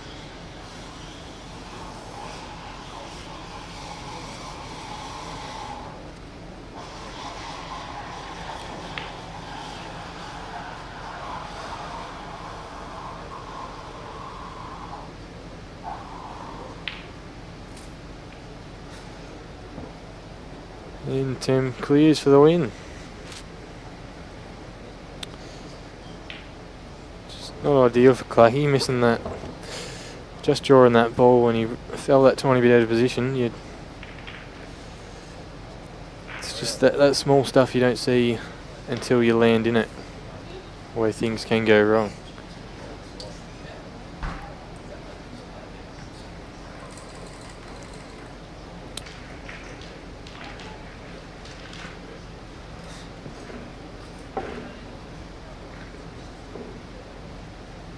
We've seen a fair few errors here from the guys, but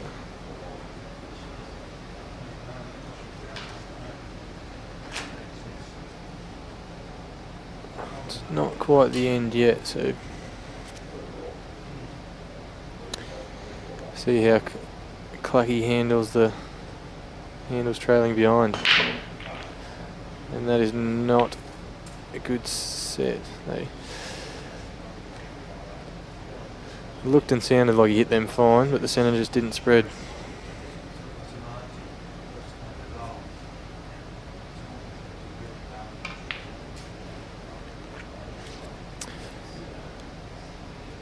He did find some good little paths through the balls when they were tangled against me though, so you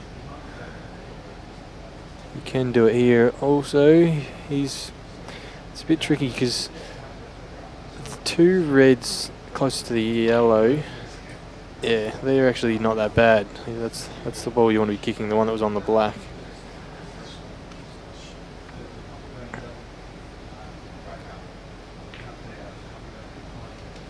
Yeah. Just had enough room there. Interesting to see how he plays this as to whether he just goes to the centre or whether he tries for the corner again. And he's tried for the corner confidently and it hasn't worked, which was why I would have been very highly considering the centre there.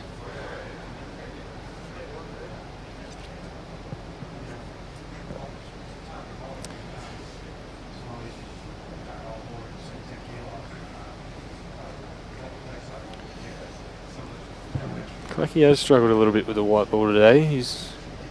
He made a few of these against me to give me opportunities, but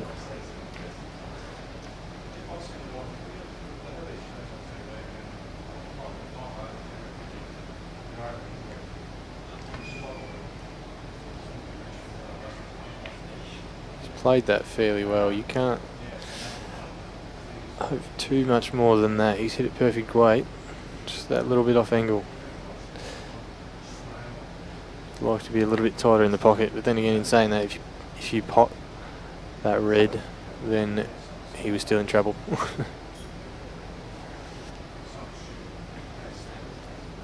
Looks like that ball must go through, judging by Tim playing that. It's just a little bit off angle on it. Not happy with how close together the balls are.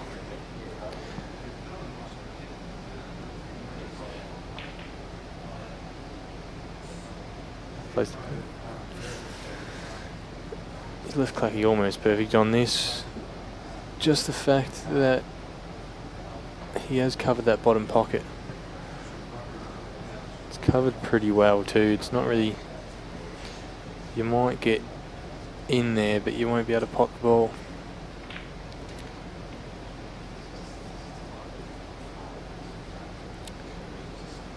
If he can, then he's almost got perfect position there, but oh no, you want it to be a bit wider than that to run over a little bit more naturally. He hasn't hit that too well, and it's actually still hasn't gone too bad.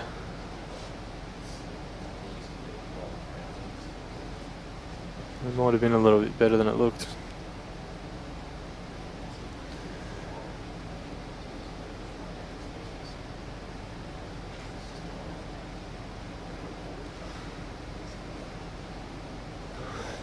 Probably feels like one of those matches for Clacky at the moment, where it seems like you put in all the hard work and get through all the balls,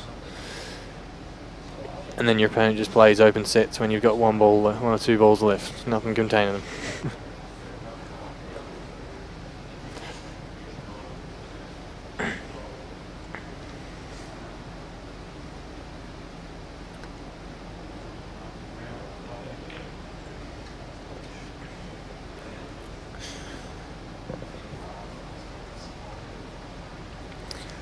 This plant isn't actually that good, I don't think. It's yeah, he's obviously not playing the plant.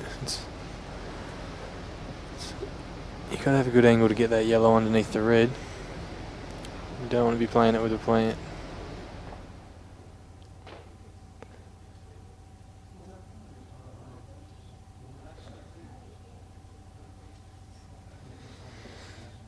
It's a pretty good snooker. You won't get too much better than that. He can't see any options around the table. Unless you... Oh no, he's just happy to push it over that corner.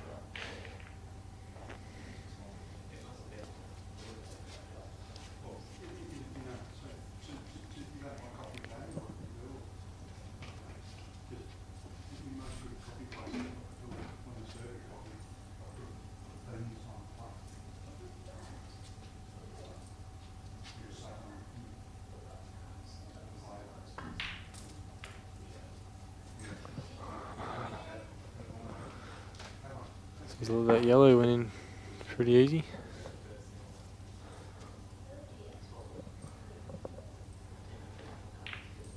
He's in a good spot. Oh, a little bit further than he'd like here. He's probably going to put a touch of screw on with that bottom ball under the red to land a little bit shorter than where he is for that yellow to the centre. Can play it with top right as well to land up above it.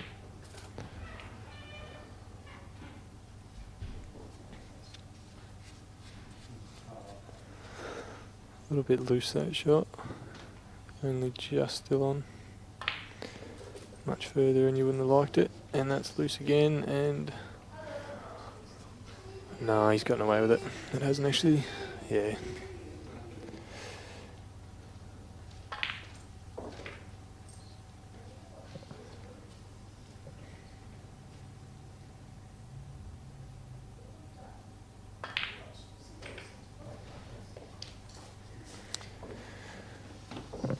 Team 4-1 up.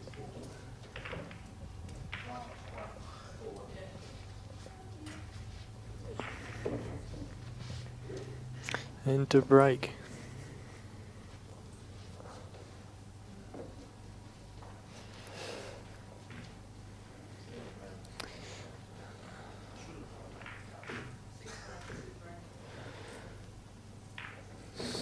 It's a very uphill battle, 4-1 down, so it's going to be a struggle against him because I can't see him playing bad enough to lose 4 frames in a row.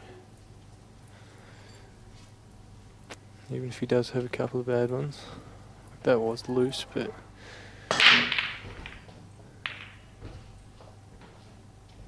he still just recovers well.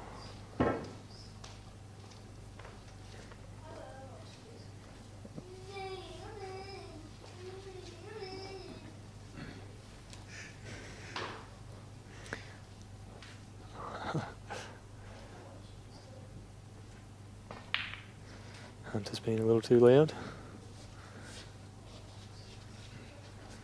Jamie up the back.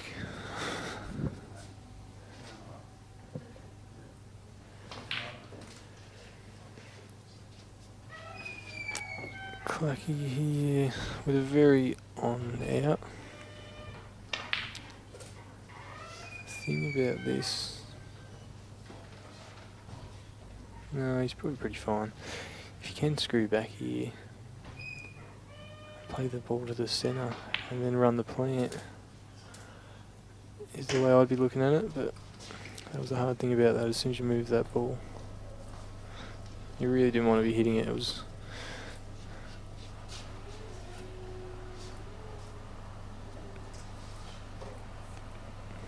just makes what was a pretty easy out a lot harder.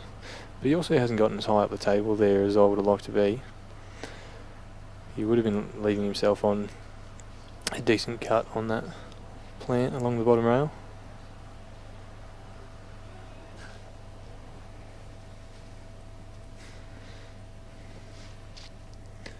So it looks like just another example of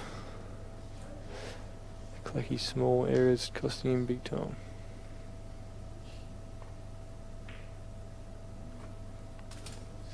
That's a good recovery shot.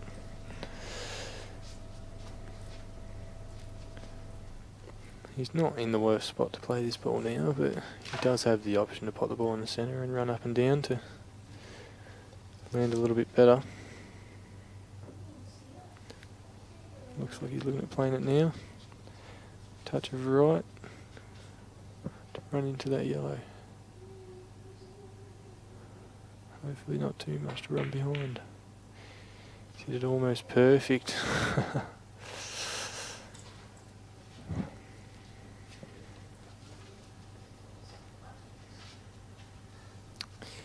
Still put a lot of pressure on here.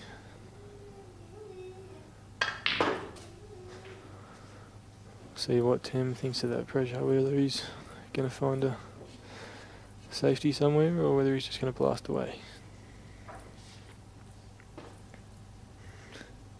The yellows are in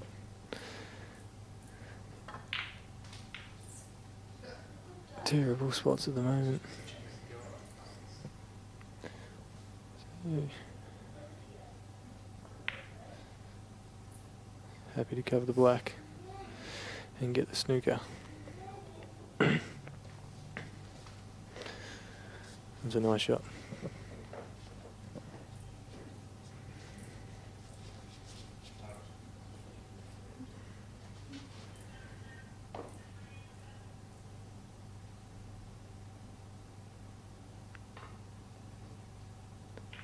Ooh, couldn't get away with much more than that.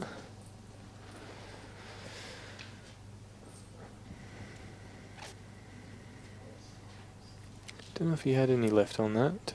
Check it out.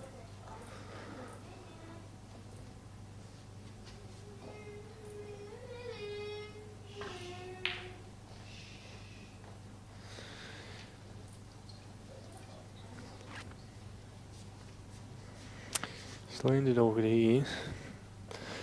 Ideally, he would be playing that yellow he's closest to across the table, but being a 3-ball player, oh, sorry. Oh, he's played safety.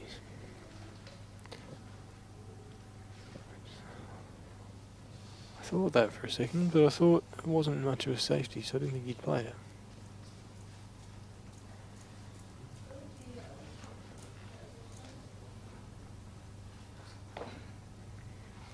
Nice position on this ball, and it makes this a fairly easy out. I would have liked to be high side of the black, just to be able to run down a touch, not be worried about running behind the yellow. Scared of the yellow there, and he's missed it. Pretty sure that was all just there worrying about snookering himself on the black. Just trying to cheat that pocket too much.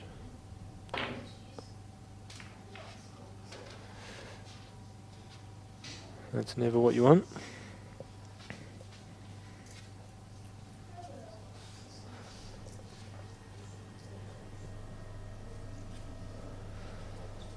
But if Tim can finish here, then he probably deserves this match. There haven't been big errors from Clacky, but just that little bit has costed every frame.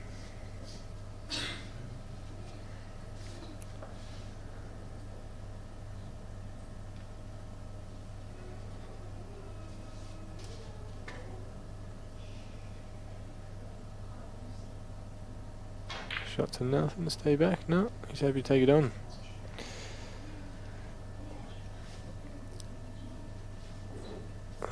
Must have just rated himself to pot that, so he's happy to run forward and try and find position on that yellow to the bottom right.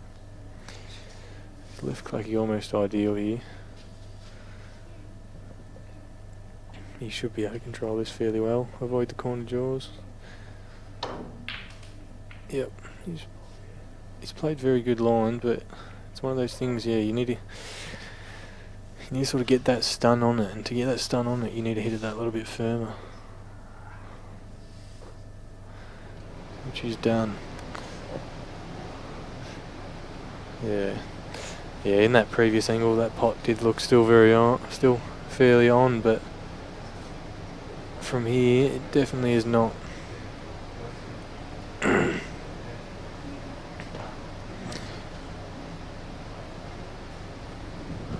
what he's having a go at here. That yellow, that bottom pocket's way too covered to be playing the yellow in there. He's playing the triple. Oh, perfect.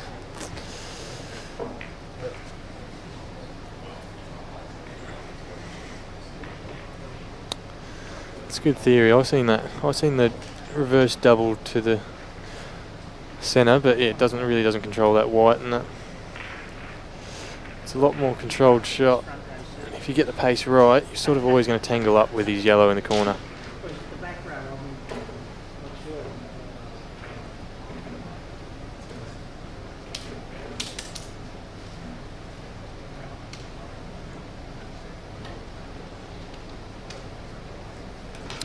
Yeah, he has actually played that little bit firmer. It wasn't really a dead weight shot to the corner. But when you hit that yellow perfect and it drops, it doesn't really matter.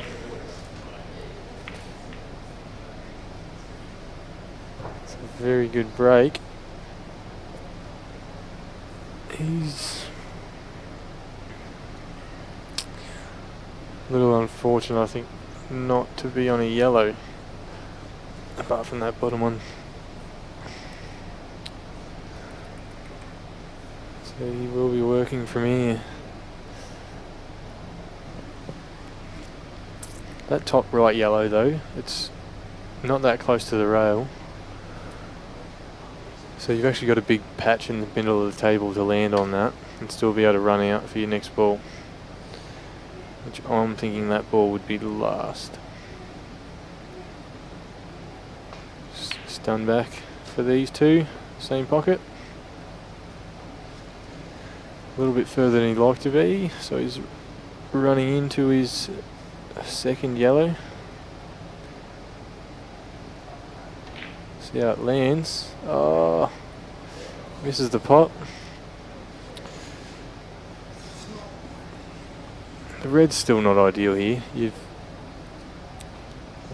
That red on that left rail is just looks very tight to the rail. It's not really potable. And as I was saying earlier, the jaws on these centres do start out a little bit wide.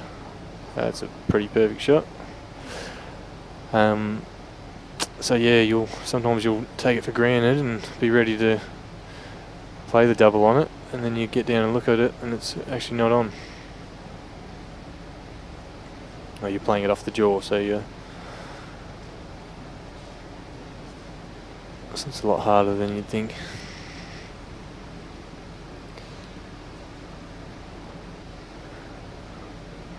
I can't really see him taking too much on here. I think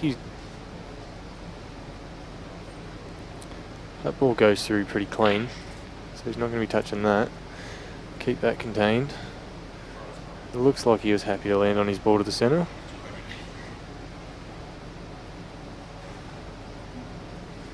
I think if he's going to get that, he has to hit it absolute, like half a millimetre perfect. But it doesn't matter really anyway. He's probably going to get another visit. He's played a slappy shot, gotten a slappy result.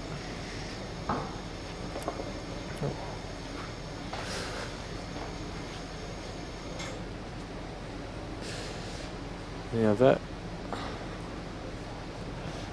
red can cover, but it won't pot down to the bottom right corner. But that's fine. That basically uses up that first visit of Tim, that visit of Tim's, and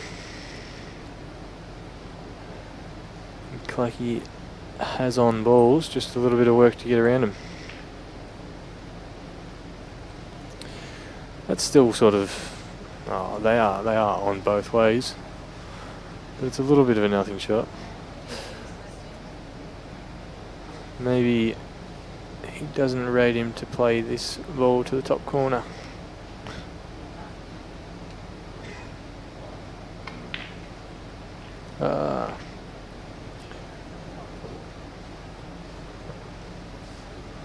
Apparently neither does Clacky. He was happy to play the container.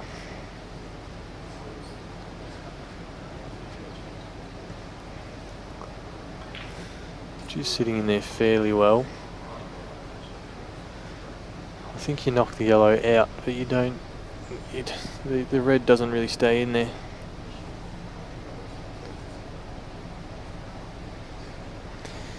He's got perfect position on his bottom too. See whether he covers the pocket or knocks it in. Most likely going to cover the pocket here. I think he'd be crazy to do anything else. Plays it well. Might have left a tiny gap, but from the angle where Clacky is, I think you slap it and they both come out. It doesn't. It's going to prove me wrong. No, no.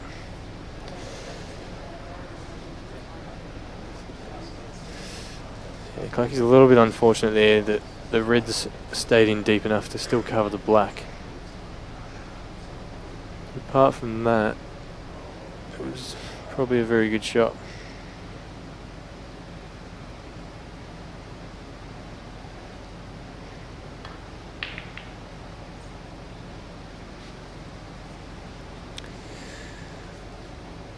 You hit that almost as well as you can. But that yellow looks like it does go off the side of the red, off the rail, off the red.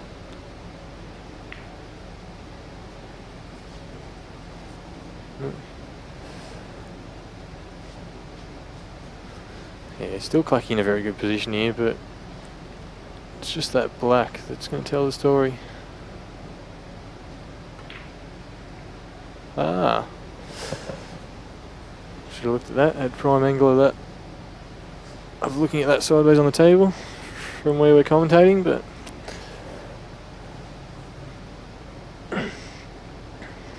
Clacky happy to cover this bottom pocket. It's a bit firm for a cover, but it's not bad. Oh, Tim's, yeah, he's going to play that off the rail, knock the yellow up. I wouldn't have thought he would have knocked it up that high, but it does apply some pretty good pressure to get this ball in front of the red. The black is now open. I don't know if he's left that. Doesn't look like it from where. Oh, he gets down it quick. Happy to play the swerve shot to get in there.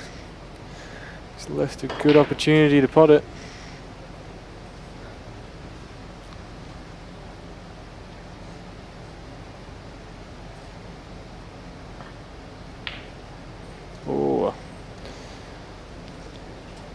Good position, but you need to make the pot as well.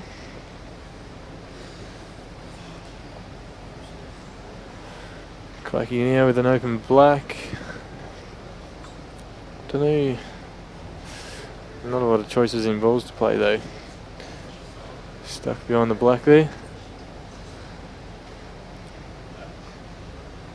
This is a fairly makeable pot.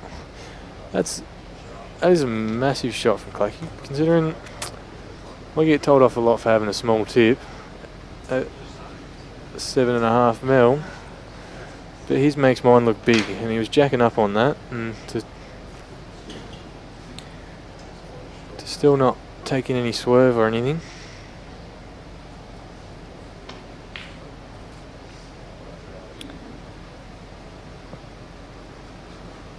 These balls, they look fairly straight. Looks like he can just screw back off that first ball as long as he hits it full and leaves that second yellow right out of the pocket as he has. It's perfect.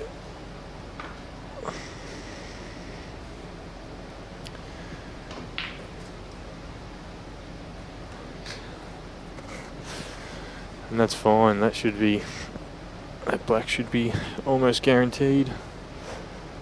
I'd say with that red there, you can miss it pretty terribly to that side and still get it.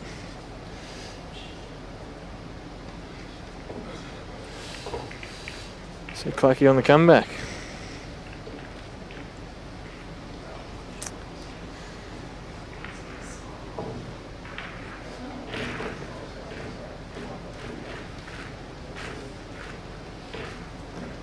attempt to break. He has had that opportunity to finish it for a few frames now.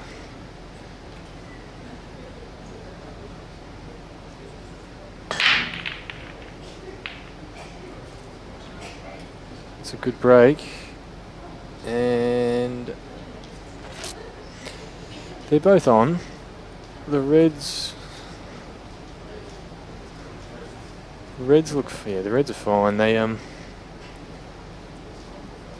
the one thing I was wary of is if you are forced to play the plantal on them bottom two on the right, whether the first one you hit runs behind the yellow, but it looks like it's fine. So he probably is in a good position to finish here. He looks very in between where he's landed there. Probably forced to play the plant, which you don't have to hit it too well to get that pocket anyway.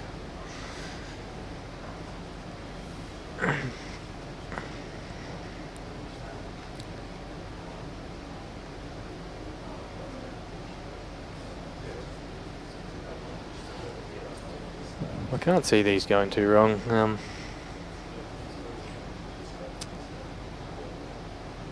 Especially with how he's taking his time there and step back and look at it.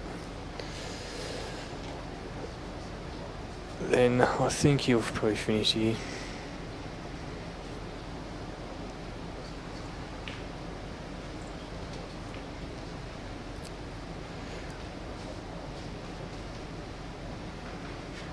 We're going to screw back here, play that black to the left centre, which takes a little bit of the margin of error out of it. There is the option to play it with top, but you just are running behind them yellows if you don't quite make it out the other end.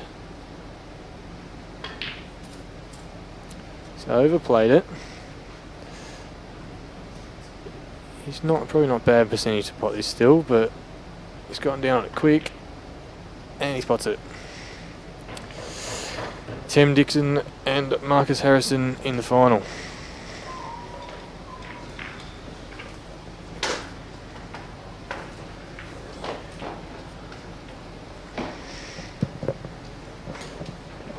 Oh.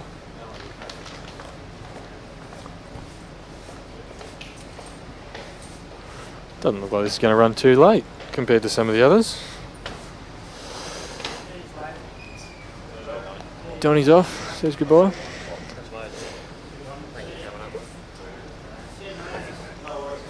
I'll see you later, Nick. Yeah, so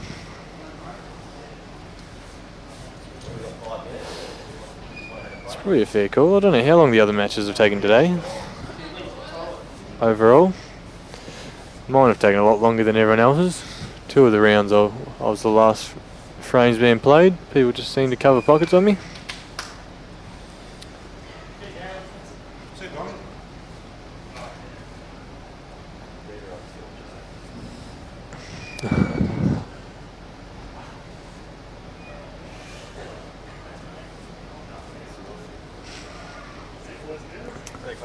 Exactly.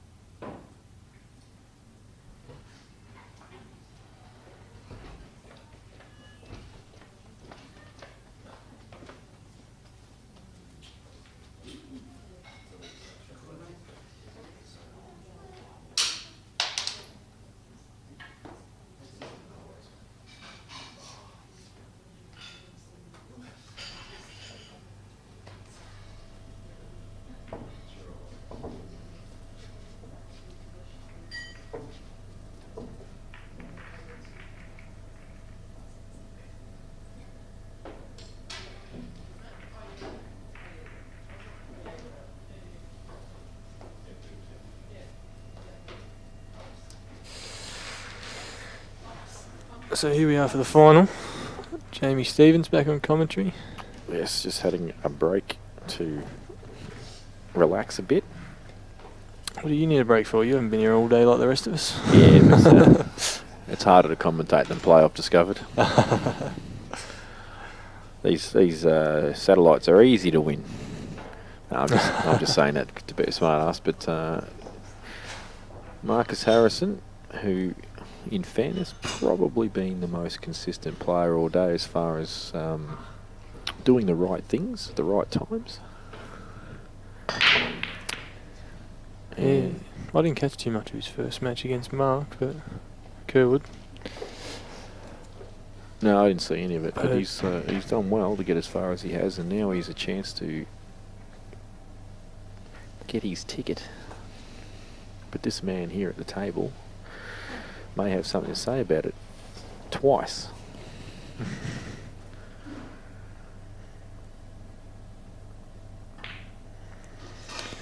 Yeah, and Marcus haven't already beaten Tem. It's yeah, I don't think that's going to bother both their mindsets. I don't think it's going to bother Tem at all. It's a new match. Yeah, well, Tem's fresh off the table, and Marcus has had a bit of a break. Can go either way though. Can work for you, can make it harder. Well, he's got the yellow here to just push the red out of the way. Good angle there. Probably want to catch that back half of the red so you don't land too close to it like he has.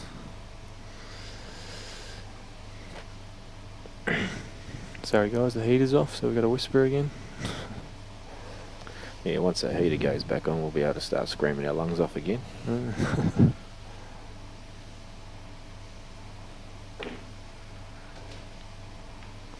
Landed, not quite right in between. He's got that ball to the bottom right corner. Yeah, it wouldn't surprise me if he actually plays this ball bottom right and swings around the angles and tries to pick the gap, or just try and land on the ball up the top right.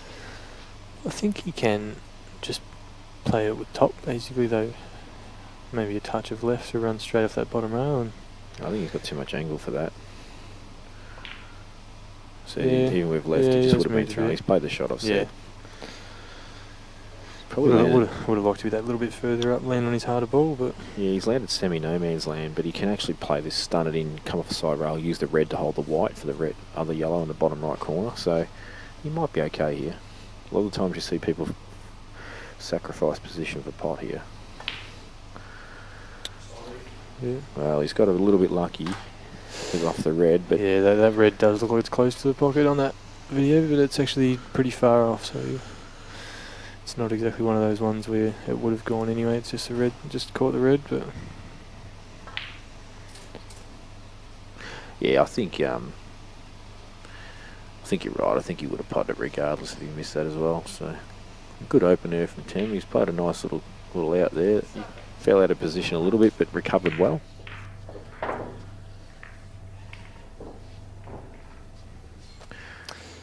And he's just sent a message out saying, well, if I'm going to keep playing, I might as well try and win twice.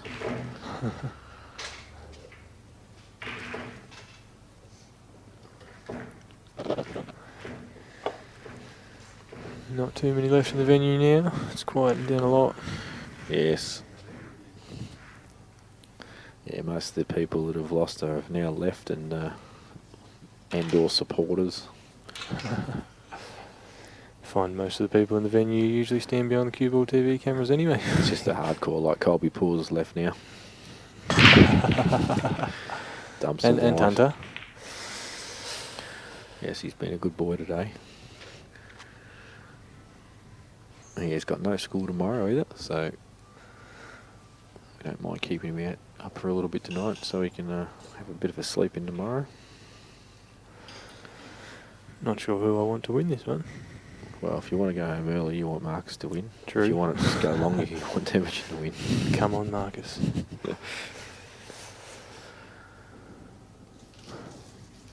I'll tell you what, I don't know what his plans are to deal with this other ball on the right side. Yeah, I was just thinking I'd be trying to get up behind that. I think that's the harder ball to land on. He's happy to double it, by the looks. Yeah, that's not a bad option. I mean, this yellow that's on the right-hand side is pretty dodgy. Heater's back. We can talk again. Yeah.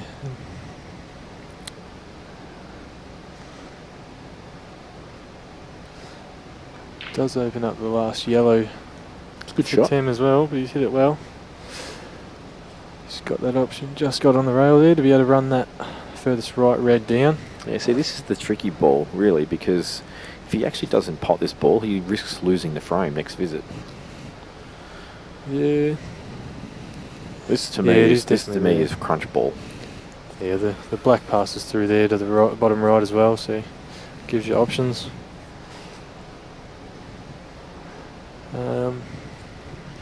I'm telling you, if he misses this ball, he will lose the frame. Look at that filthy piece of chalk he just put on the cloth. Oh. Jeez, he's got some grain in his cue actually, Marcus. I just noticed. It's a good shot. He's got a lot of grain in his cue. It is almost perfect. You'd like to be on that bottom rail just to be able to stun up. What sort of cue he uses? It's got real heavy grain. I actually like the look of it. I've got a lot of grain in mine as well.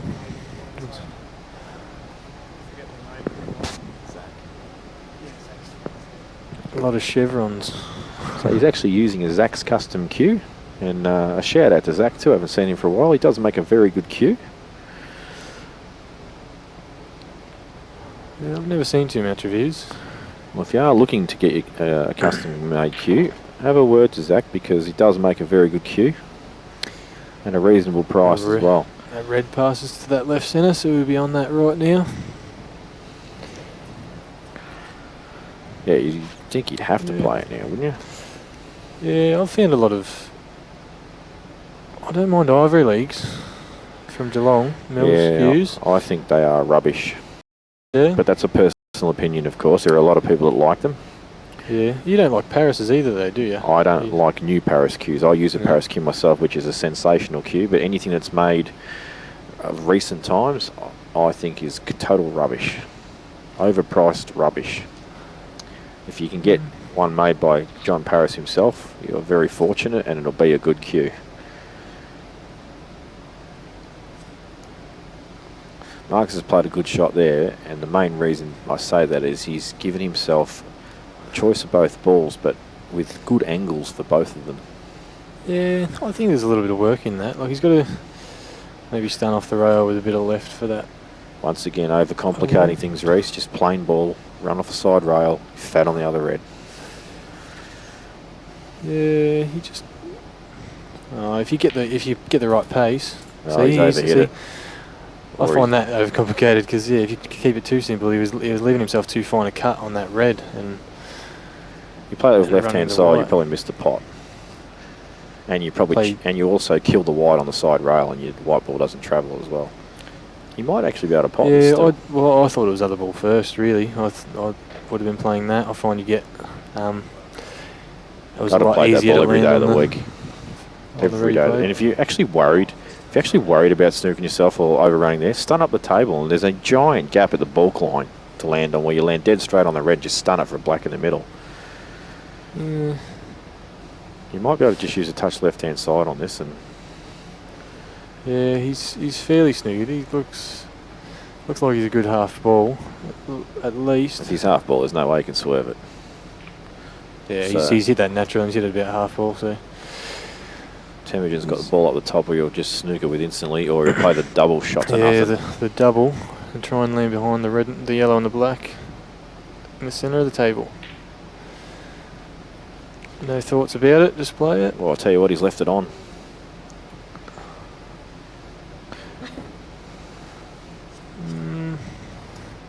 I think this goes. I think this requires a touch of...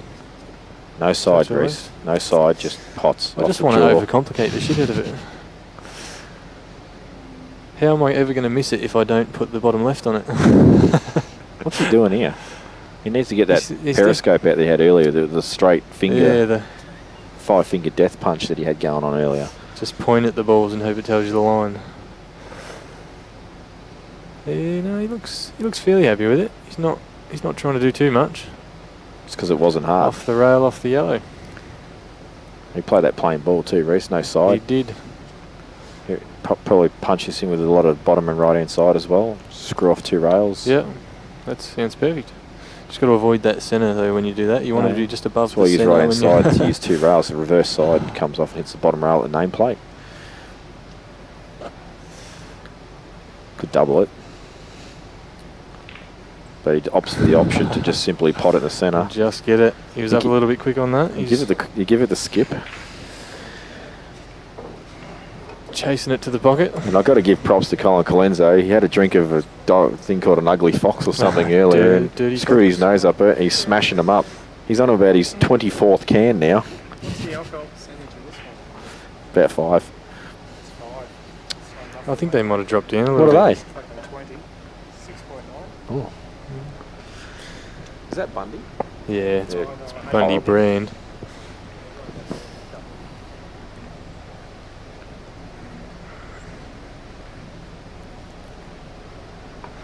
One all. Yeah, and Tim I think when he played that double, he probably focused a little too much on the double itself and not the white. The white's key in that shot. The double going in is just a bonus.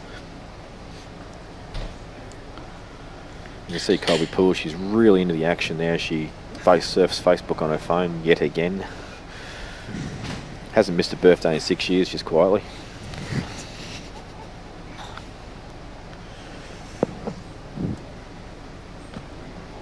Hey, Trumpy. Commentate the final. Marcus Harrison breaks, comes up dry. 1 all, Marcus Harrison, 10 meters. Marcus Harrison with double chance.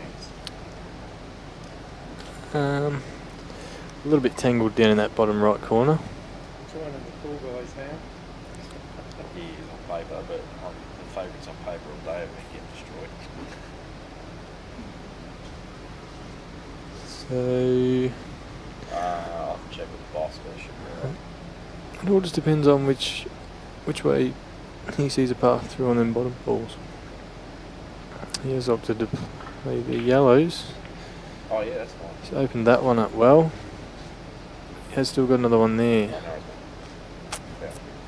I found the reds, most of them went, so you sort of did have options to develop.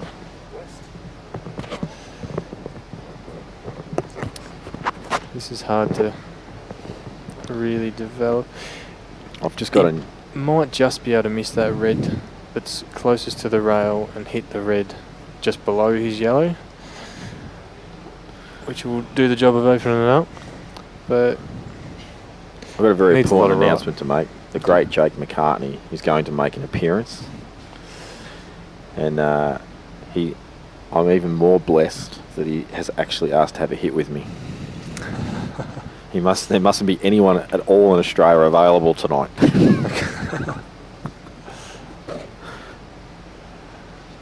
See, he's done what I've said there, and he's opened that yellow up. Ideally, you'd like to hit the bottom half of that red and stay on your ball to the centre, but you can get back on it. He wants to play the rail ball next to you. Yep. It's sort of landing on these 2 bottom balls. There is a fairly big gap you can land in, but there's also, I think, a fairly big gap that you can't. Oh, he's too straight, I reckon. How am I looking? Oh no, he's okay. Oh, He would have actually preferred bit to of play. stun screw. Okay. Oh, He would have yeah. preferred to play plain ball offside rail with some left-hand side and just float through the gap where the spot is, and he'd actually be able to have a really good opportunity to land in a good area. Now he's actually got to play a really good cueing controlled stun. It's one of them shots. He's played almost perfect by the looks of it. It's not bad. Yeah, you can't get too much worse than that. Too much better than that. You wants to play this. If you ran low, you're in a bit of trouble.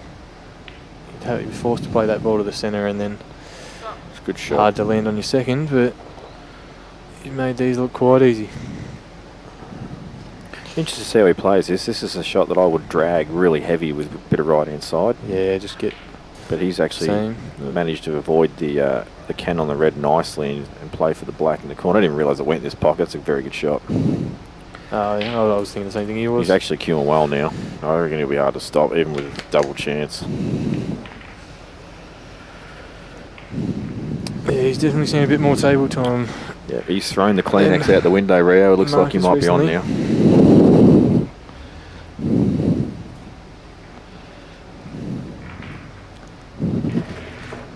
Old Hunter there getting a bit of airtime in the background.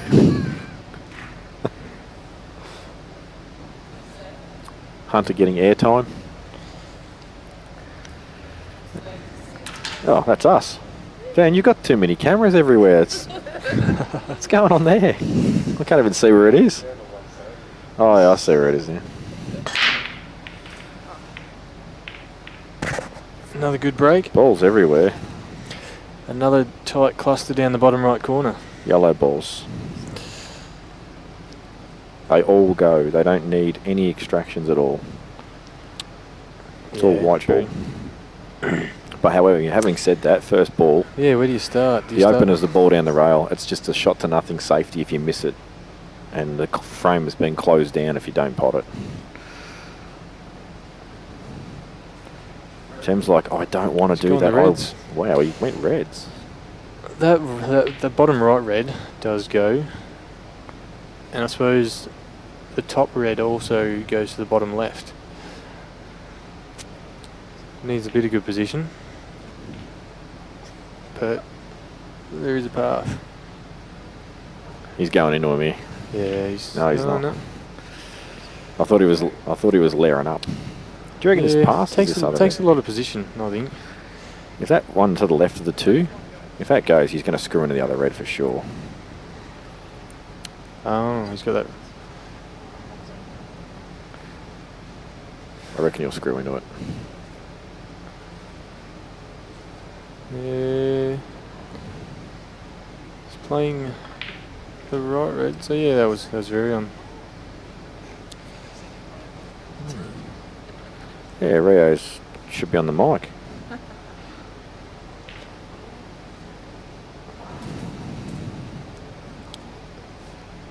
Making light work of another air. He's got a. He could stun up into that top yellow, or even past the top yellow. I think he's done that. That's ideal. It's good out this.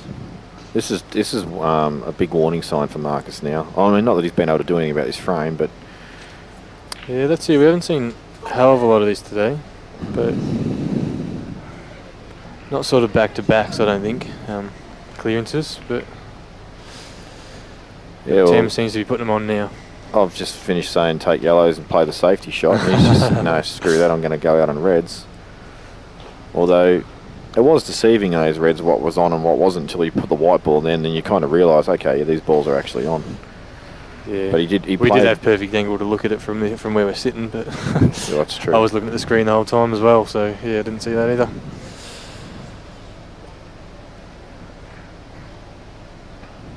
Maybe Rio isn't psychic, maybe she just looked at the table. So maybe you're not psychic, maybe you just looked at the table, because you can see it like from here, they're easy. It's just looking, oh yeah? Alright. Still claims to be psychic.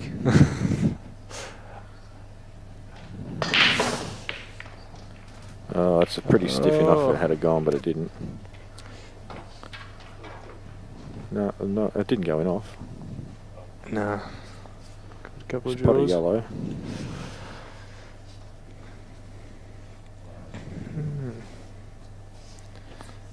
Yellows go.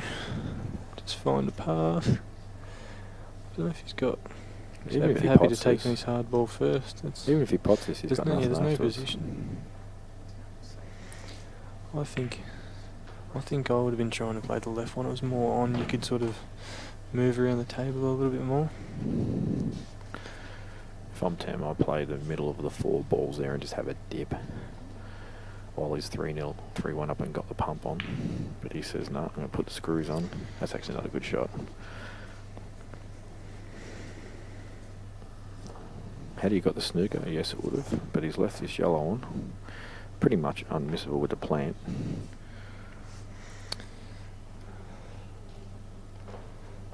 You're half a ball You each do. side of them missing that pot to still be able to get it. You do run that a little bit low, and you don't want to overhit it and knock your second yellow out of the pocket. You'd like to dribble it in. As I say, he's actually missed fine. that half ball because of it being over the holes helped him. It's actually ideal, probably if you can land a little bit to the right hand side of the line of this ball to the centre on the right. And he can move out to the middle of the table and give himself a few options. He's gone for the Opens cannon. it. It's a good shot. It's a very Yeah. good shot. He's got a good result as well. Yeah, it could go very wrong, the position on that last ball, and you don't want to be having to put anything extra on them to the centres. Then you have to.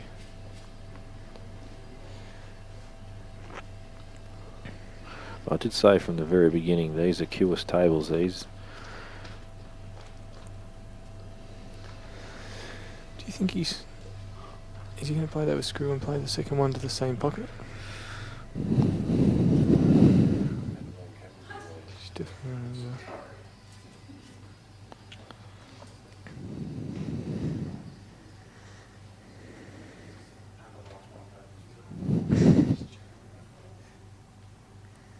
he's not into with screw, so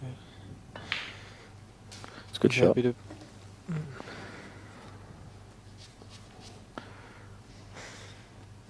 As his angle, I think he's pretty straight, which is good. It looks like about all you need. So what he wants to could do here, just you want to screw back basically 2 foot, 3 foot, 2 foot, and you have the cut on this one come to the right hand side rail and you're dropping it in for a simple black. Yep.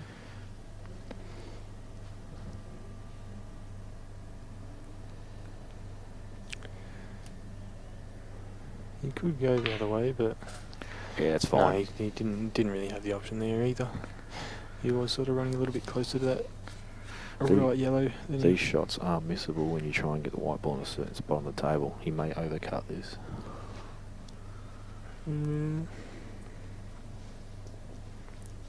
So he's actually got to give it a bit. Yeah, you do. I was just looking at that. I was just trying to work out that angle.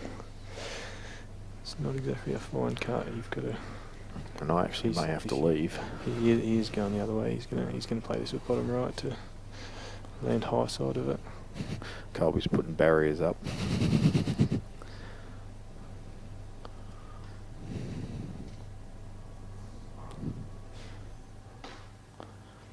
Literal barriers, not That's figurative. a good shot. Oh, don't want to be on the rail.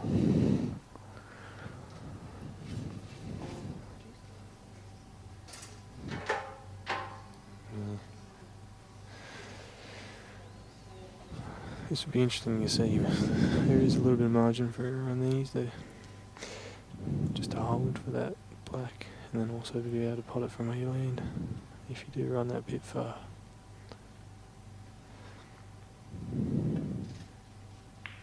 Yeah, it's a good That's shot. it well. I don't even care if I run another foot there as long as I pot the ball. Yeah.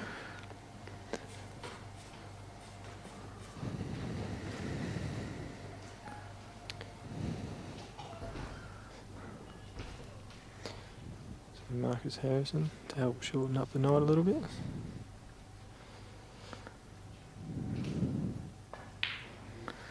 Pots it. It's a pretty good finish for Marcus. He had a few distractions on the sideline there as well from a certain 7-year-old. And I may have to leave because it may be better for the good of 8 ball.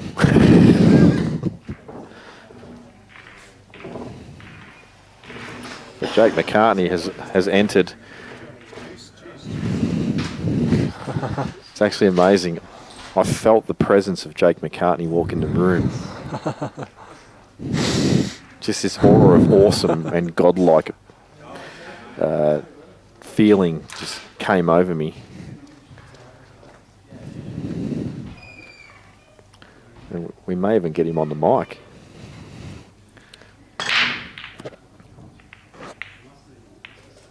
So 10 breaks, red potted. Yeah, he's not having a lot of mishaps with the break now. He's getting balls pretty much every time. So the yellows are on here to take on that ball along the bottom rail first. You do need to play that second ball well they're not snooky, so. I'll actually be shocked if he goes reds this time. Yeah. Although actually, I'll tell you why. It's because that yellow along the bottom rail is not simple. So Yeah, if he takes reds, it'll be this will go over leave the a little hole. bit of angle on that, then I think it's a shot to nothing anyway. No, he's You're- got like to you're pot always it. going to land on though. He's got to pot this though to be on him. So that's why he's Yeah. just thinking about reds. Ah, yep. Yeah, But it's not quite as straight as it looks on the. he's just that said to angle there. himself. He's hit it He well. just said, "I'm a gun. I will play it." Giving himself a good angle to play this bottom ball, but he's happy with it. To dribble it in, Shot. plays it well. Lands a little bit higher than you'd like. I actually think this is perfect to play this ball on the right side now. That'll free up the other one of that same pocket, and I think the white ball will travel across. And if he can get just any type of nudge on either of those balls, you'll be fine. But he's just said, nah, Disagrees. not playing it. Takes it long. That's in.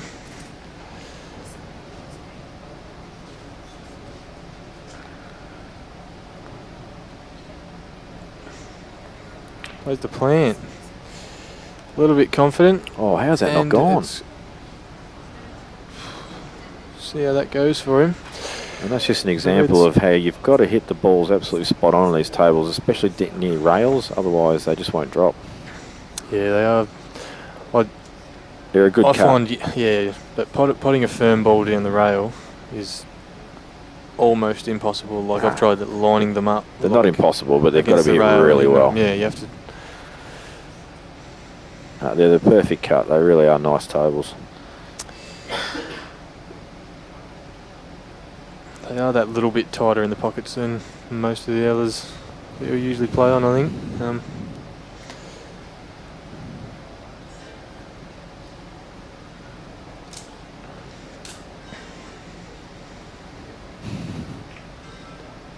Plays the safety. No It's not a real good one. result, no. He was relying on a little bit of luck there, I think, for that connection at the bottom. Yeah, this is more Wasn't the focused most on the controlled. cannon. Yeah. Oh, he's missed it. That wasn't really necessary, was it? That yellow went to both the centre and the corner I quite think comfortably, and I think playing the plant direct was actually a lot trickier than it looked to make the out. I think he's just tried to develop this ball in a potable spot, play the plan afterwards. I think he was actually trying to cut that less than what he did, make it over the middle, and then it'd be his next ball. But he's still got Marcus in a tough spot here.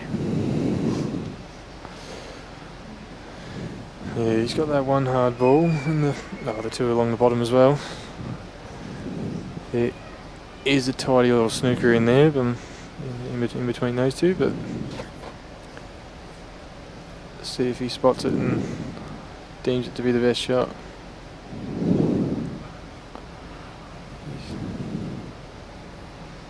Can't be looking at it now. He's not on it. He's playing. That's. I didn't see what he's trying to do there. I don't agree with that shot. I think that's trying to do a lot too much. I think he was just trying to keep the white ball down there, to be honest. Yeah, but he had an option to pot that red in the cut that red to the centre, I think, and then he could have. And then it would have been low. He could have snookered off the first ball without even using the second one. Really, Yeah, tuck in behind both of them. I think if I was going to take a pot on, it would have been a left of those two to the bottom left. But anyway, let's see what Tem does here.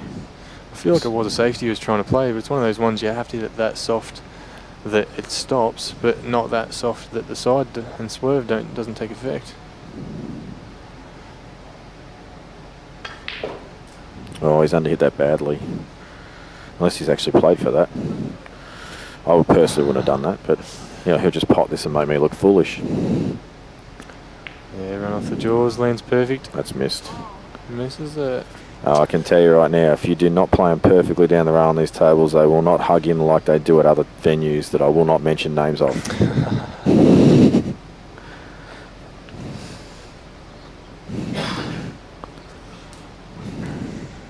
It is funny sometimes when when you hit balls and you swear they'll go and then they don't. Then you watch other people hit balls sometimes and it hits jaws just horrendously and just still drops. Like Well, nothing annoys me more than playing a ball down the rail. It hits halfway down the rail and Yeah, still it goes still in, goes like in a the 9-ball pocket. table. That really annoys me on an 8-ball table because that is not a good shot. basically makes us all look like idiots, I think. Oh, he's chicken winged the crap out of that.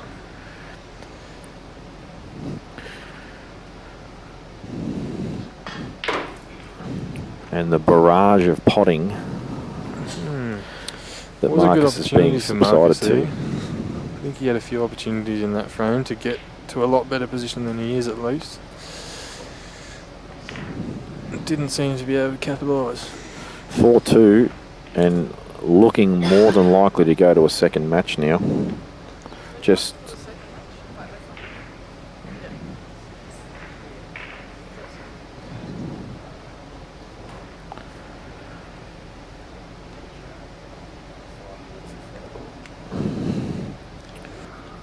average of 5 minutes a frame, I've just been told, so that's not too bad.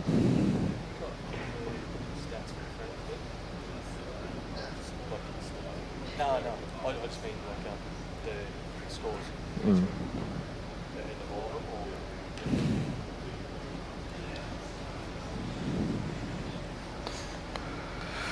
Oh, look out, Marcus is switching cues. He's got a break cue. No, yeah, he's been using that. I did notice that before. I don't know if he's used it every time, but I did notice he used it. Oh, look out. There's another bloke in Australia that does break with his hand on the table. I'm not the only one. I don't understand it, but it's got me beat. But It's all about control.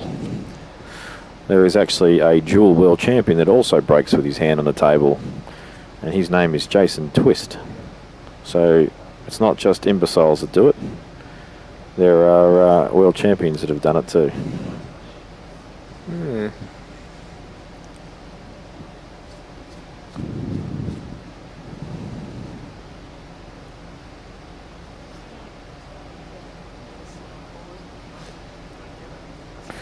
Yeah, this has just it's told high- me straight high out. pressure yellow to that top left, but Yeah, this has just told me straight out he's too scared to miss, and you actually have to.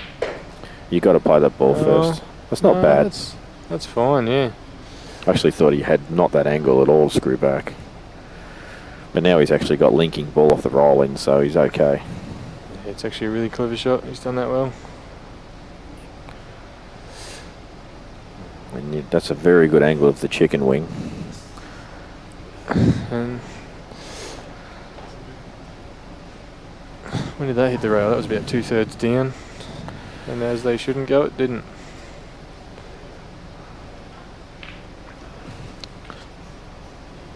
How's his angle here? Off the yellow, I reckon. Extract the other one. Yep, good shot. Yeah, black goes to the right It's just, centre. this is just a formality now. The hard work's been done by that previous shot. I'm pretty sure that black goes still to the corner, so this is just doing a lineup. Yeah, I think he developed it here. I think he just screwed straight into it. I think he's off his head if it goes, not to bother. See, that is why you do not do that. But he's still got I a just think double. he was always running into something. He landed too low. He had to. I actually had thought to he choose, and I thought that wasn't. He stunned that. He wasn't could have that soft low screwed percentage straight up the shot. table. He's got the double though. That's not bad. Was telling me earlier though he couldn't pot a double to save his life. That means he'll get this easy then. That's missed. And I'll tell you what, you play this off the black, push it up towards the yellow for absolute safe. That's it.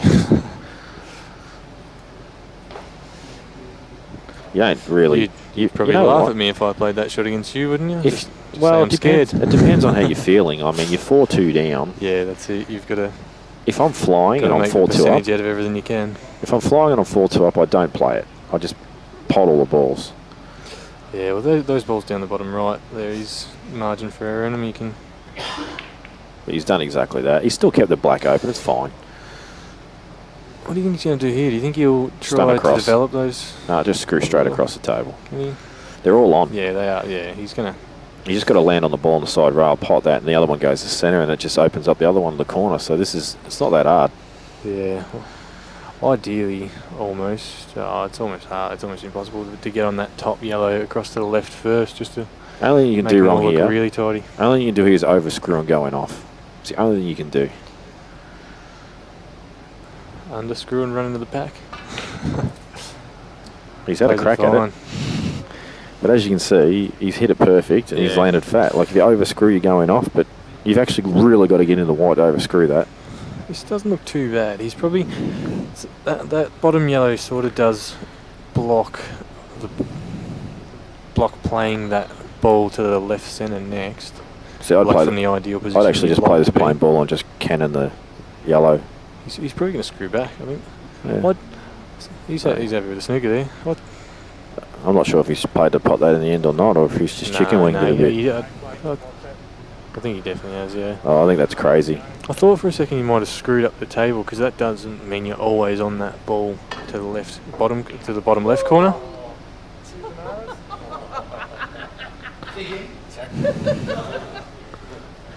I'll tell you what, if I'm Marcus, I'm actually filthy with that result.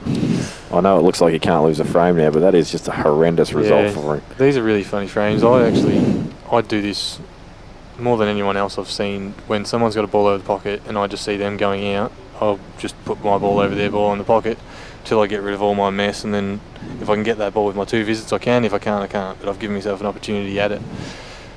Really. So instead of just having to go at 3 or 4 big rail shots or anything crazy like that, I'm usually happy to just play a ball up over their ball and then muck around with all my mess until I finally get the 2 visits on that yellow. But whether he can play a plant to open that up, which is what he'd want if he can get one of his balls up there. This is perfect. Yeah, if he can run into that ball and push it towards the block. Nah, just double it straight over there now. Just double it straight up the other end of the table now and give yourself an option to make that ball available. All I'm doing here is I'm doubling this, I'm hitting it thin, I'm taking the white ball left hand side of the table so he can't come off back rail and fluke it off the side rail into the middle. He's happy with that. He agrees with you. That's the wrong shot. You've got to get that yellow into play. Unless this yellow still goes, like, actually, what am I talking about? I can see the table. You can fit a truck through there. It goes easy. So, you know what? I'd have committed then. I'd have fully committed and gone out there.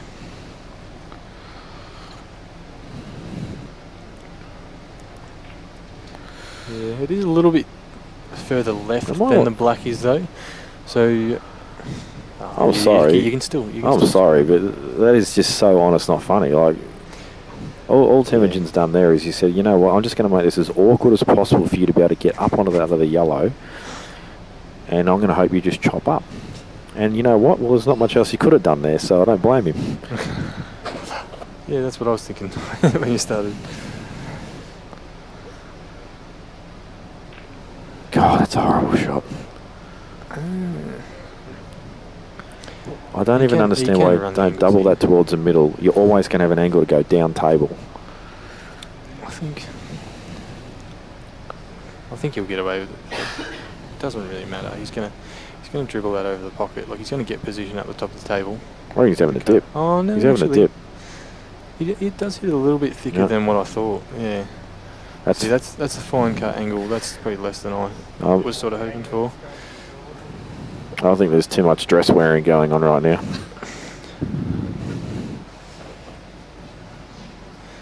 He's not ready to play the second match.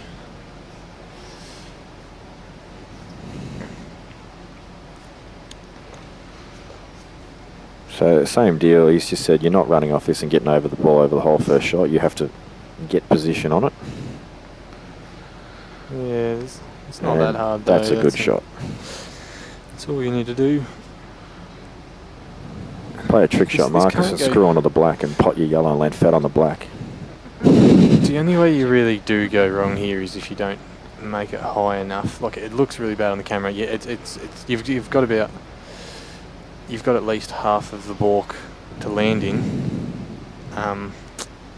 But you can actually land on the balk line. Yeah.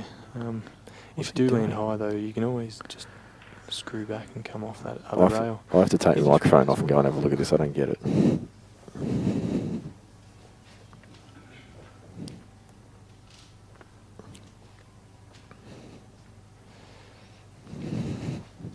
Jamie's going for a look. Not quite popping into the camera. I don't get it. Got about 3/4 of the ball. Leaning.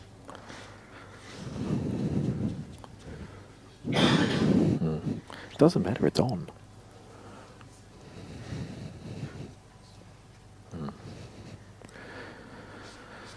Well, I don't get it because the yellow's so on. So I don't know why he's holding it up.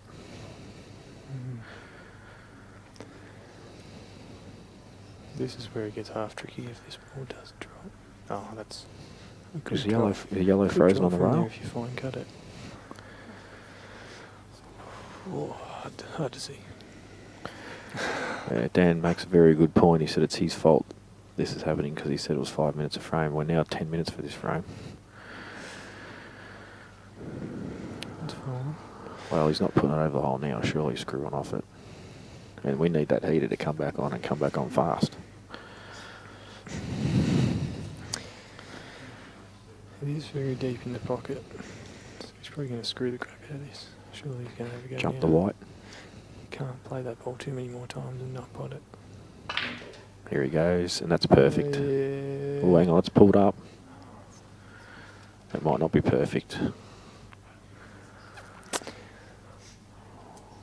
I don't think he's pot.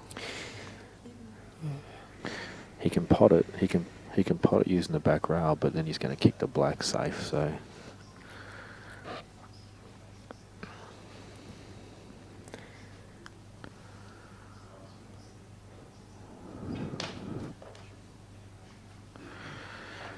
I just don't know why he didn't have a dip earlier.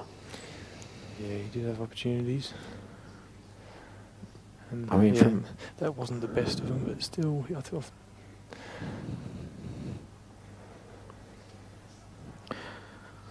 I know on screen it looks like it's not accessible, the yellow, but it really is. Oh, I'll He tell you doesn't think what. so. But 10 with the 2 visits.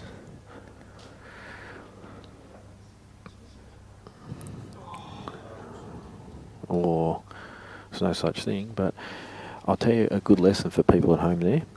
If you're going to play that shot, playing it off the side rail is actually the better way to play it because It's foul just snooker's a, foul just a snooker. standard foul snooker. It's not. Playing it off the side rail is actually the correct way to play it if you want to land on the bottom rail. If you try and land dead weight on the bottom rail, it's really hard to do. But if you're going to do that, you must avoid the jaws. Otherwise, this is what happens. Well, I still think it's one of those things. You don't actually have to land that low. Like, Oh, I'll tell you what, he's been very fortunate on the follow the white there. landing further away does leave room for error, but it also straightens the line that you have to play into that back rail to get. Yeah, but if you get the white ball hard up on the bottom rail, they can't dig into the white. Yeah. Get off. That's why it's important to play on the back rail. But if you leave it around the centre pocket, like, how do you play that with enough left not to? That's all he needed to do. I think that's where he went wrong. Yeah, it's hard to say. There was a decent gap there. If you leave it on the side rail closer to it, he might have been able to clip it thin and kick it out. He probably really also had the option to land on the black and force him to play the black at Yeah. the angle of the angle to pot the yellow. So we're playing the second match now. Would have been another good theory, but he has had some good ideas to go about things, Marcus, but I don't think that was one of them. And Tammer Jism is going to the toilet. How ironic.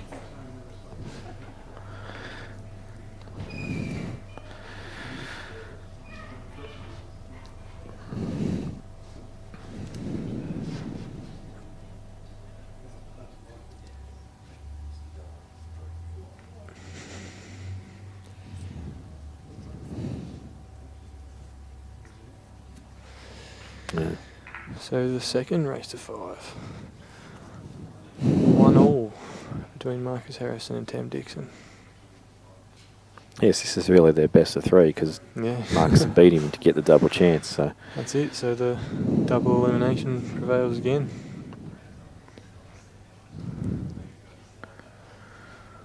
It's a good system.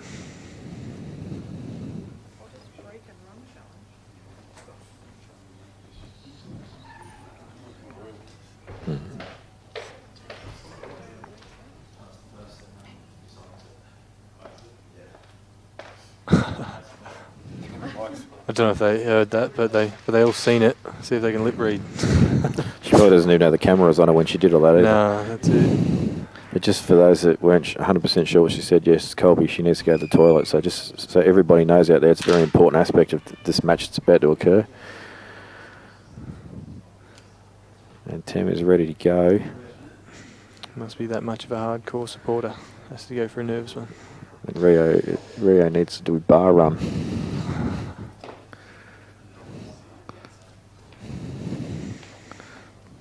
McCartney still hasn't made it through the doorway. Ferg's talking his ear off. Fergs does not mind a chat.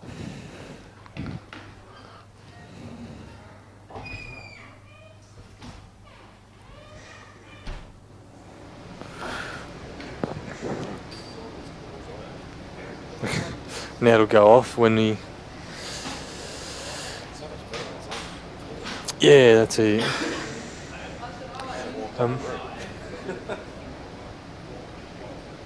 Heater comes on while we're in intermission. And then we'll have to be dead quiet again while they play the match.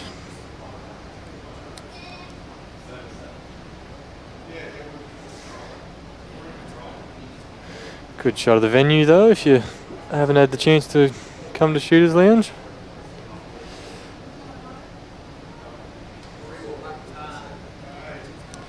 There's actually, there's another room about the same size, almost on the other side of that wall. More tables. There's a couple to the left of us, and just behind the bar there's some stairs as well to head up to the second room. There's some more tables and another bar. So he's done very well with the place, Fergs. He's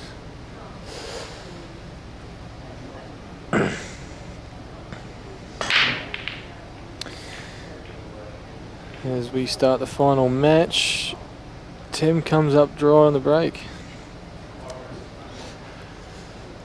Fortunate enough not to leave an easy starter ball.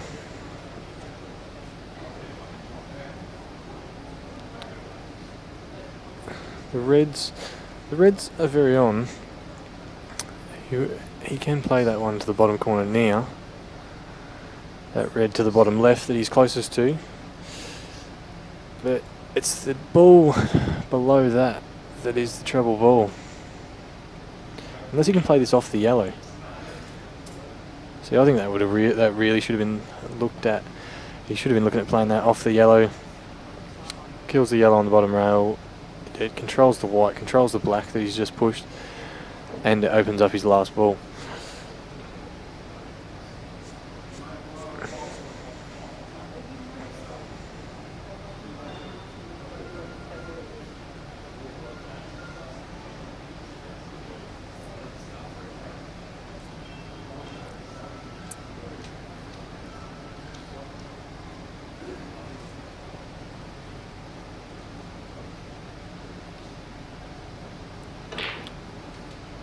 Tim lining up beers there, taking the nerves off. That's a good shot. He's landed on his last ball, so he shouldn't have too much trouble from here at this level. Nice little touchy stun shot, stun to the centre of the table. Gives yourself all the options in the world.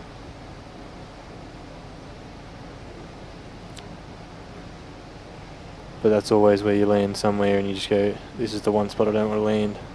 Because you had no idea it was even there.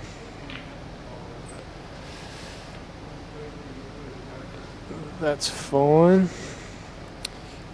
So I'm probably looking at the ball is straight onto the top left.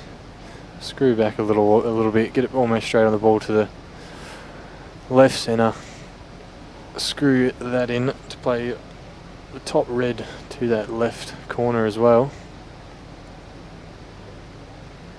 And then red down the bottom and black to the centre. Made the mistake today of trying not to just submit to playing the black to the centre, and it cost me frame.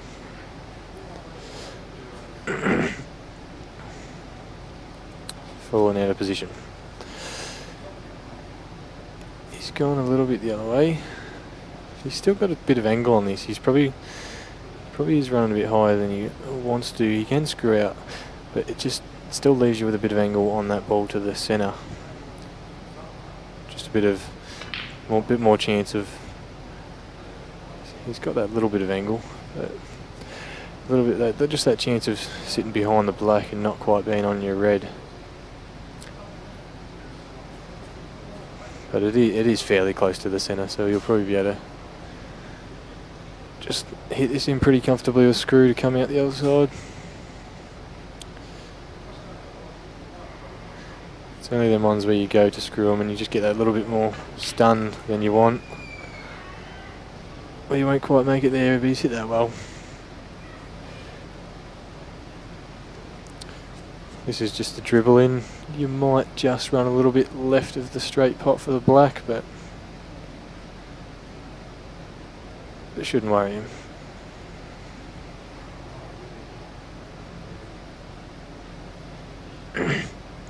Looks like he could be just stunning this in just to confirm it. Yeah, stuns it in well. A bit more pace just to not have any silly rolls off anything on the cloth, any chalk marks. So there is some nice chalk marks down that line.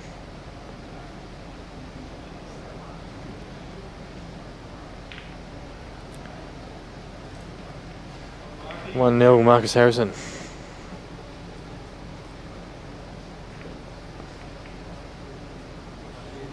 And him to break.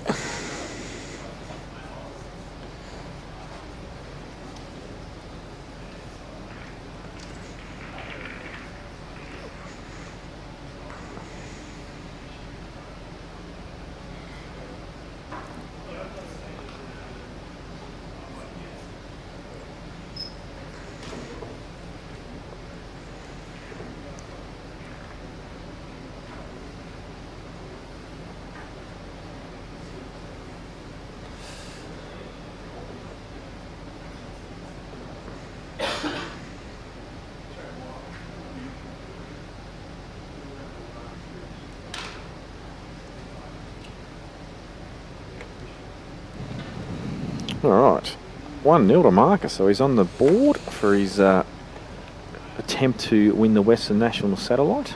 Yeah, he played a fairly tidy out in that last one. It was there. He just had one hard ball and he got on it pretty early, so.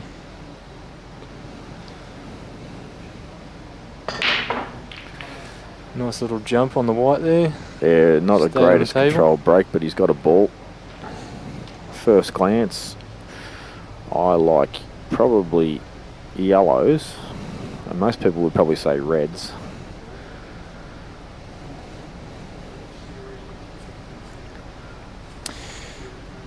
But I'm looking to play this yellow in the corner and just stun onto the other one straight away to the right, top right of it. Yeah, I like both, but I think it's a little bit determined on starting ball. I'd probably go the reds, actually. I think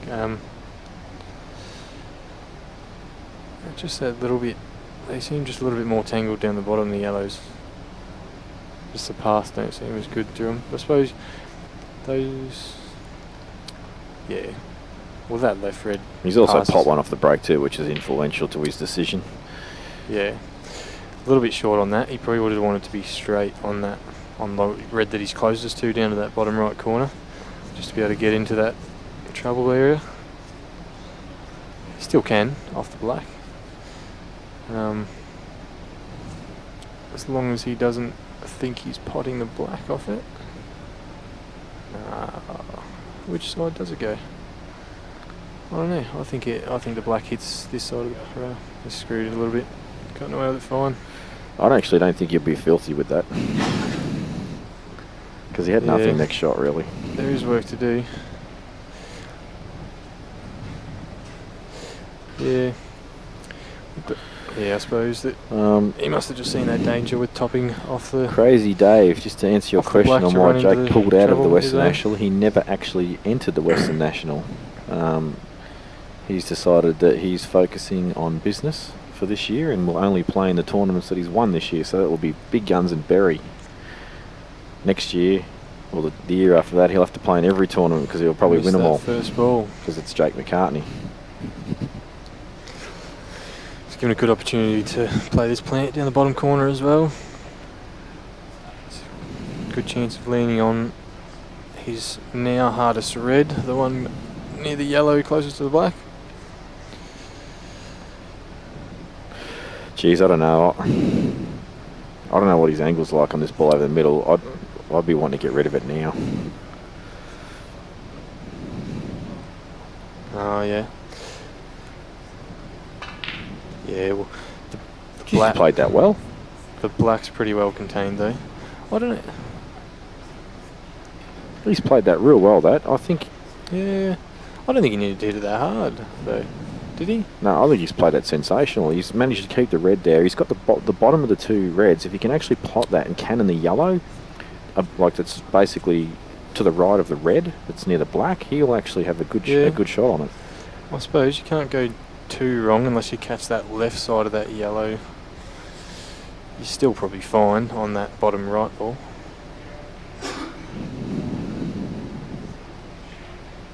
Yeah, it's... I don't mind it. He's happy to take his top ball, yeah.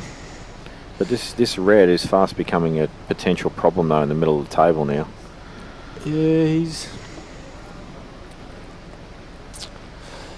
It wouldn't be that hard a ball if that yellow wasn't on the bottom, just below it. Just stopping, just limiting that area where you can have your white and get away with it.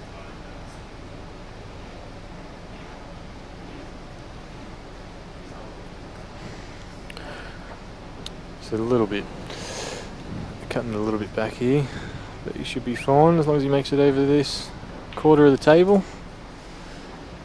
He's just made it.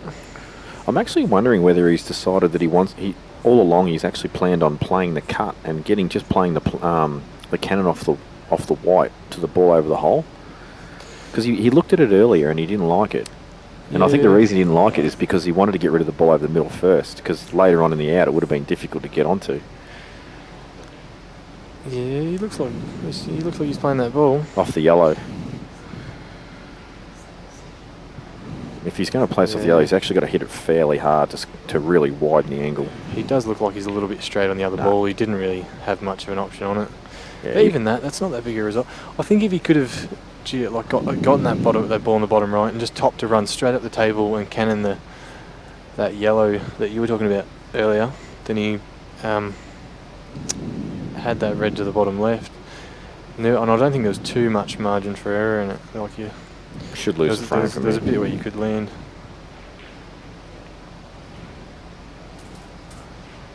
Yeah, this should be loss of frame now. Yeah, he has gotten onto that ball early. It does go off the... So it is a bit covered. It's probably almost half a pocket covered actually to the right, to that bottom right. Yeah, I'll be surprised if he plays it. It's actually a tricky shot. Yeah. It's got less than half a pocket.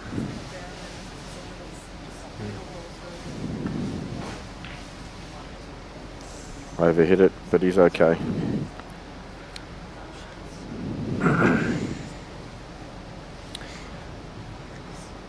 So where played off the red, open it up. Where is he going with this it's a good yellow shot. now? Yeah, well.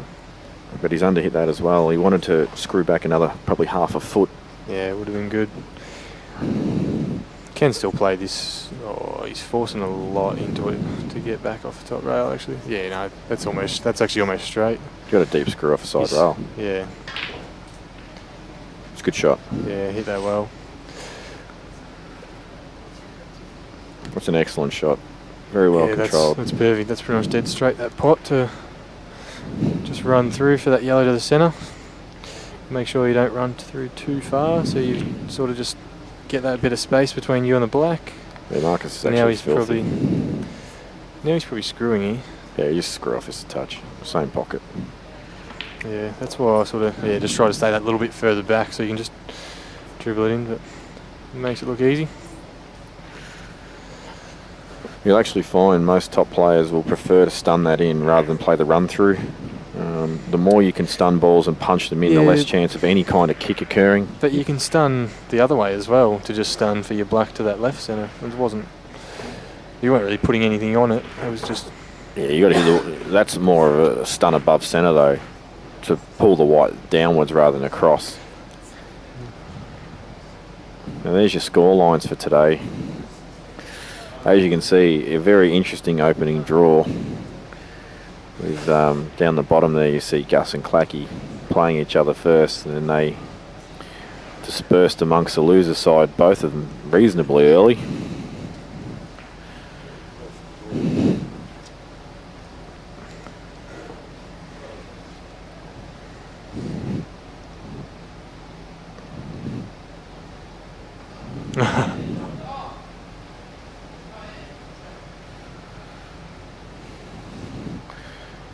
Temujin, not only an 8-ball player, he does a bit of table maintenance here and there.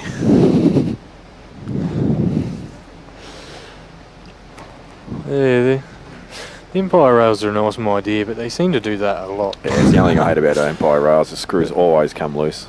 But really, you go and buy some for $3.50 with but a bit of nylon inside them, and they'll never come off. You find. Or what you can do is you super glue.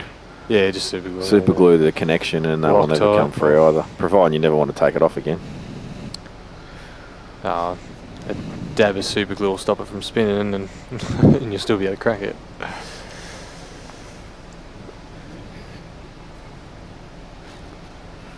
So Tim probably thinking to himself, I want reds, but do I really? It's one of those sort of tricky outs. Yeah. I think reds require less development. Yeah, that them 2 balls down the bottom right, it's one of them shots you can afford to miss the plant if it doesn't quite go in. Fergus has decided to give us some shapes. And their barbecue as well. What a genius. So you might get to listen to us crunching on them for a while. Oh, that's perfect. Yeah, it's a very good shot. And I don't know how much he was trying for that, but I'm sure he'll be happy with it.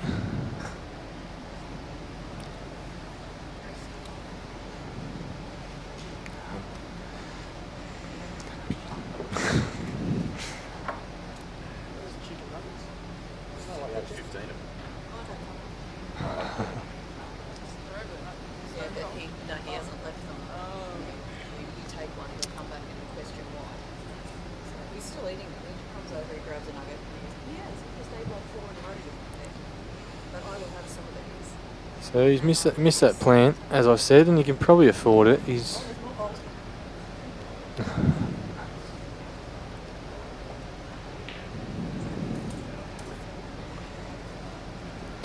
okay, this yellow does go underneath the red. Yeah, that's what I thought. Jeez. The yellow does, yeah. Yeah, yeah. It looks pretty bad on the camera, but looks a lot better in person.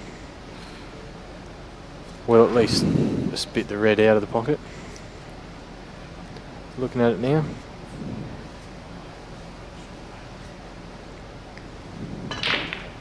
Wow, that's a really, really bad shot because he just belted the crap out of it with no real intention as to what he was doing.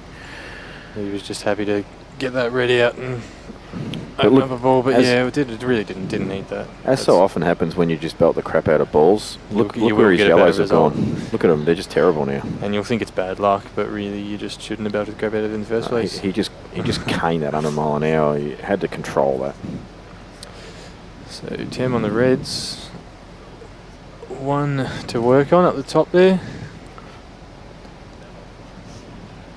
He's got a little bit of angle on this ball, but If you can just run through, then you can just top through on that ball in the centre and play it over to that left corner.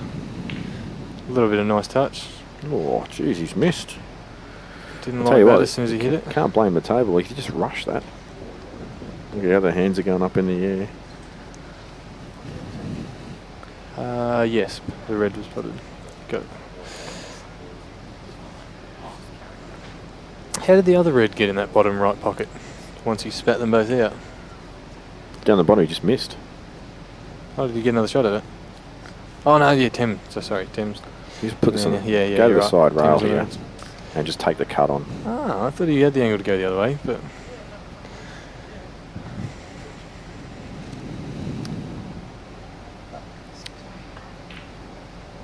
It's a hard shot, but if you make it, you win. I'll tell you what, 9 times out of 10 people undercut that shot, and he's overcut it by 4 foot. Incredible.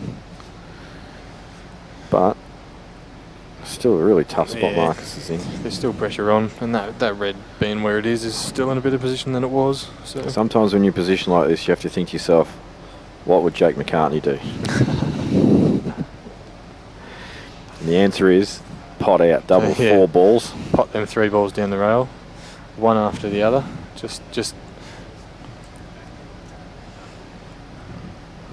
Jake's just pretty much called what I was saying he'd do. Just pot that ball down the rail and just screw up, and then pot then you got the option to pot the next one up the rail if you want. No, he's going to play the double after this.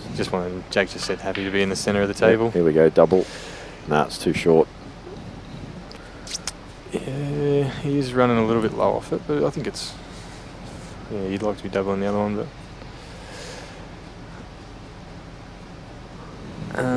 But if you can double that bottom yellow, then he can run the other yellow up to the top pocket. If it drops, he's good. If it doesn't, it probably buys him another visit. This is a ballsy shot actually, because yeah, you have to make he's it. He's gonna guarantee Temujin can get up the other end of the table if he misses his double. It's one of those things. Yeah, that's. Wow. He's got the result. Well, that's actually sick. Yeah, that was a little bit loose. That was probably not needed. Yeah, I've been happy with the cover with the inner over that top pocket, but. Well, that's a good shot. Oh, he's snooping himself. That's perfectly bad. I don't think he'll be that filthy about it. But we're starting to see not if he pots this red. But we're starting to see a lot of flailing. That's when they'll be missed though. When you get down on that, when you crack it and get down on that quick.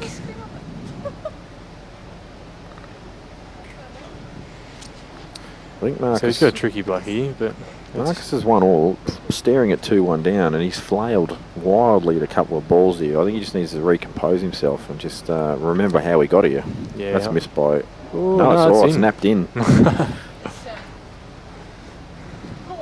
He's cut it that fine that it's taken on swerve.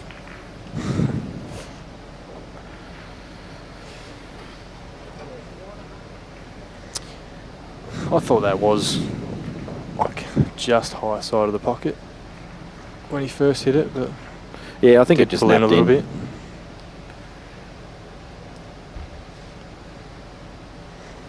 So I think Tim will be feeling a bit better now. He's 2-1 up. He's already got over the double chance hurdle. I think everyone will be happy that we finished up a little earlier than the other satellites. Not running past midnight. Oh, we did start 3 hours earlier. Both of these guys having to travel. It's actually funny how many people have won satellites that have had to travel distance to get to them. Yeah, yeah, that's it. You should have just stayed here and won this one, and Tim should have just stayed there and won that one. Given the standard we've seen here today, I probably should have.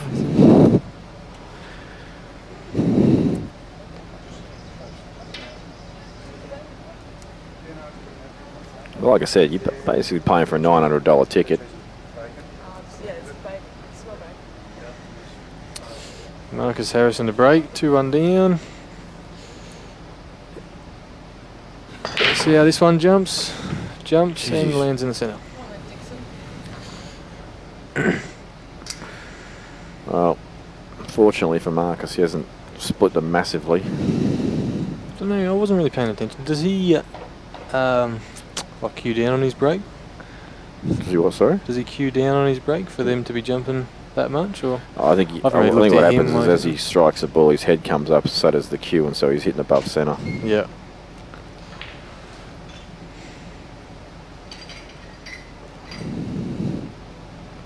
It's a good shot though, because he's straight into these yellows.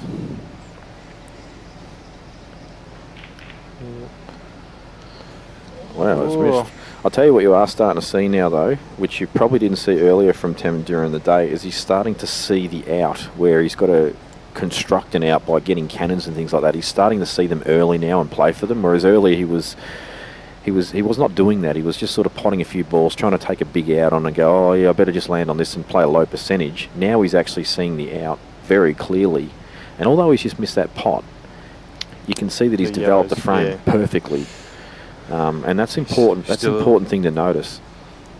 Still was a pretty good favourite for this frame.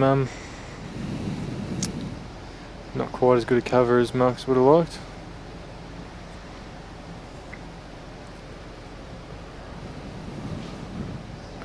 I still think he has a dip here, surely. Yeah. He's really got his eyes fixed on this ball to the centre, but I just don't think you need to touch it.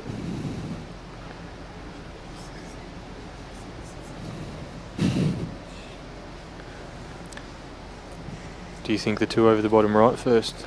Oh, yeah, I think so. Yeah. Like I said earlier, if you take it on the out, it always just seems like your first couple of balls are always the ones that stop them from being able to do too much. Well, you just want seems like you have to open it early. At some point in the frame, and sooner rather than later, you want to get high on this yellow over the left middle, so you can just sneak down left-hand side of the table. That is the easiest way to get down there, but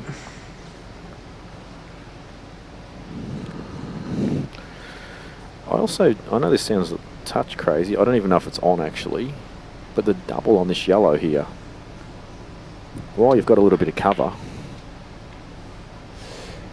he's just on this yellow, I reckon. He's just managed to land on it. Well, it's probably not quite. Well, I was thinking when that red first covered that bottom left, that the yellow in the centre on the left actually did go in there, but no, right.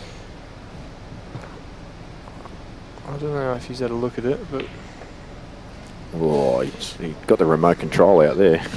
Yeah, he would have liked that a little bit thinner too. He would have got him up that bit higher on this ball to the centre. Yeah, I don't think you can pinch this to get low enough either. So he may have to just settle with dropping it in and playing the. Could use the dual. I'd be playing the cut across, trying to hold with the other red.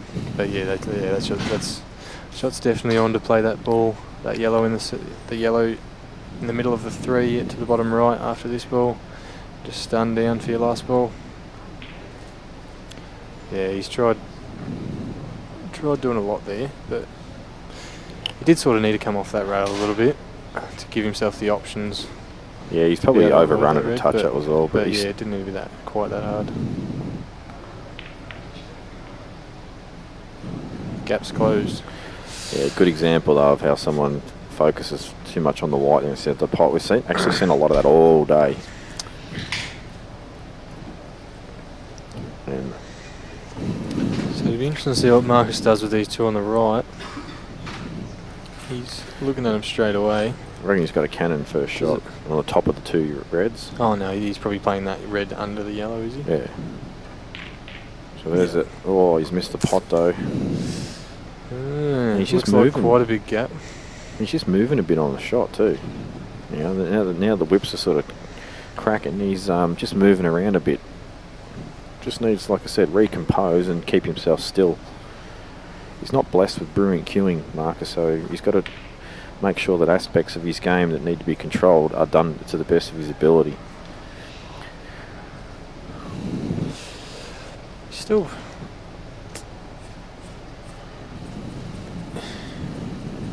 that red definitely passes along the bottom. Yeah, it does. Whether he's probably going to play it to knock that yellow out. I don't even bother trying to move the red here. I just make sure the yellow clears.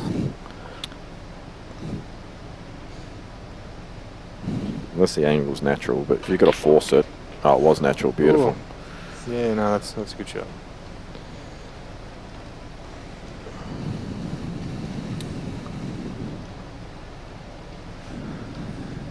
Definitely looks a lot more likely to finish from here. There's just one more good shot he's got to play just to feel more comfortable with this out, I reckon. It's tricky. It's his tricky position off his first pot to that top right corner. Could be forced almost not to take it on and to play the ball to the top. Oh no, it's too. It's still a bit. It doesn't just link quite as well as you'd like it to. So he really doesn't land on anything after this ball unless he can top through enough to get on them bottom two. That's actually fine. Yeah, he's bridging over this ball to the bottom right, but the natural angle too looks like he get very close to canning that red off 2 rails. So ball over the hole might be the flavour of the day. It's really hard to tell from the angle whether he's going to disturb the other one, whether it pot's clean. Yeah, all you need is one good positional shot for them 3 balls in the centre, and they'll link quite easily. I think he's tried to keep that yellow tied up there by playing the top ball.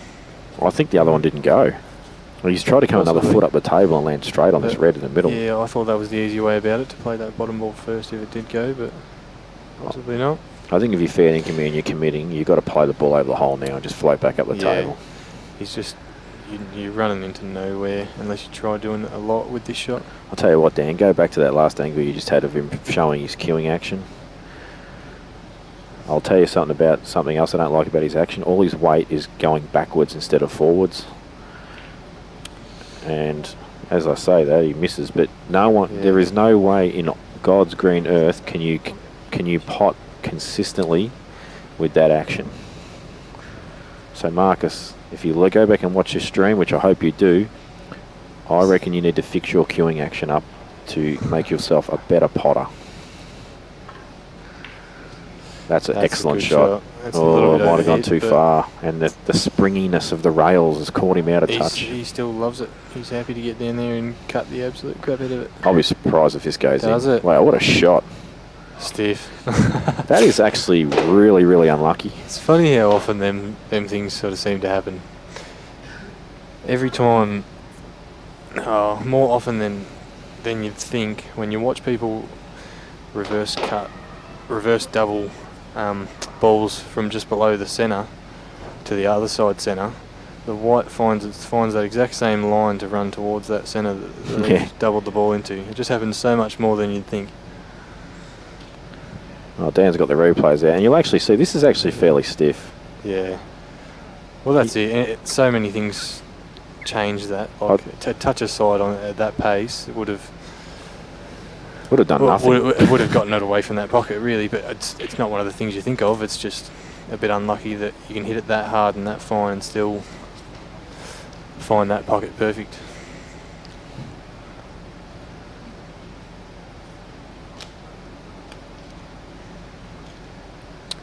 He's in a good spot here. Still be able to stay high, just be able to run down off the next one. He looks tentative though out there now. Yeah, it'd be interesting to see what he's focusing on at the moment. No, he's not going to chop this up, but he just looks tentative. Earlier on, he just looked focused, positive. Yeah, well, he's 2-all, and this was a pretty long frame, this one, after a bit of mucking about.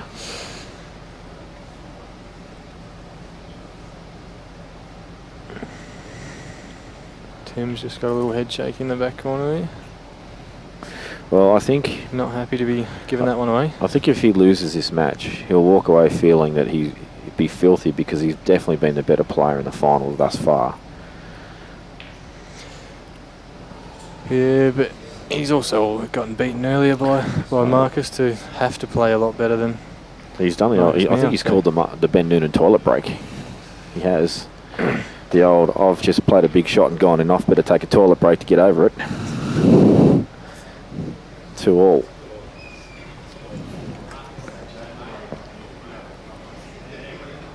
Dan has just been foolish and called 4-all.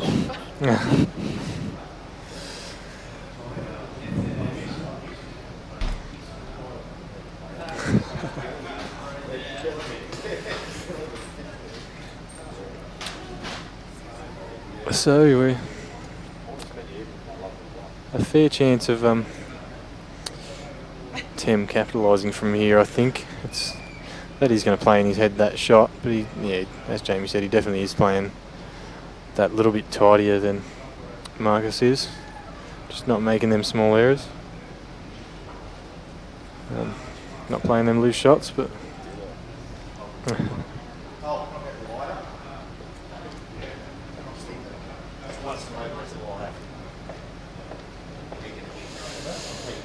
Marcus going for a smoke break.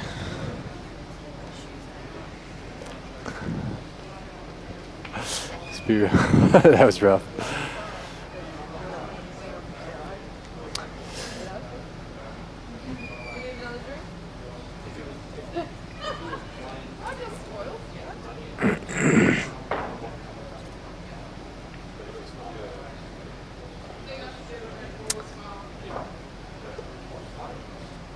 Well, it's probably my opportunity to give you guys a break listening to us and eat some shapes as well.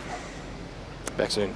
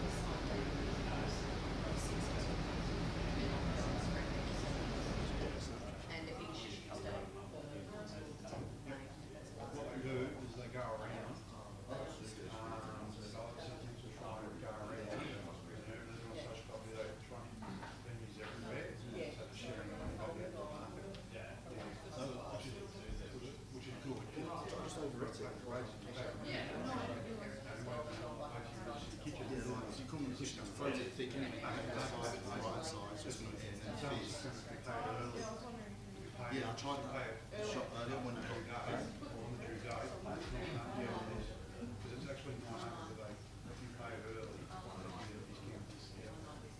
So, but yeah, the city council trying to get a share of that all the venues, which is good. They should. Yeah, that's what, like the Western is a good thing. Yeah, that really long. Jeremy.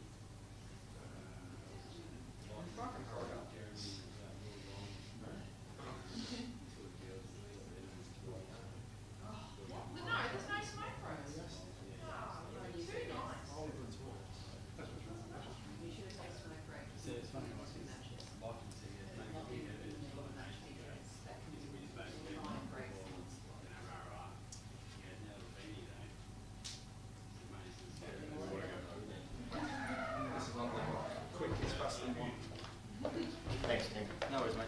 Better with the one. No more after you. Yeah.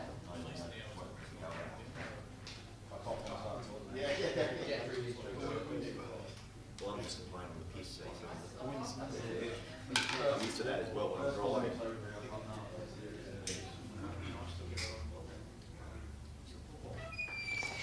Alrighty guys, we are back. They've had their quick break. Tim breaks off. He says, surely I get a ball in, but he does not. Marcus will be eyeing off, one would imagine, the yellows, but The reds, they're very young. There's only that one ball on the right. it's That's exactly the trouble. same as the yellows. Pretty much. And we need the heater to come back on.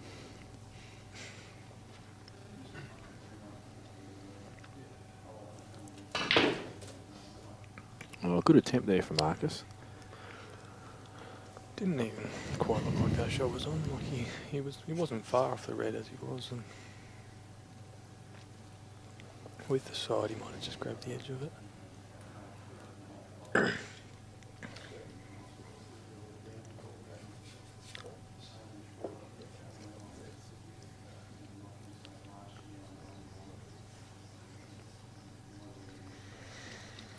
So he's probably looking at running in between these two yellows now to give him the option to play that one to the centre first.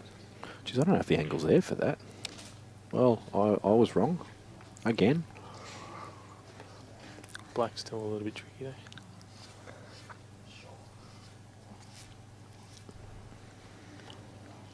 I don't know. Doesn't look like he's got the opportunity to develop it here. Yeah, I'm just wondering what his angle is. He might be able to just run through this and play the ball down the rail. But you don't want to be right behind it. You want angle. You want to be coming back out. Yeah. It's a tricky out, this.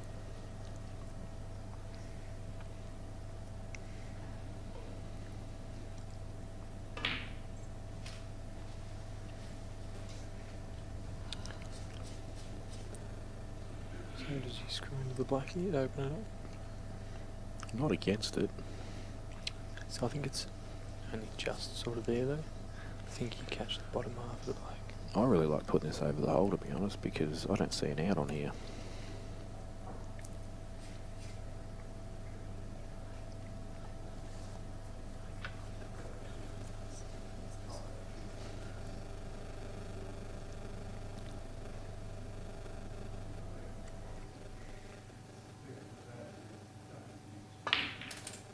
Well, you see what you've done, what you said, Reece. The reason that's actually a good shot is because now he can leave his ball on the rail till last. Yeah, that's it. He doesn't.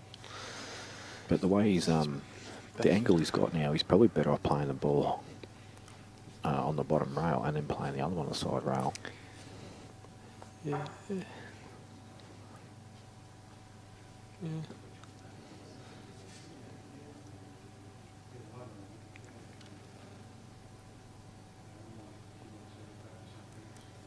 Looks like that black's got 4 pockets now anyway.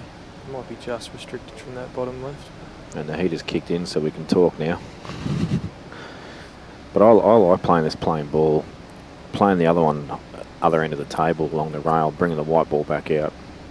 I mean, this is actually a really tricky out. Oh, he's done the old Brenton Collier Q shape, but not for the same reasons Brenton does. Brenton does a Q shake when he pots a big ball. He was trying to get it to slow down. Must have been trying to land on that double there, I think. He wasn't happy to play it up the rail. I don't think the double's even on. I didn't think so either looking at the camera, but looking at the table, it does look like it is. Okay, so apparently it does just go. Not right now, it don't though.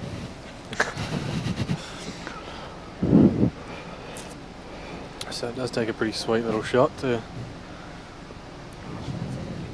a couple of pretty sweet little shots. Yeah, this shot bottom, you've got to screw off. It's actually a really tough shot. Yeah.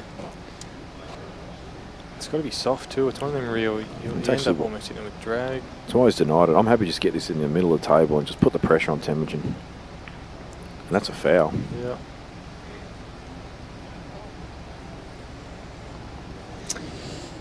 So Tim with 2 here. He's looking like a good danger. Tell you what, he wasn't afraid to let him know extremely quickly. It was 2.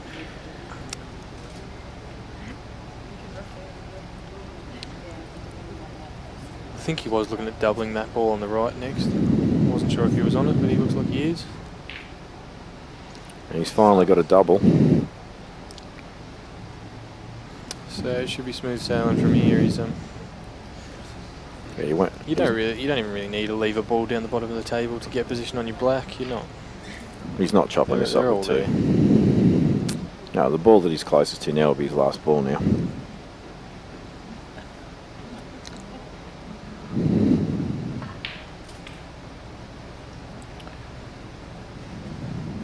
A bit flowy.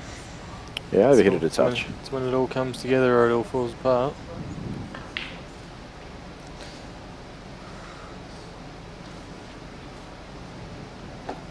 But yeah, he's in very good position here. It's fine, just run that in. Hit a little bit hard. Yeah, now he's done up a side rail. He's flowing now. He'll just cue this in. Yeah. It's a good touch.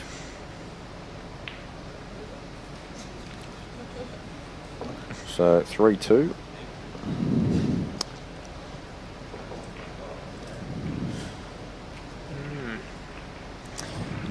to see how Marcus deals with the pressure of this now that he can't afford to lose again. The names don't show up on the. If I try to take a photo of it, you can't see the names. It's just white.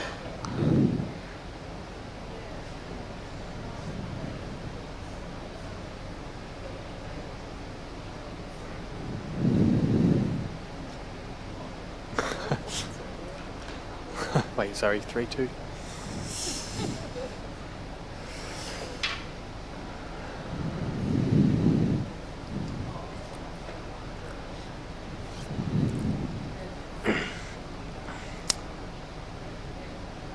So, he's not all that high.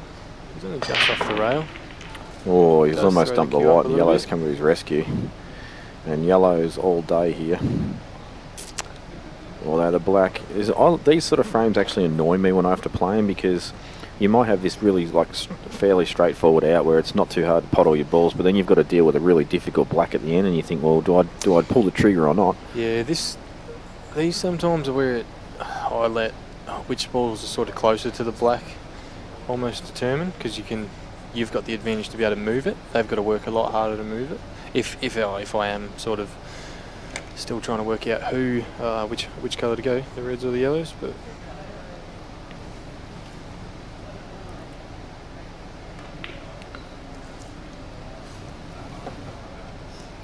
Good opener there from Marcus. He's given himself multiple options. Yeah. The double is on the black, actually. I think he's just going to. I think if I'm on yellows here and I'm clearing, I get to the black, I'm just going to try and land behind it and run it down. Well, there's no need to complicate. You just got to back yourself to knock it in.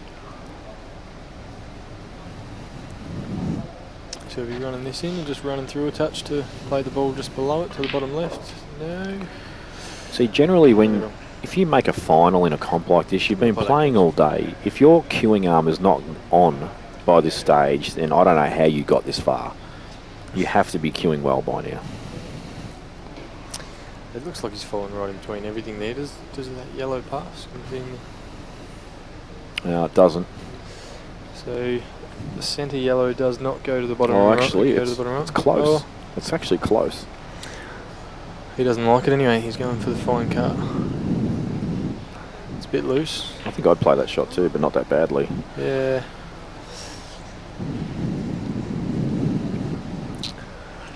It's actually funny too, as the day gets like this is 12 hours almost, so we're moving into the 12th hour now. It's amazing how much fatigue can actually set in. But Marcus has had less matches to play because he's actually won the winner's side. Tem's only played 1 or 2 extra matches because he was on the final on the winner's side, but still, he's been around for sort of 9, 10 hours, 12 hours, whatever the case may be, and fatigue can start to set in.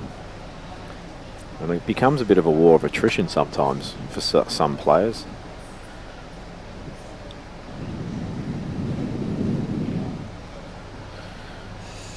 And me personally, I love it when it gets this deep. I like the long days, the long nights. I feel like I get better as time goes on. I hate it when you've got to get up the next morning and play at 9 AM. Yeah, that's where I come unstuck that first round. Yeah, if it was up to I me, wouldn't know how I go in the second round. I usually don't make it there. So if it was up to me, there'd be no. You just basically play these big tournaments right through day and night. Let the battle of fatigue and wit take over. Red Bulls and coffee.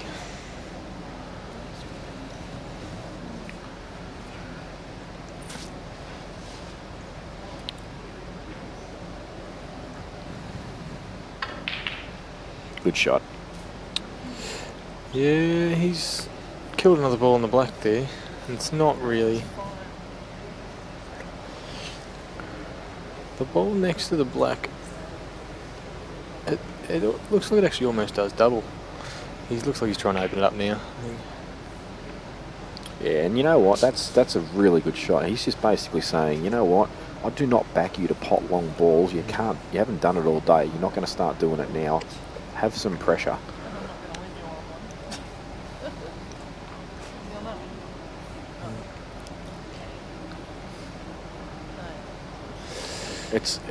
I like that. I like that type of pool, especially at this time of day, and especially when you're ahead. You open up all your balls. Say, here, have a big shot. If you get it, good on you. Win the frame. Yeah, might annoy you a little bit, but chances are, percentages are in your favour. You're going to get back to the table and have an opportunity to take the frame. See how his long potting is. And so he hasn't Hasn't even done really too well. committed to that. That was just a weak attempt at just trying to put the white ball somewhere that he hoped wouldn't be good for Temujin. And I know that sounds really harsh, but if you're committing to that, you're committing. You're cueing the ball. You're potting it. He has almost landed really well to be able to pot that. That yellow to the centres. They look on when they're on the TV, but you look at them on the table and it's just not the shot you play. It's not the shot you aim to play. That's a poor shot there from Tem as well. He's just let him off the hook there, and Marcus needs to capitalise. So he has got the option here to play the long yellow and the one that the second closest to, and screw in behind the one that's covered in the pocket. I'm just checking the gap on that red. I don't think there's that big a gap, is there?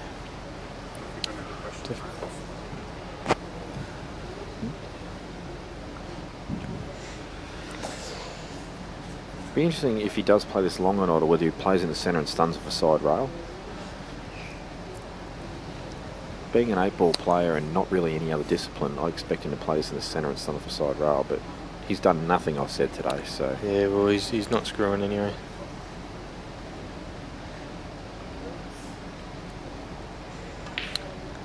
I don't think he's played a single shot that I've called today, not one. See that? He's played that same shot though. He may as well have been trying to screw. Like,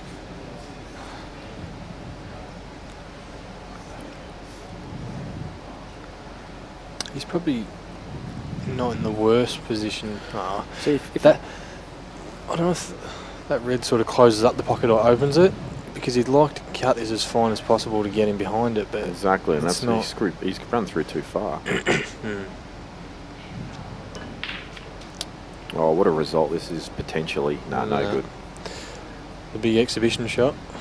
He's got a Shitloads bit of of top, angle. so it hoops around the red there and straightens out.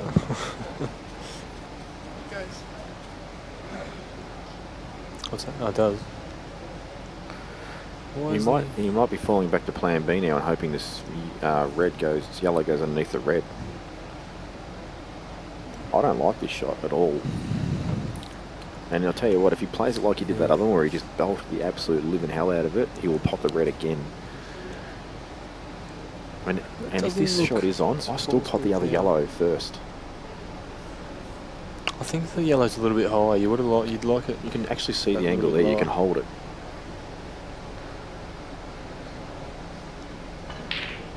Wow, that's a great shot. That is an excellent shot. And you know what? Like I said, I cannot call a single shot that he's played today. But they do seem to work. He's just doing my head Work in his own way. And the viewers at home are just thinking, yep, Jay Stevens is at it again, can't pick a single shot. But see how he actually played that with a lot more control? The white ball was controlled, he didn't belt the crap out of it, it was smooth, the action. That's the sort of thing he needs to be doing to be able to play those sort of shots. Yeah. Good composure from Marcus and a good answer as well.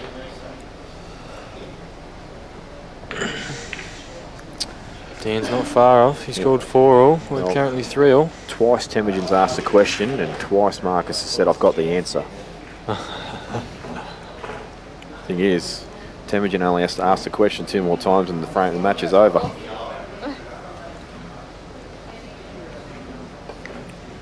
And I would say this frame is very key right now at 3-all. Who will get on the hill first?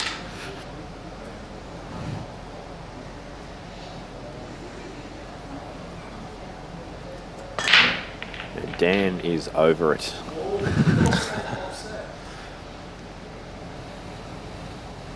Yells at him. They're still not going in the pockets. He did swear in pommy sort of accent, so it just sounded like he was making a joke.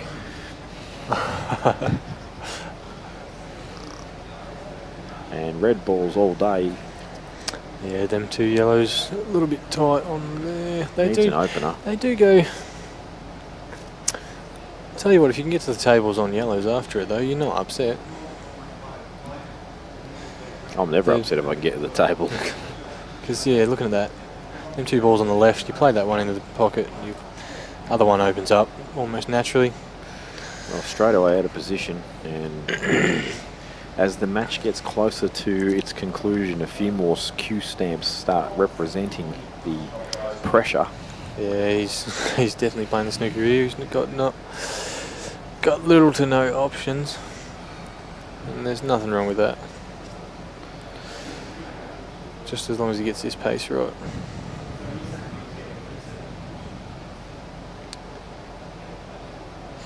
And he doesn't tie up the 2 reds together.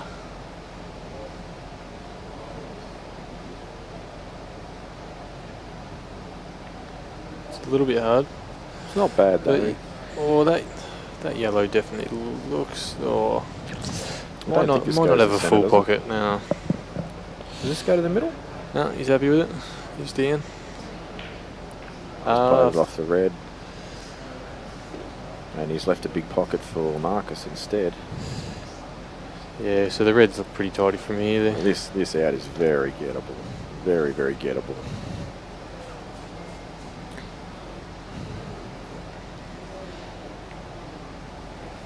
And this is the moment right now where Marcus basically needs to make a decision to say, all right, I am committing to this out. Let's map this out now. So in the next 6 or 7 shots, this should be the longest time he takes, but he's actually already down. So I don't know whether he's mapped this out yet or not. Do you know what I mean? Like, this is the out. This is the commitment right now. You know, Yeah, well, the he's out should be definitely mapped. he's in between shots there as well. Really.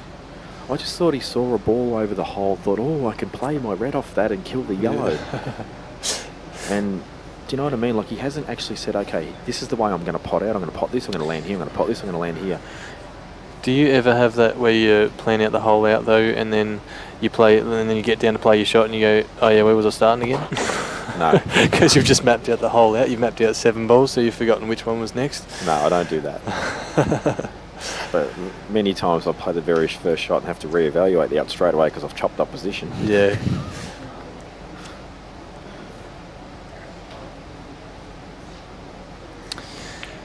So he's missed that. See, there's no commitment there. There's no Yeah. full-blooded commitment. Like that. Yeah, pot it wasn't a there, close miss. That pot there, you are potting that. You are coming off the side rail and into the middle of the table. That's commitment to the out, not just rolling it in. See that? That's a committed shot. Banging this in. I'm getting position here. I'm getting the cannon. I'm telling you, people at home, if you're under pressure, you need to forget about the I hope I don't miss. If I miss this, it'll go over the pocket. You must commit. Probably open up his. Went for the He's cannon and missed attempted it. to open up his other ball there, but And hasn't he's quite just- come out for him. He's a bit in between them. Yeah, he's run out of position now. He's got to reevaluate. You see. Yeah, now this is very tricky. And I actually feel that Tim probably needed to take a couple extra seconds that last shot and just map that properly too. Yeah, I don't know how much he can get on. Oh, he's hit that. That's about. This is so hard to transition. I don't know how he's going to do this. Yeah, he looks like he's gotten a little bit. You would have almost preferred a kick on that yellow on the side rail. He actually needs to play an excellent shot here. This has got to go over the kick. Yeah, that's not bad. It's holding the frame up. Like, there's no way you could transition from that ball on the side rail to one of the other yellows. Yep. It's not. You'd like to be a little bit straighter on that ball on the left to be able to open it up. I think if I'm Marcus, I'm just playing this with left-hand side. Yeah. And just having a crack here. Yeah, you got to have a go at it. You're not going to just play your ball over the pocket. He won't though. He'll just dribble it down. And you know what? Take nothing away from that shot. It's a percentage shot. I don't think he played it well though. That was the only thing, but it is the percentage shot. Now Tim might actually look at a double here, back up and down the table. Got to be careful not to catch the jaw. It's funny. I was watching a frame. It was a long time ago. He's hit it too that well. I was watching. He's hit it way too well. I was watching a frame a fair while ago. It was actually you and Mark Robertson. And there was like... It's basically a massive cluster around the bottom of the table, like really tight. You had to get really perfect position. And there's heaps of balls around the bottom of the table, and like he could have just... he could have just covered the pocket and had you in a really bad spot, but he just seemed to keep on having a go, and then after that you were having a go and not playing any safety. Just seemed like I'm not sure what match that they were was. very there. Generally though, if it's me playing rubber, it won't be me winning too often. I don't beat him that often. I'm pretty sure it was like at what's it called, the Duck, like before, was it Q? Oh, Ballarat Open or something. Jeez, that's a bad shot. That is it would have been Ballarat Open. That is a terrible shot, that. Yeah, he's going to nominate the red that's above the yellow and just play the yellow. That is just a does it go off that red there nicely? Absolutely it does. Looks a touch thin. I don't reckon it's possible to miss. Yeah, true. And, well, what I feel was an unlosable frame from there has just become unwinnable.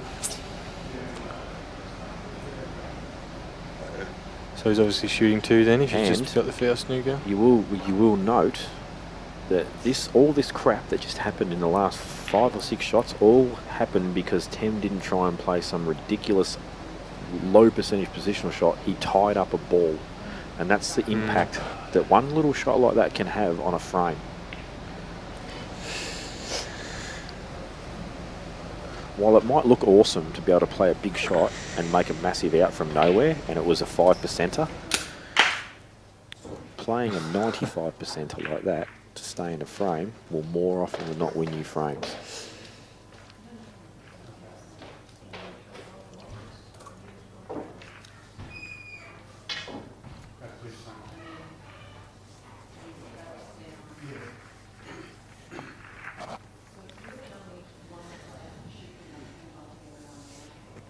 And I'll tell you what, in 1 week's time, even less, there is going to be, you'll just be flooded. Your screen will be flooded with match after match of high quality. Do you Anzac and Big Guns, or? Yep. Yeah, Big Guns will have some sick matches, and you'll also see the current world #1 has entered as well. Very smart of Travis Crawley to put Mick at $1.33 and the rest of the field $9 plus. It seems really funny though how it basically seems easier to find like Australian 8-ball videos than it does. Like if you search Mick Hill, it sort of comes up. Yeah, that's like because Whereas cue ball TV has been revolutionary. Yeah. The English streaming has actually picked up a hell of a lot, but it's actually, and I'm very proud to say it, that Australia has led the way and pioneered the way in online streaming for 8-ball. Yeah. And even the ones from England and stuff that you do see, they don't seem the same sort of quality.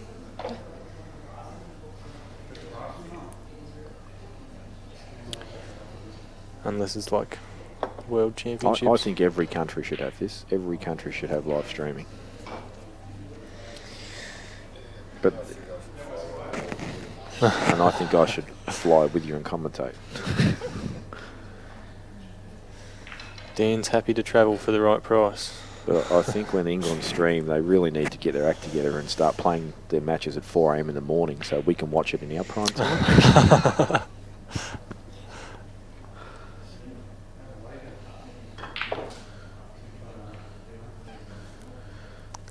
Well, he may double this.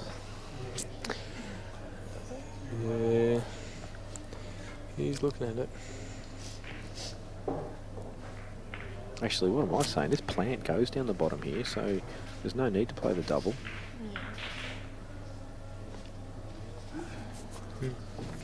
Doesn't really get you any position off the double either. Yeah. What's he doing? There's a few Bretton Collier traits in our team, isn't there?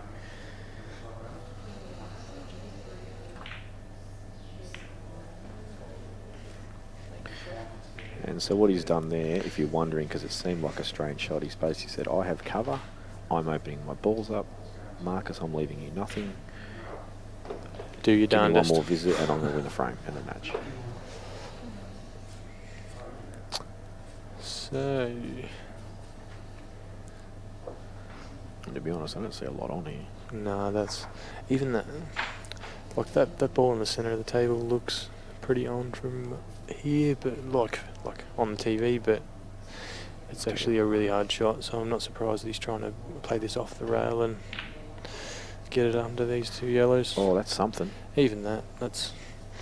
Ah, no, Tim's got an angle to go straight into it off his first yellow. I'll just check the table. He wants to kick the red, not the yellow. Hit it perfect.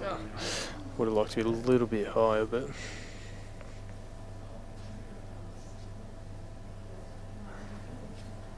I think he'll still play the cut on this. I think if he plays the cut on it, then he pots the yellow with the bucket. Don't even have to screw, it's just plain ball. Yep. One good positional shot required here. Screw up the rail.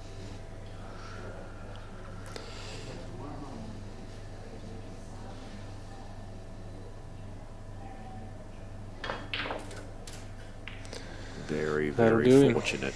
Very fortunate. That could have gone really wrong.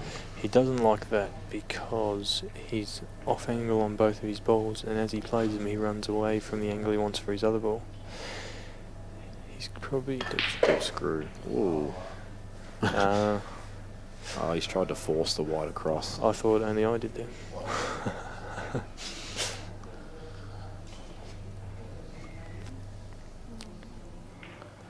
Could be the end.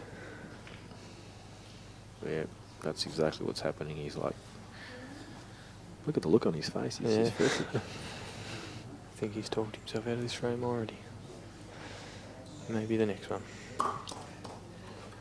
Ray has to wake up looking at that face. The reds are in a good spot too.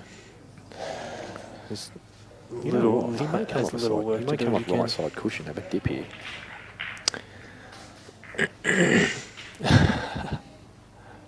He's looking at the yellow off the red, the right of the two down the bottom. But you've got to catch it really thin. It does, yeah. Yeah, you'd like it to be out there a little bit further. I like for right your side percentage. cushion.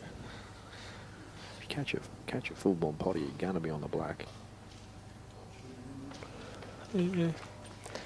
Sort of thing's probably hard to think about when you only got to win this frame to make it.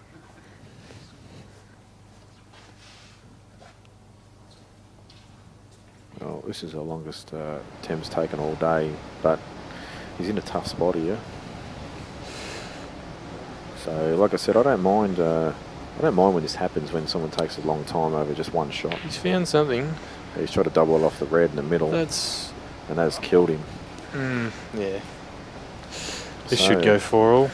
Well, it has to for Marcus's confidence of anything, because this is just put the balls anywhere on the table that you like to make them as easy as possible, and this is sort of the scenario you'd make for yourself. Yep.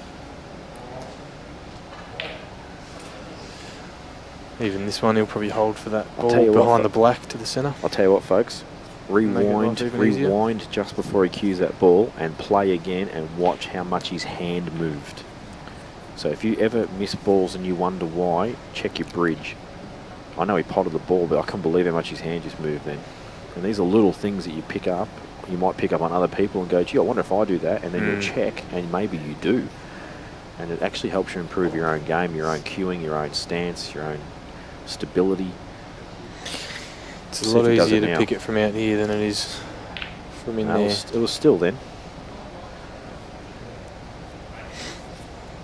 So I'm going to actually keep an eye on his hand for the rest of this out, to see if it moves at all.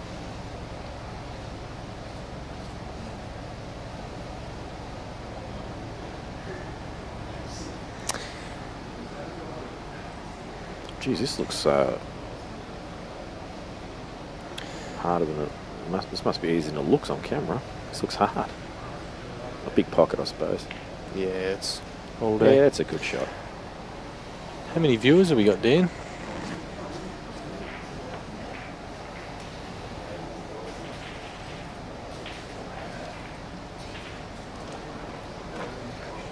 Mm.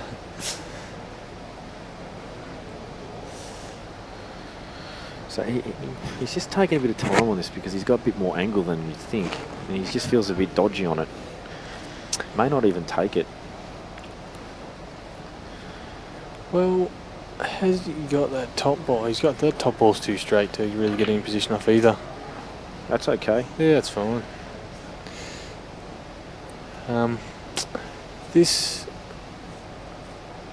You're not happy with dribbling this in though. You need to find a little bit of position. See how he's actually taking more time now though between shots, but he already is mapping his out each time he's coming to the table. Even if things haven't worked out perfect, at least now he's already worked out a path of potting 4 balls. Whereas earlier on when I discussed it, there was no mapping at all. There was no thought process. It was just I hope something happens.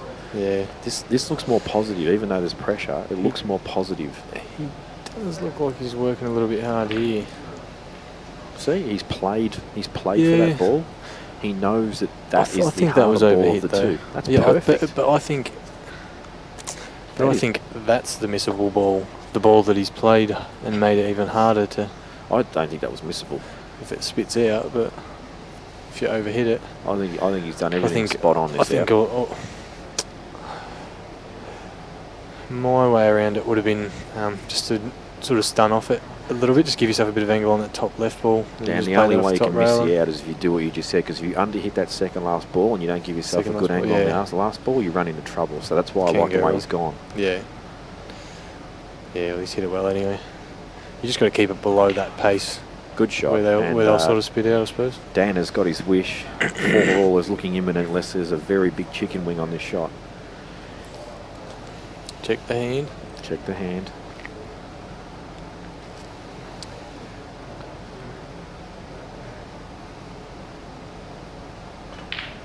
See it move?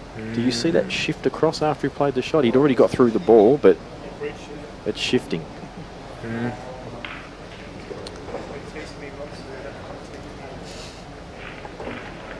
So final frame. It's really funny. I was there with a mate of mine playing pool, and he had, as he was hitting the ball, basically the cue was always rising off his bridge as he hit it. And I'm sitting there like I was trying to do it. I'm like trying to work out how he's doing it, and I couldn't. His grip's too tight, too short. It shouldn't be that. It shouldn't be tight enough to lift your cue off your pocket. So I was trying to lift, like trying to slam him in and lift the cue, and it just wouldn't lift. So I was trying to work out what he was doing, but holding the cue like he was going to hit someone with it, which isn't what you want. Oh, will Temujin ruin this match by potting out? Or will he do something to give Marcus a shot and create the tension that we all want? Well, he hasn't got the best angle on that top ball to be able to get position on. No, he's got great angle. He's got great angle. He will make it down far enough for his second highest ball. Yeah. Oh, he's a big show to go game here. A big show. Yeah. I'll tell you the key Stopped here. to have a look at the bottom, which is good. That means he's thinking about it. He's not just thinking ballpark. I'll tell you the key here is to get as straight as he can or just off straight on this next ball he's about to land on. Because if you land thin, the yellow's going to be in the way. You want to be able to screw back past the centre pocket. Oh, he's jawed it. He's belted the crap out of it. The tension. Oh, he punches himself in the head. As he has landed there, he would have been working a little bit harder, but a bit of firm top, he probably would have been fine. Yeah. And I'll tell you what, I've got to give Marcus credit. Look how calm, composed he looks. He's not really flustered by the mistake. He's just like, righto, what do I got to do here? Not rushing around the table, not in a hurry, not excited to get this visit that he's got.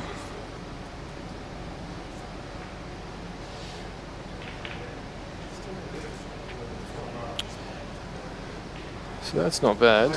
It's a good Whether shot. he takes on this ball to the centre, which I've got to be honest with you, Reece. looks very hard. He actually has to play it if he's going to win the frame. I think the TV makes him look more on than they actually are, though. If you look at that, I'll put it to you another way. You will not land on this ball any better throughout this whole frame than what you are on it right now. That is the only way I can put it to you. He's going to play a snooker.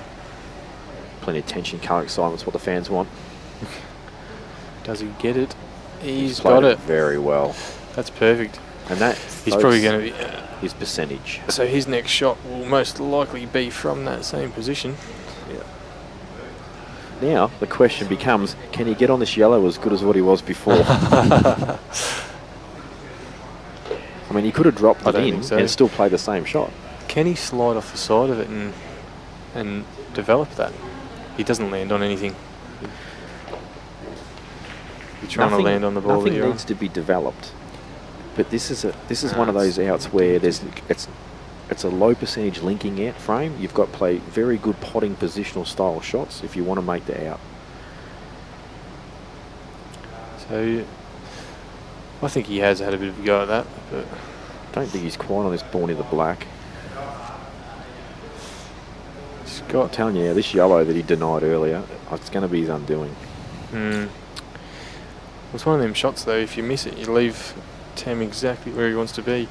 One thing he has got is the black covered. Well, not really. No, not to the centre. Once the red's gone, it's not covered at all. Yeah, it's because that red's going to be his last ball, most likely. Well, it almost has to be. Look, oh, not has to be, but I'm mapping this out myself, and you know what my problem ball is here? It's that bloody yellow that he denied. Yep. And the only reason being is transition from that to another ball really sucks if you want to deal with this ball into the black as well. Yeah, well, I see him looking to develop it, but since he didn't take it on when he had it where he was, but he's running out of balls to develop off. They're not. He's got those two low ones, but the one in the centre, you haven't got much option at all. You've basically just got to. I've watched Marcus miss this particular pot about 8 times today. If he screws off it, but he's not screwing. Not screwing. Maybe he's watched himself miss it 8 times too. He's just making sure he gets the pot there. Yep. And that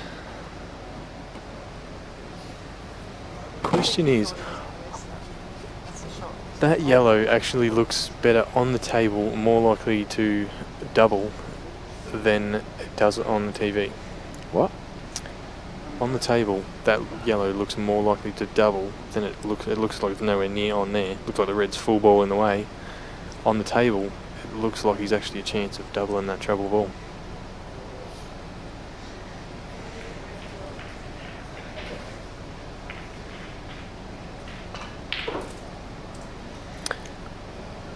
Interesting to see. I still don't see the transition to that ball. If that doubles on, then he's actually perfect. If you can just stun this in, I'll put it to you run the ball up the top. Imagine if that yellow wasn't there at the moment. He rolls this in, plays the ball up the top, and he runs through for the black in the bottom left. It's easy. Now that ball's really But imagine causing if he problems. missed that ball and then we would have been packed up and gone. So he wouldn't have missed it. The question is, can you get on this yellow to the right of the black, to the bottom right hand corner at all? I don't think you can. I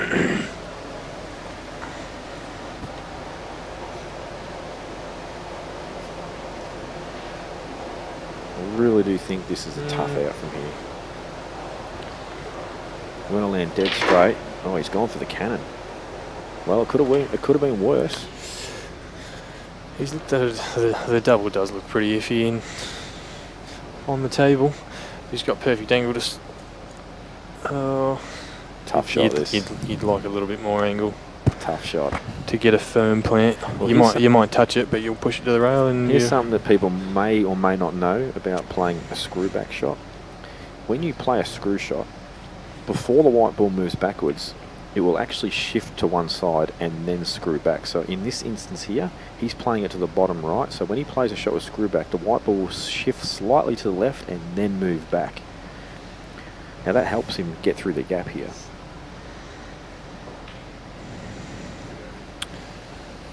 But you can't just direct screw this back, you'll cannon the black. It's a really hard stun. Geez, that's a good shot. But, like I said, he's cannon the black. And, ladies and gentlemen, welcome to my prediction from earlier on in the frame, how this has become an enormous problem ball. I think Jamie likes that he's got one right. Finally, I've got something right for 2016. Aha.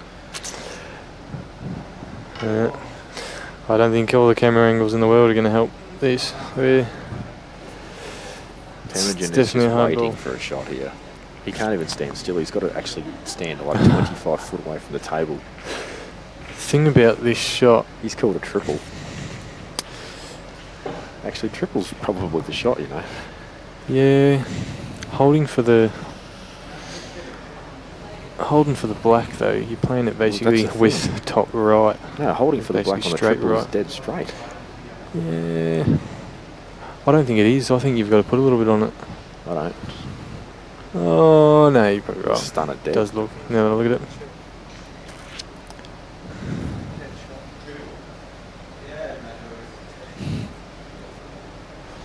Yeah, Marcus wants everybody to know that he's tripling this. He's called it. It is always better to call. Looks awkward when you double it though. He's got it. Yeah, that's massive. But the thing is, as I just said, he screwed off that. He had to stun it dead. This isn't small. Oh, actually, when I look at the that's tables, very it's on. better. Yeah. Is it in off? As long as he takes his time here and I wonder if this is in off avoids bottom the left centre. corner. No, I'm more looking at the bottom left corner where that red is. Yeah, once you put that bit of screw on it to avoid the centre. Big shot coming up here. He's not putting the screw on it though. He's hitting that top. This shot is for a $900 plus ticket to the Western National.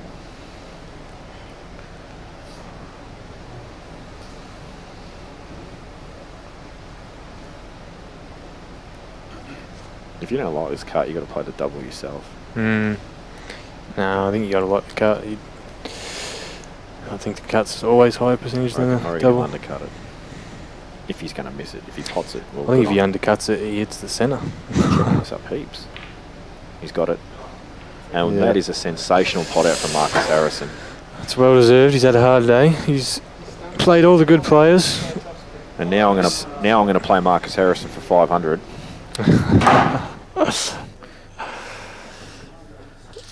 Anyway, ladies and gents, thanks for tuning in.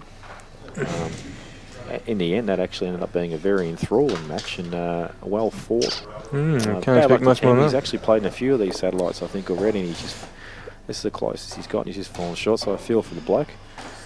But in the end, Marcus has made the trip from Geelong and got the chocolates in the final frame for the day with a double chance. Thanks, guys, and see you next time. See yous.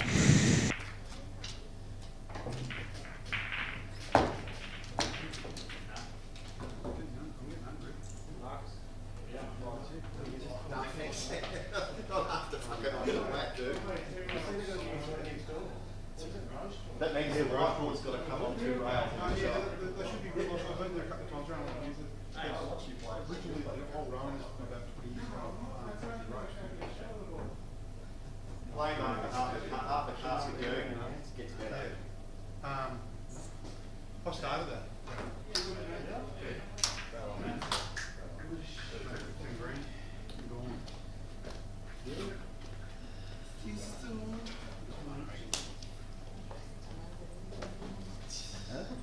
Oh, high five. Yeah.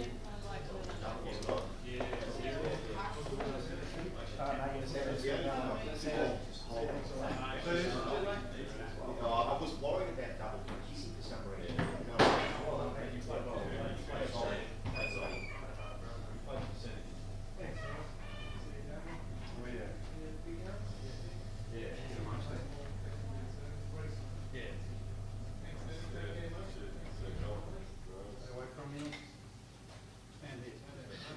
There's a small possibility that small, tiny chances will go in my head.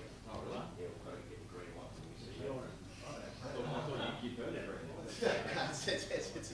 She's pregnant, mate, so, yeah.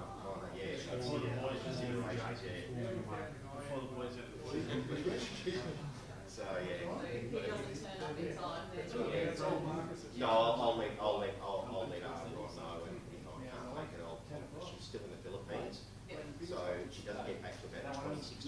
said, a discussion with her, and if I get you ready on, she's going to crack the shit. She's got this 25 weeks. She's been a crooked drunk going down yet, so. Yeah, I know. That's why she's Filipino, so she's a bit kind of, she relies on me a lot. So.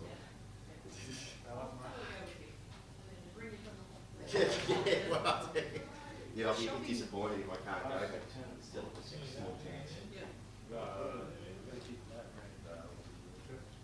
Without killing it.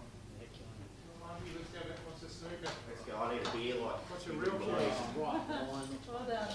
No worries, thanks, Colby. So, what have you got left? So I get 1 point back. I'm happy with that. I'm happy with that. I'm happy with that, you know. I'll give you some constructive criticism. Oh, that's all right. I bet you did. I know you. If he had lost, he would have been putting a bad face. I thought I was gone there. 5 points for something. balls and basically asked the question.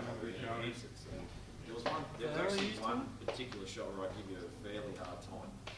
But I reckon if you actually do that in culture, you'll not being smart ass. Well, he didn't capitulate. There were times when he did, but he. I commented on your composure, which was awesome. But there were times where you just fucking didn't look like you was committed to the end. Yeah, I'm happy to just play it. I get like ball playing. Honestly, been playing a bit more snooker, and it's only the last like 2 years.